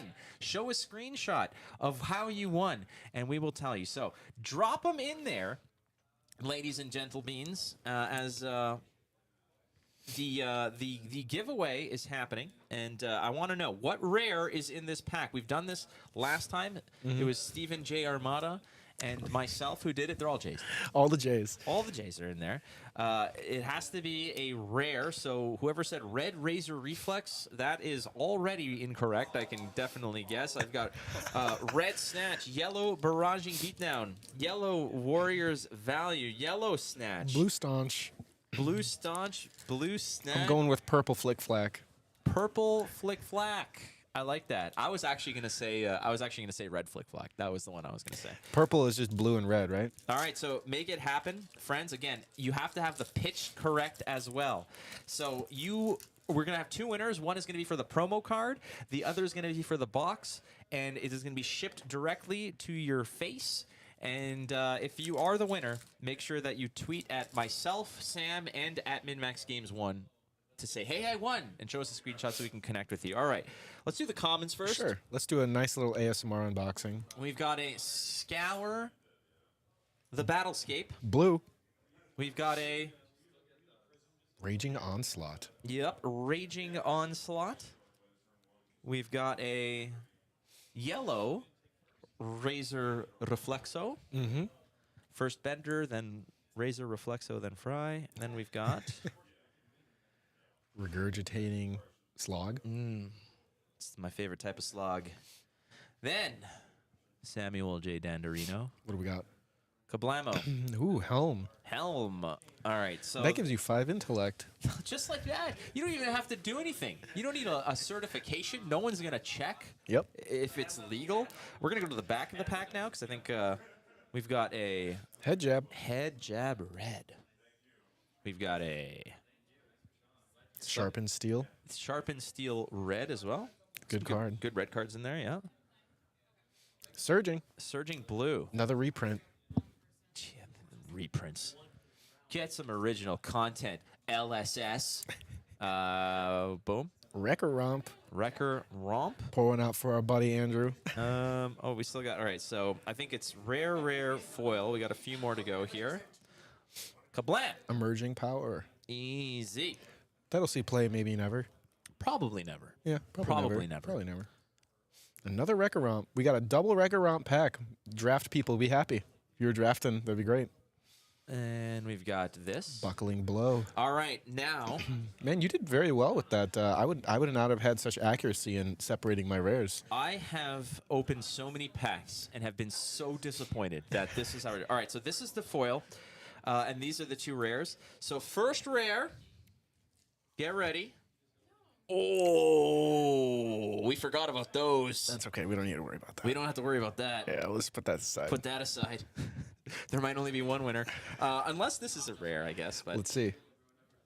oh, that's a pretty sweet one. I did see some people mention that quite a bit. I think so too. We got ourselves, first of all, because we're super awesome, we just decided to pull a Spinal Crush. So no one Perfect. said it because, unless they did, but if somebody, That was out of the rules. We said rares. I guess. So whoever said Time Snap Potion, if you said Time Snap Potion and you're the first, make sure that you let us know. Toss us a screenshot too, because we need visual proofilations to make sure that it's right. But maybe, Yep. Let's hope the foils are rare. What is it? What are we looking at? Oh! That was an amazing pack. Oh my gosh. That's a min-max pack, right? That is delicious. Very nice. Very nice. It's a Mask of Momentum. Why the hell not? Let's go. Spinal Crush, Time Snap, and Mask Momentum. That's a pack right there. That is a pack right there. Oh, baby. All right. Well, in celebration, we have a chain back to back. We got a chain mirror in. I just can't even talk. Yeah, I mean, that's the Mask of Momentum. I don't know. We're looking at our own reaction in the. Oh my goodness gracious me! Oh my, not bad. All right, if you said Time Snap Potion and you're the first one to say Time Snap Potion, if there's 2 people who say Time Snap Potion, we will split up the prizes. But if you're the only person who said Time Snap Potion, we'll send you both prizes. Does that seem fair? That sounds about right. Yeah. All right, love it, leave it. Let's go. What a box pack. All right, so we got right into the action. Looks like they're getting all cut ready. The finals, chain versus chain. 2 Chains would be very proud right now if he cared and or played any kind of trading card games. But I have to imagine that guy's got other things going on in his life. I would also imagine, yes. But, you know, the real victor right here, Chris, opening up with the Art of War. And like I had mentioned earlier, that first chain that sees an Art of War, probably looking pretty good for that chain, as he is very confidently, boom, there it is, Art of War. And I'm sure Bedham is rolling his eyes right now going, oh my gosh, wish it was me. Yeah, well, that's the thing, because the cards that are going to be put in that banish zone are just perfectly playable. So it's really just a draw to no setback. You pitch some gas to it, and you just go crazy. Yep. So he's just going to be in the driver's seat right now. Bedham puts his hand face down in front of him and just folds his arm and goes, yep, well, let's see what you're going to do, because I am currently a passenger in your car right now. So let's see. Oh. And the shadow puppetry. Man, Chris is just going in. This is turn 0, my friend. If he can get that nice little Revel play off again, Bedham might be losing his husk. I mean, he does have AB1. Chris going to opt with no AB. He's saying, I'm just going to kill you. I'm not going to worry about pitching any resources for Arcane Barrier. So keep in mind also is that if this is a turn where Chris can put together some stuff to actually buy some of those armor pieces, that's a lot of work done, because Bedham's looking to use those that armor piece off of a turn where Chris will not you know, anything but turn 0. You don't want to give up the armor this early where the cards come back. You want to bust through that armor on the sort of the flip around turn where you can kind of grab some of that momentum back.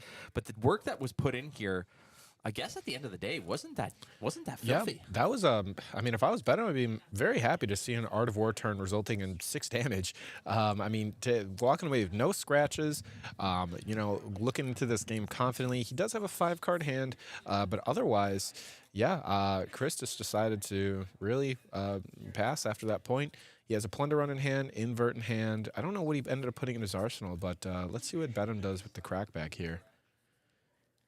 That is going to be a Soul Shackle created, I believe, right off the gate to give that Vexing Malice go again. That I'm looking over saying, how much Arcane Barrier do you have? Oh, yeah, that's right, 0. Welcome to the jungle, B. This is how it's going to work, basically. Blue is just going to connect for 1, but it's a 2 Arcane that matters, and I don't think that Chris is really going to give 2 Fs about 1 more attack here, I think. 1 more, you know, tickle of physical damage is not really going to worry him. As you can see, I'm just writing it down to 17. And that turn that looked so filthy to start the game, the Art of War into the Shadow Puppetry, etc. Look what that really netted Chris. Absolutely nothing. And now he's on the back foot. Yeah, and Bedham just taking advantage of the lack of Arcane Barrier, just saying, you know, I have quite a bit of Arcane damage. I don't know if he's running Revels like Chris is, but he definitely has the ability to chip away at him. And you know what? Chris, without AB, is looking at losing his Husk purely through Arcane damage because he has no way of stopping that. And Chris, maybe even knowing that, opting to throw the Husk out right away and using it at this moment now because he probably knows he won't be able to keep it for very long. Right now, it's 5. The go again off of the Shadow Puppetry. So we finally see the usage of the Carrion Husk. Getting that out of the way while you can. And Rosetta Thorn looks like the natural follow. Now, in classic aggro fashion, it really always comes down to who's blocking first, you know? Who's going to be the first person that has to give up cards out of their hand that's going to need to be able to be respected. And both of these players want that to not be them. So Chris really looking at his hand and thinking, how many of the cards do I really need? What is my potential for damage output? What cards can I potentially give up right now?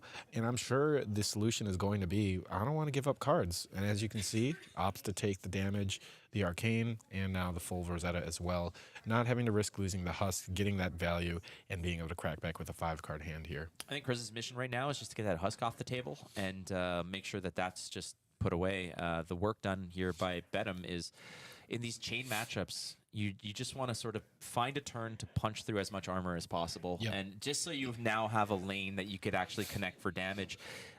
These chain blitz decks are built like tanks, but once that first layer of armor is peeled away, it becomes a different ball game. But you have to do that early, because if you're giving chain time with the armor on the stack, or still stacked up there that he can lean on, that means that chain's going to have 2, 3, 4 soul shackles, and then suddenly a lot more of the hand becomes a lot more expendable to blocking and life preservation. So if you hold on to a blue or 2 and you're banishing 4 or 5 cards, you still have the potential to put in a lot of work. So these players are really, really aggressively hunting that armor and trying to make things uncomfortable and just getting it out of the way, as Bedham now is tossing the gloves and the Bounding Demigon in front of that attack. Now, that is interesting that he's opting to give up so much, because I believe the Belittle is only coming in for 3, if I'm not mistaken. The Plunder Run was played from hand, and the Belittle was played from Arsenal. I wonder if Bedham is thinking it was the other way around, or maybe he's thinking that Plunder Run is working like premeditate now. he might actually just be worried, let's say, about potential Art of War that would bump it over. Bingo. Yeah. Pushing that over the top, because it's not just about the Art of War damage. It's the on-hit plus the 2-card draw that could really blow you out of this turn. Yeah. Plunder Run, another card that we haven't really seen yet today being played, but another card of old Fab that was very powerful and it caused a lot of issues throughout the format. And we're getting a small example of that right now, showing, yeah, you know, if I attack you 3-4 times this chain, you're going to have to figure out how to deal with that, or I'm drawing cards. And Bedham still maintaining the same aspect that he was before, overblocking by 1 in fear of the Art of War. I don't know if I would invest so heavily into this, considering if he had the Art of War, he'd probably just hold it, or he probably would have played it a little bit later on. So let's see what he... Oh, and there's the Revel that we spoke of. And Bedham having the AB, so probably happy that he now has his Arcane Barrier just in case here, being able to preserve the Husk even further. And if he did not have it, his Husk would probably be gone. Yeah, just going to get an update on the life totals real quick here because it looks like the screen has disappeared. And but like you mentioned, the boots differential here, the sort of sneaky go again, potentially put in a non-attack action there where we can, is one thing, but being able to absorb the arcane and maybe save yourself an extra turn to go off is also a part of it here, because chains do run blues. They do need them for the for the you know, so pitching a blue here to absorb some of the arcane damage is helpful. Not to mention, you might just want to create a scenario where if you block the arcane, then the boots, the creepers are not necessarily a sure thing to stick around, right? Yeah, and with him sitting here, he's at 20 life, so he still has quite a bit preserved. Chris doesn't want people to see his Tinder game right now. Yeah, so going ahead, very gratefully allowing to use his phone so that he can go ahead and get life totals up here. But 13 to 20, Bedham's still sitting with the Carrion Husk, so if he's able to preserve his life here and opt to move forward next turn to use the Carrion Husk to block, he can still have a good setup. But Chris isn't looking too bad either. He's still got 5 armor block in total between the creepers, his crown, and his grasp. So he's also sitting pretty relaxed. Nobody's in the danger zone right now, just exchanging some pretty heavy blows. Still at 20 again, like you mentioned, just holding on to that Husk for when it matters. What are you looking to throw in the Husk in front of? Obviously, it's going to be a matter of, well, at a certain point, I just have to do it because my life is too low. But what is the opportune thing to throw it in front of? Wow, he's throwing in front. Is he throwing in front of? Oh my goodness! You do not want to see that. That is, that is not good. But this is the uncomfortable position of this, because it's either a card from hand, which apparently he thinks his hand is absolute bombastic. Well, he also has only 3 cards in there, I think, right? Yeah, I mean, the hand is not fantastic. I mean, it's Invert Existence, Nimblism, and then a Bounding Demigon of some kind. So, I mean, there's Invert. So, but he's really hopefully banking off of his Banish. Hopefully his Banish can get him somewhere. But even if he had opted to take the block with 1 card or block some of the arcane, he would have been able to keep the Husk around. So not sure if I would have blocked that way, but let's see how it ends up aiding him in his next Banish here. Yeah, that's nasty. Again, Chris presenting a type of attack that is drawing out the usage of the Carrion Husk in a very inefficient way. And like you're mentioning, where it's like, oh, very efficient blocking with the 2s. Well, this is a 6 block and a 2, and I don't think that's what he really wanted to do here. But again, if he just let that attack go through, he'd fall to 12, or he'd fall well below that Mendoza line as it is for the Carrion Husk. Yeah, and still going ahead, playing the Nimblism, he's got the Ghostly Visit in his Banish Zone, which I believe was banished off of the Invert, so that's a little funny, because I don't think he had any other options. But he's going to go ahead, Shackle here. We're going to see the Ghostly Visit probably come down. He's still got the Bounding Demigon in hand. May opt to pitch that instead. But again, just kind of exchanging jabs. Chris only coming in with a seemingly 4-card hand, but still 2 banishes off the top could make that go out of hand very quickly. All right, Nimblism into the Soul Shackle, and typically you're Soul Shackling almost every turn here, no matter whether it connects with something or not. You just want to have access to more cards, but it's still a 7-point Ghostly Touch with Go again, 2 floating, and Rosetta is still a threat. So you're pushing up real close. Actually, if Chris lets this through, the Blood Debt of the Carrion Husk would finish him off at the end of his turn. So you have to respect this. It's going to happen. And I think that based off what Bedham actually managed to cobble together with what he had, that's pretty potent, actually. I think that's not bad. Yeah, not bad at all. I mean, we're still going to see the Thorn come in afterwards, and he's probably going to be arsenaling the Bounding Demigon that he has left in hand. We could also see him pitch to create a Rune Chant and then swing with Thorn just to begin to try to optimize on Chris's lack of AB, really trying to lean on killing him with arcane damage rather than the physical damage, which, you know, might be a realistic way that we see him winning this game if he does happen to have Revel. But also keep in mind, last turn was a Plunder Run turn, so really did his best to kind of bunker down and make sure that he could mitigate as much potential damage that was going to be coming through there. Here comes the armor. It's 2 block off of the grasp of the Arcanine, holding on to the Crown of Providence. That might just be a fact that he likes his hand, so he's not getting necessarily the full value from the Crown of Providence that he wants. So why not? Like, if you're at 5 or at 7, there's no on hit. There's no reason to really give it up. If you like your hand, you might want to just save it for maybe the turn after, where you find something you don't like. Maybe maybe on a defensive turn you find Art of War, right? And you want to switch that up. So that's possibly what he's looking to do here. But a 2-2-1, the biggie bag of Rune Blade attacks is coming through. And yet again, leaning into the, you don't have Arcane Barrier, so let me just try to inflict as much Arcane damage as I can. So Chris ending to hold on to his entire hand, going into his next turn with 4 cards, 2 banishes. Bedham is at 11 life. You know, not offhand position horribly, but he has no armor, so any damage that Chris is going to be threatening here is going to be a direct threat to his hand as well. So, well, he did hit a bounding, so that's pretty good. So let's see what he ends up doing with his 5-card hand here. Oh, and Bedham gets his Art of War. So there's an Art of War, but you don't have a way to get rid of it. So what you don't even have an attack action that you can banish. Nope. To draw 2 Sonata. cards. Yeah, this is tough. Man, it might just have to come down to hitting the Sonata. So the interesting part about this is if Bedham can hold on to a blue, create Rune Chant, swing Rosetta, and that's worth 1 plus the 1 off of your opponent's blood debt, right? So Chris is going to be at 3. The Rune Chant goes in, he's at 2. So he has to respect the Rosetta that buys a card. That's one part of it. After that, again, you do the same thing. If you can manage to squeak out of this with a blue, you're in a good spot because you do the same thing. However, you have to survive. And look at this attack that he's cobbled together here. It's pretty gross.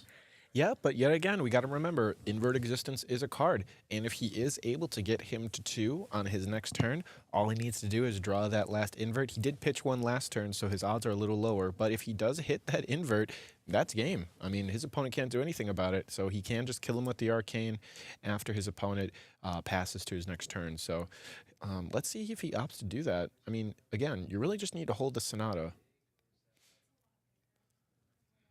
That I'm really just struggling. He's going to toss a pair of 2 blocks, I think, in front of that. So taking some still. Going to 6, pitching for the Thorn. Now, this is really the question, right? So, oh man, Bedham is going to play his odds and go, I hope he doesn't draw invert. But again, the good news is he does have boots, so he won't die necessarily if it is invert. He can still block. But Bedham will be going to 1 after this turn with his Husk. Okay, so banish, that's a hit. That's not a hit. That is actually very good because now he can Sonata and play the bounding. That is exactly what he wanted to see. That was probably one of the better banishes he could have hit. There's your attack action, your non-attack action. He's got the belittle. That's 1 Arcane that he can't block going in. That is game. That is game. He has just won because the Sonata will flick the 1 damage. He'll go ahead and play his bounding and swing Thorn, and that's game.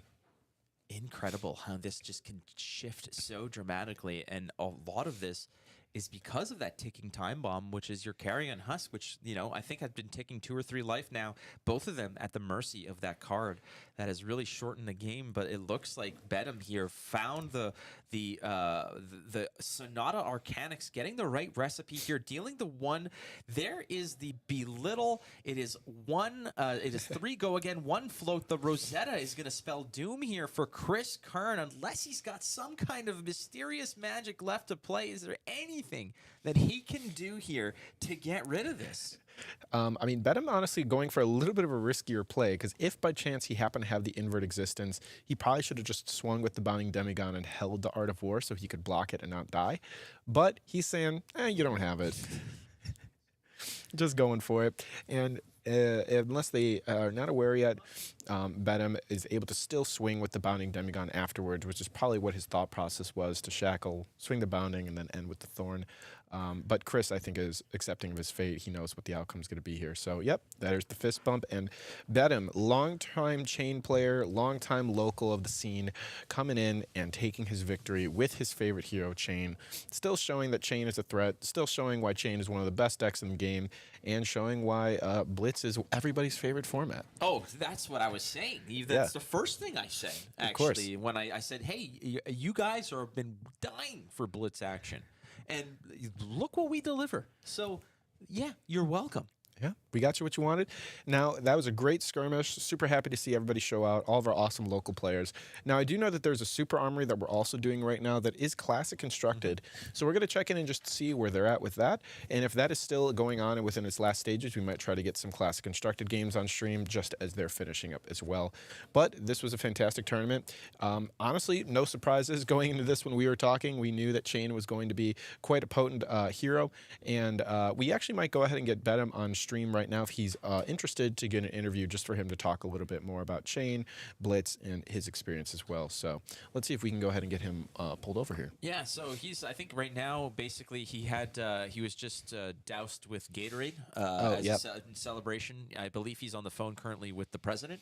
So listen, I'm Canadian. I don't know your customs. Yes. This is all foreign to me. So you know, I think he's just wrapping up his interview on The View, I think. Yeah, and then he will be with us. And then it's Anderson Cooper 360. I think that's how that goes. What an honor. How do you just get through your life being able to interview such high-profile people all the time? Look, it says min-max, okay? I minimum BS, maximum opportunity. Of course. You got to maximize your opportunities, and what better way to maximize than through flesh and blood? Certainly. Definitely happy with this career choice. My parents, ecstatic that all of those excellent grades I got in school have translated into a career that they still don't understand. Well, that makes two of us, my friend. So we're going to go ahead. I think we're going to take a short break here as Bedham go ahead and gets ready. We're going to have him on stream very shortly, but let's give him just a short break after his game, and we'll be back very soon. Thanks for joining us.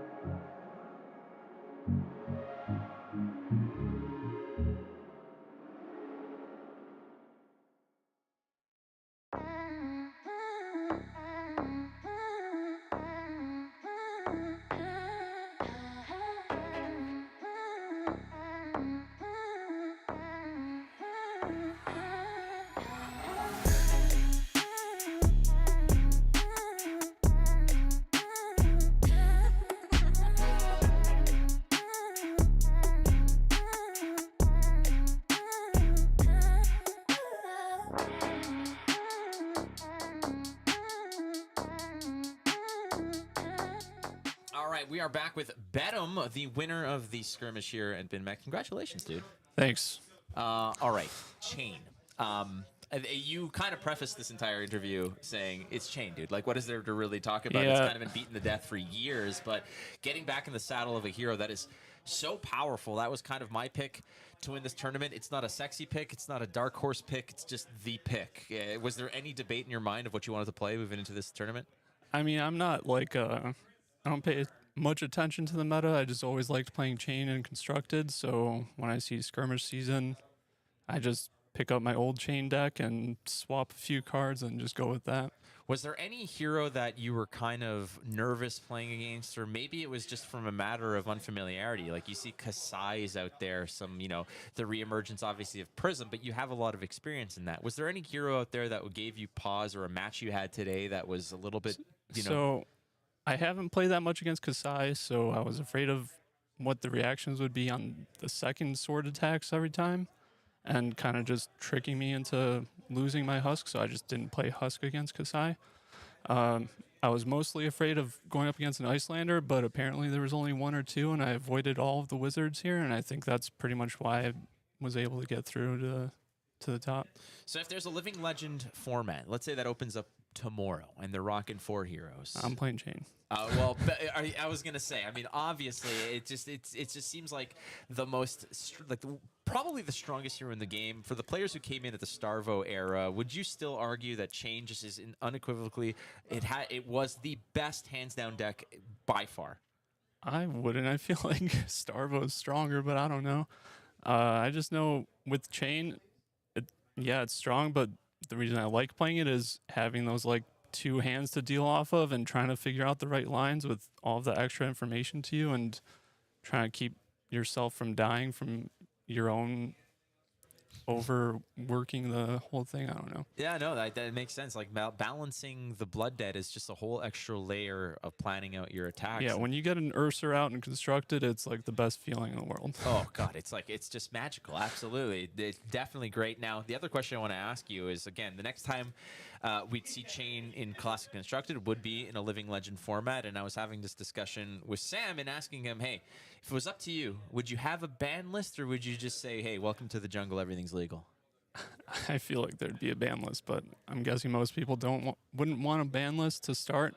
But I think if there's not a ban list, then I don't even know if Starvo runs out of it, or if it's Chain with, I don't know. I don't know what cards you'd really ban. Well, I don't think anybody has a really good picture of what it might be, but it's going to certainly be fascinating when Living Legend does actually take shape. But for now, Chain is top dog, in my opinion, and Blitz has been for a while.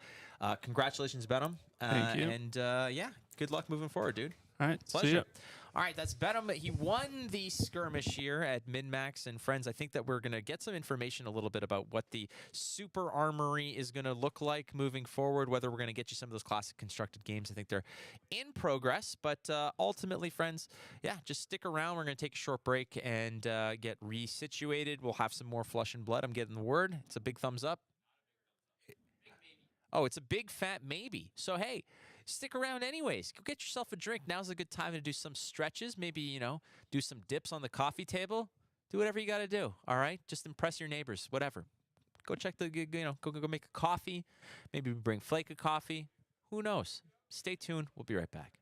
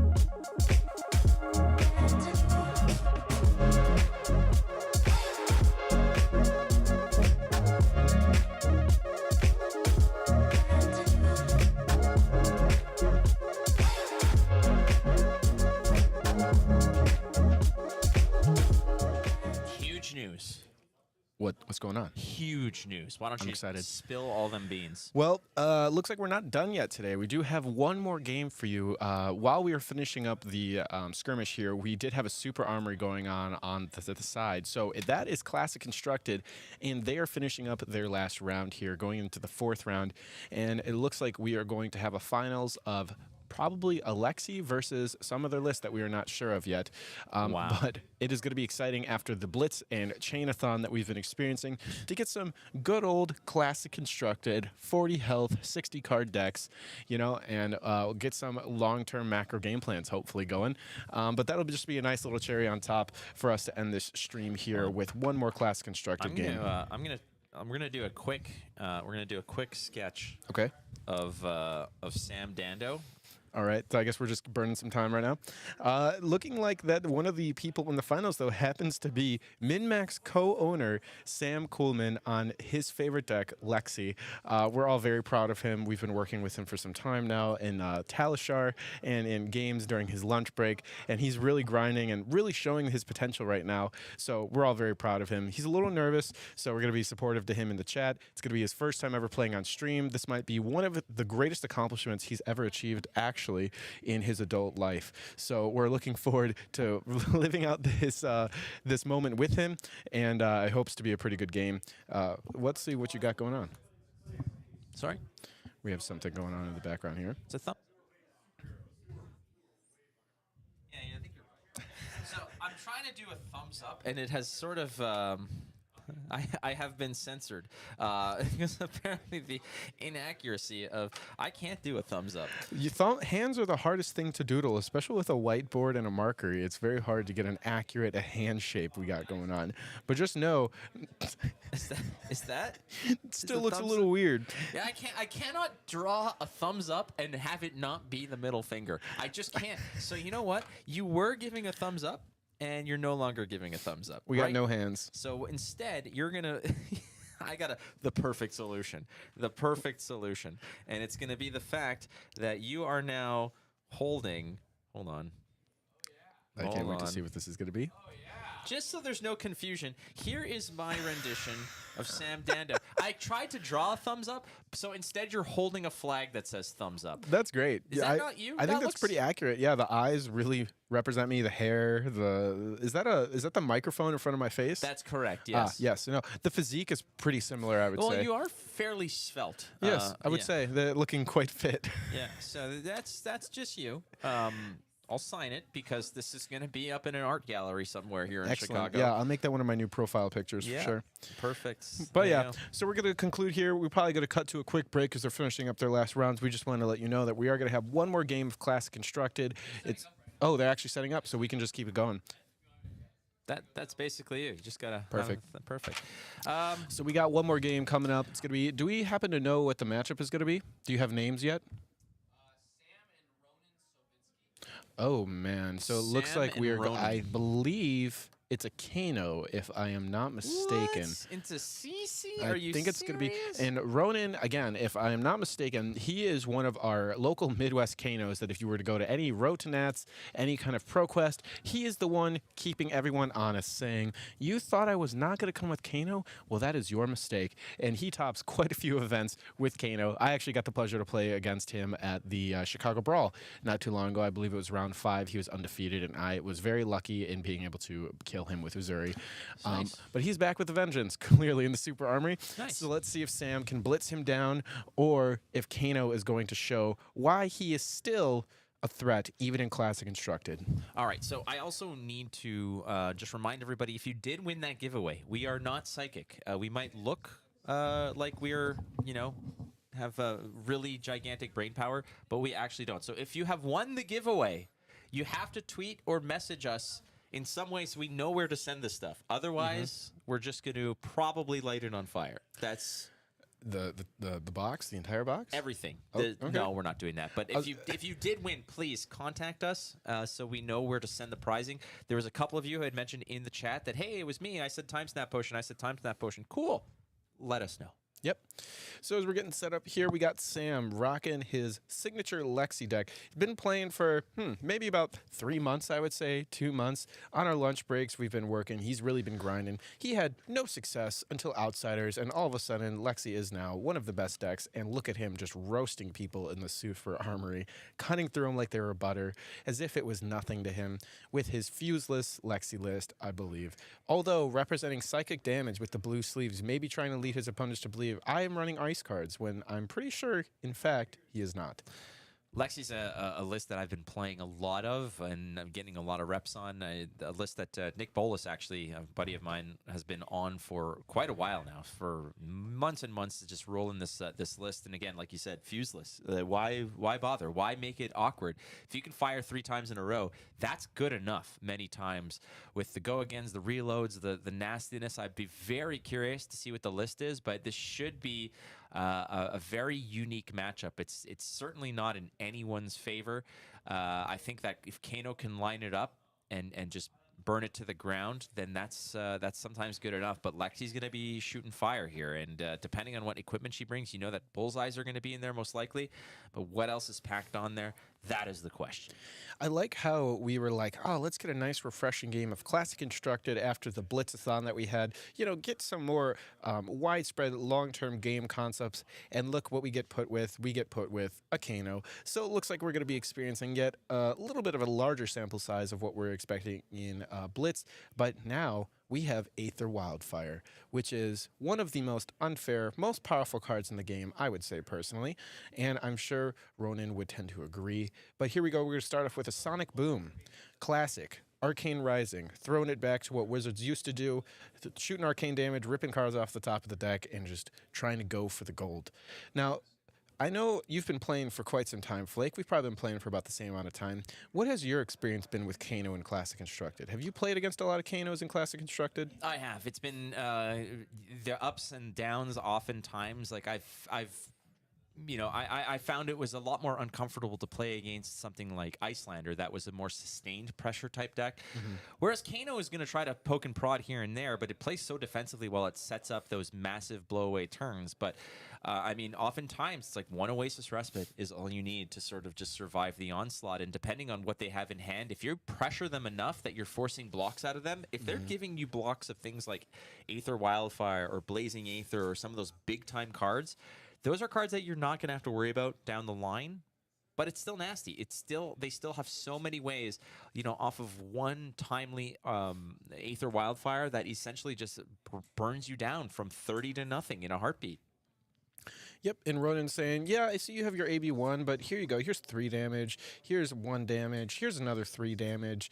And, if Sam had a blue in hand, he might be wanting to block it all, but he might have been trying to hold back some cards so that he could load up his arsenal and get a 5-card hand going into his first turn. He might still opt to do that, actually, by holding on to his last 2 cards here.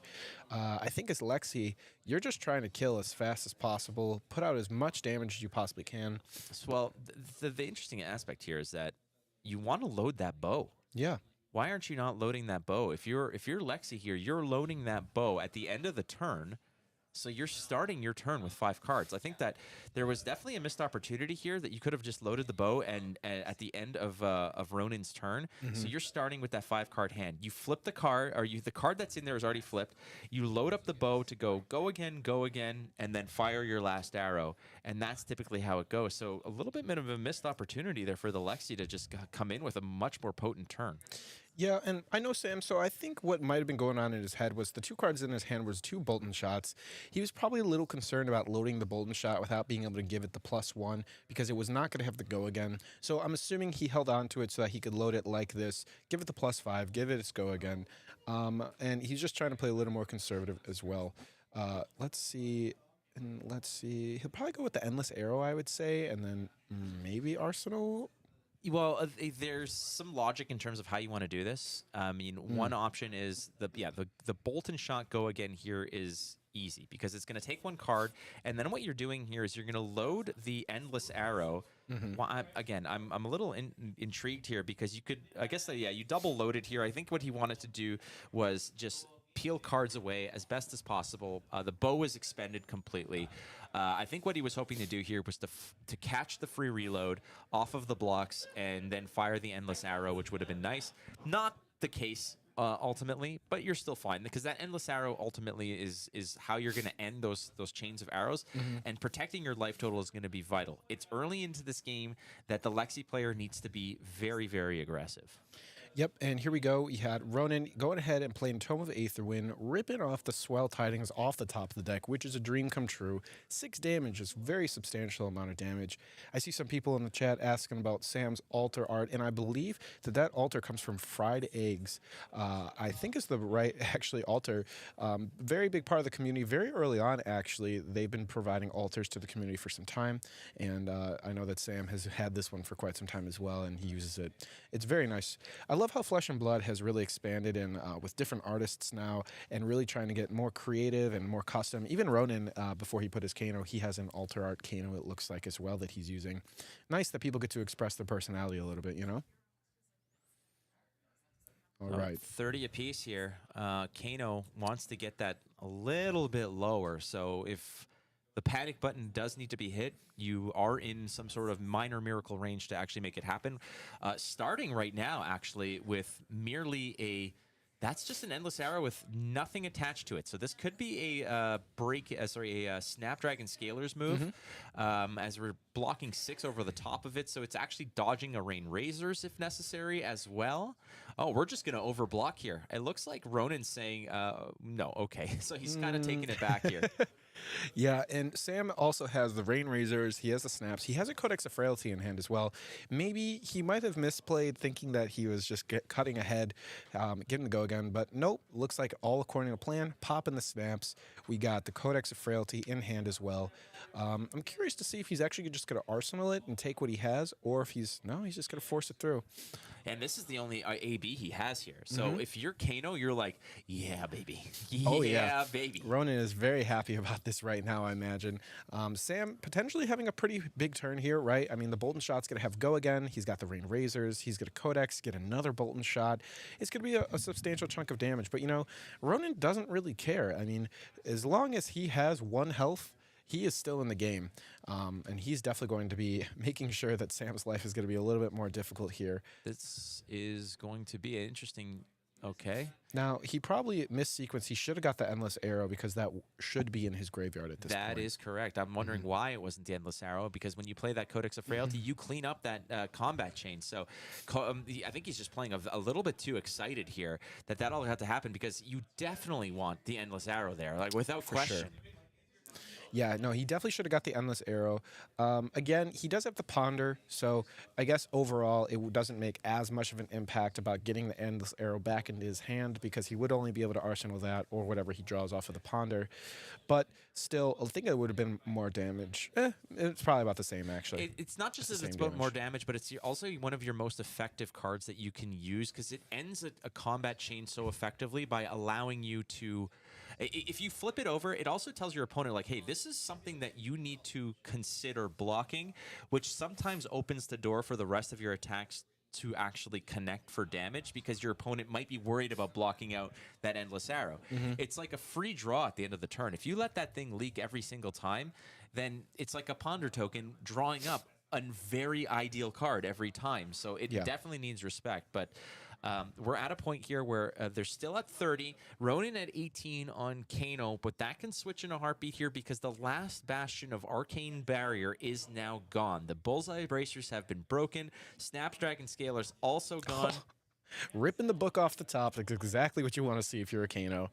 Let's see. Yeah, Sam really gotten excited there at that last turn, popping his Arcane Barrier. I think he might come to regret that in the next couple turns. Again, Ronan being an extremely experienced Kano player, very long time Kano player.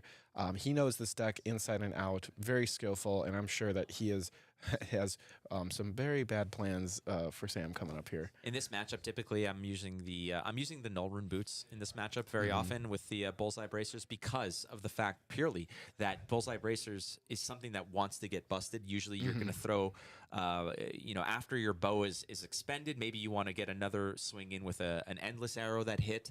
You want to throw that in there. So the boots, the arcane boots, are typically your lean on piece to at least survive against the wizard, or make it a little bit more naughty for them to deal with. It has saved me in certain games. It has allowed me to kill a Kano and remain at 1 because the boots were there to protect me. But it looks like Lexi in this case, throwing caution to the wind, wants to throw everything, and including the kitchen sink at this Kano. And we're seeing a Seek and Destroy, and this card that's been in Arsenal, oh my gosh, could very well be an Aether Wildfire. So most likely Ronan's just going to throw his whole hand in front of this. But we got the double Premeditate into the Seek and Destroy. So we're looking at a casual 13, I believe. Yeah, that's pretty fat. And I mean, you're going to get a Ponder token, I think, if it hits. So, 2 Ponder tokens, actually. Yeah, I guess that kind of matters.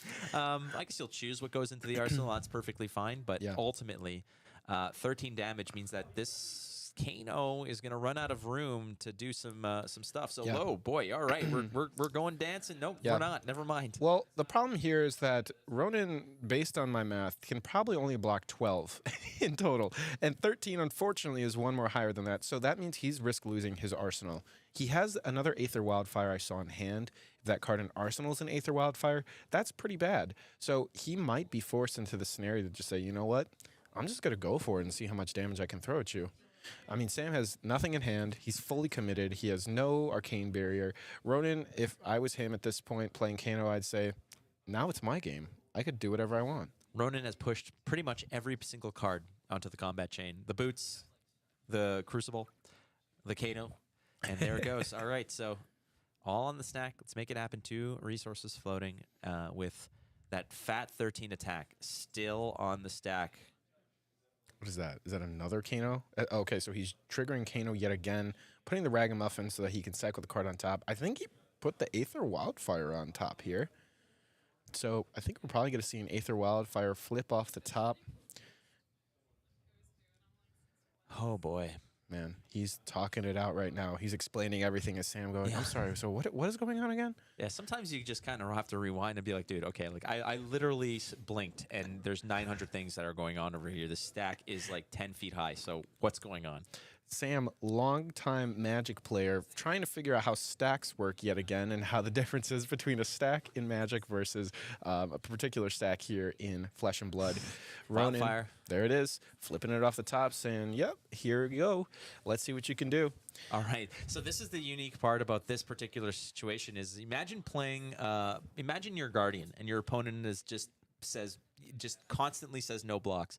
That is the runway that is given right now to Ronan. Ronan has absolutely no hurdles in his way. It's clear skies. He can land this if he just is able to survive. And right now, what Lexi's presenting is not lethal. So he has opportunity to just bust it up on this turn and then follow it up on his own turn, on the follow-up turn with whatever the hell else he can toss in front of this. Because Lexi doesn't have the same kind of certainty that Azalea does with Dominate. Lexi doesn't have that.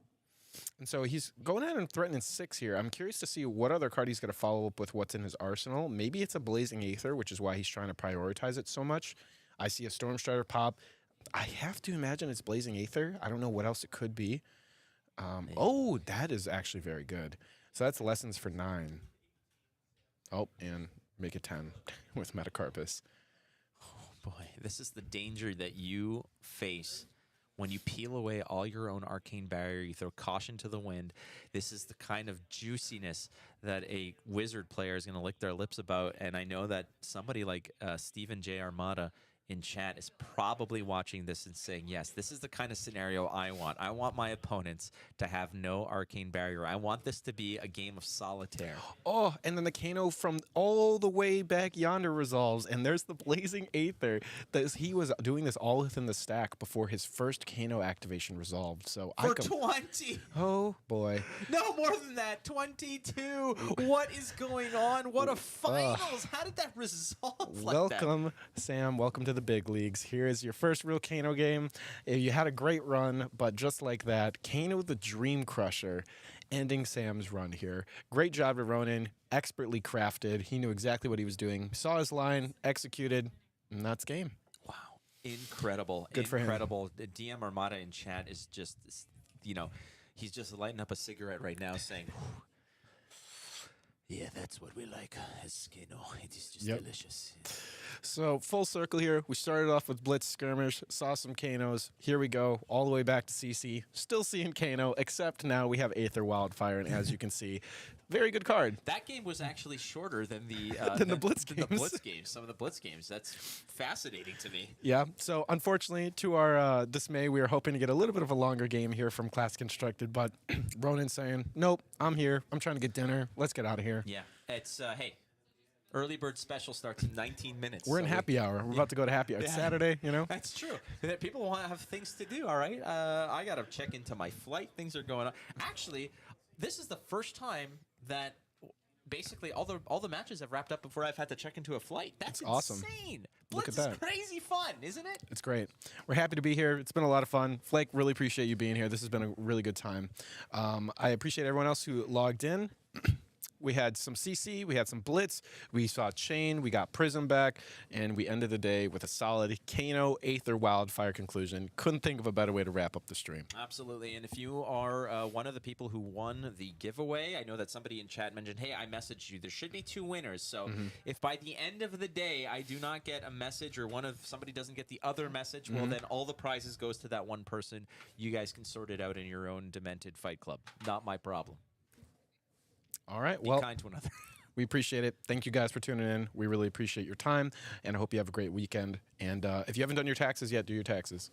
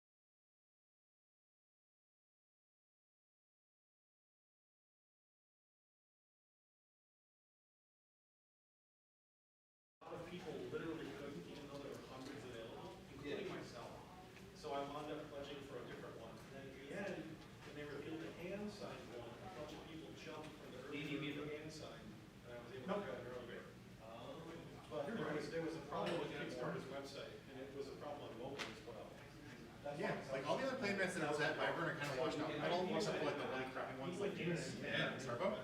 That one's actually fine. Well, you got one anyway. It's not a max. You want to buy mine for 200? I really don't. Yeah, it's below market. Yeah, let's do that. We should try to find it. I mean, me too.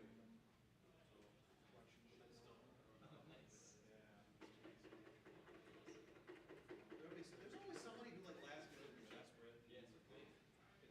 When it gets unbanned. Yeah. What gets unbanned? Don't give me that little Levi. Don't do that to me. What do you want unbanned? Not Canada. It's never getting unbanned. It's not that good of a card. It's funny because Levi pronounced it correctly. Levi, it's skeleton. That's phonetically how you pronounce it. Every single person in RSS calls it skeleton. That's not how it's pronounced. You guys don't know English. Give us blood back. He's on top of it. You can't have both. Sorry. The phonetic pronunciation of it. All the LSS people call it skeleton. I'm like, no. He's foil. No. It's a lot. It's still a lot. These and foil. These and elsewhere. There you go. Was I the first one to say this?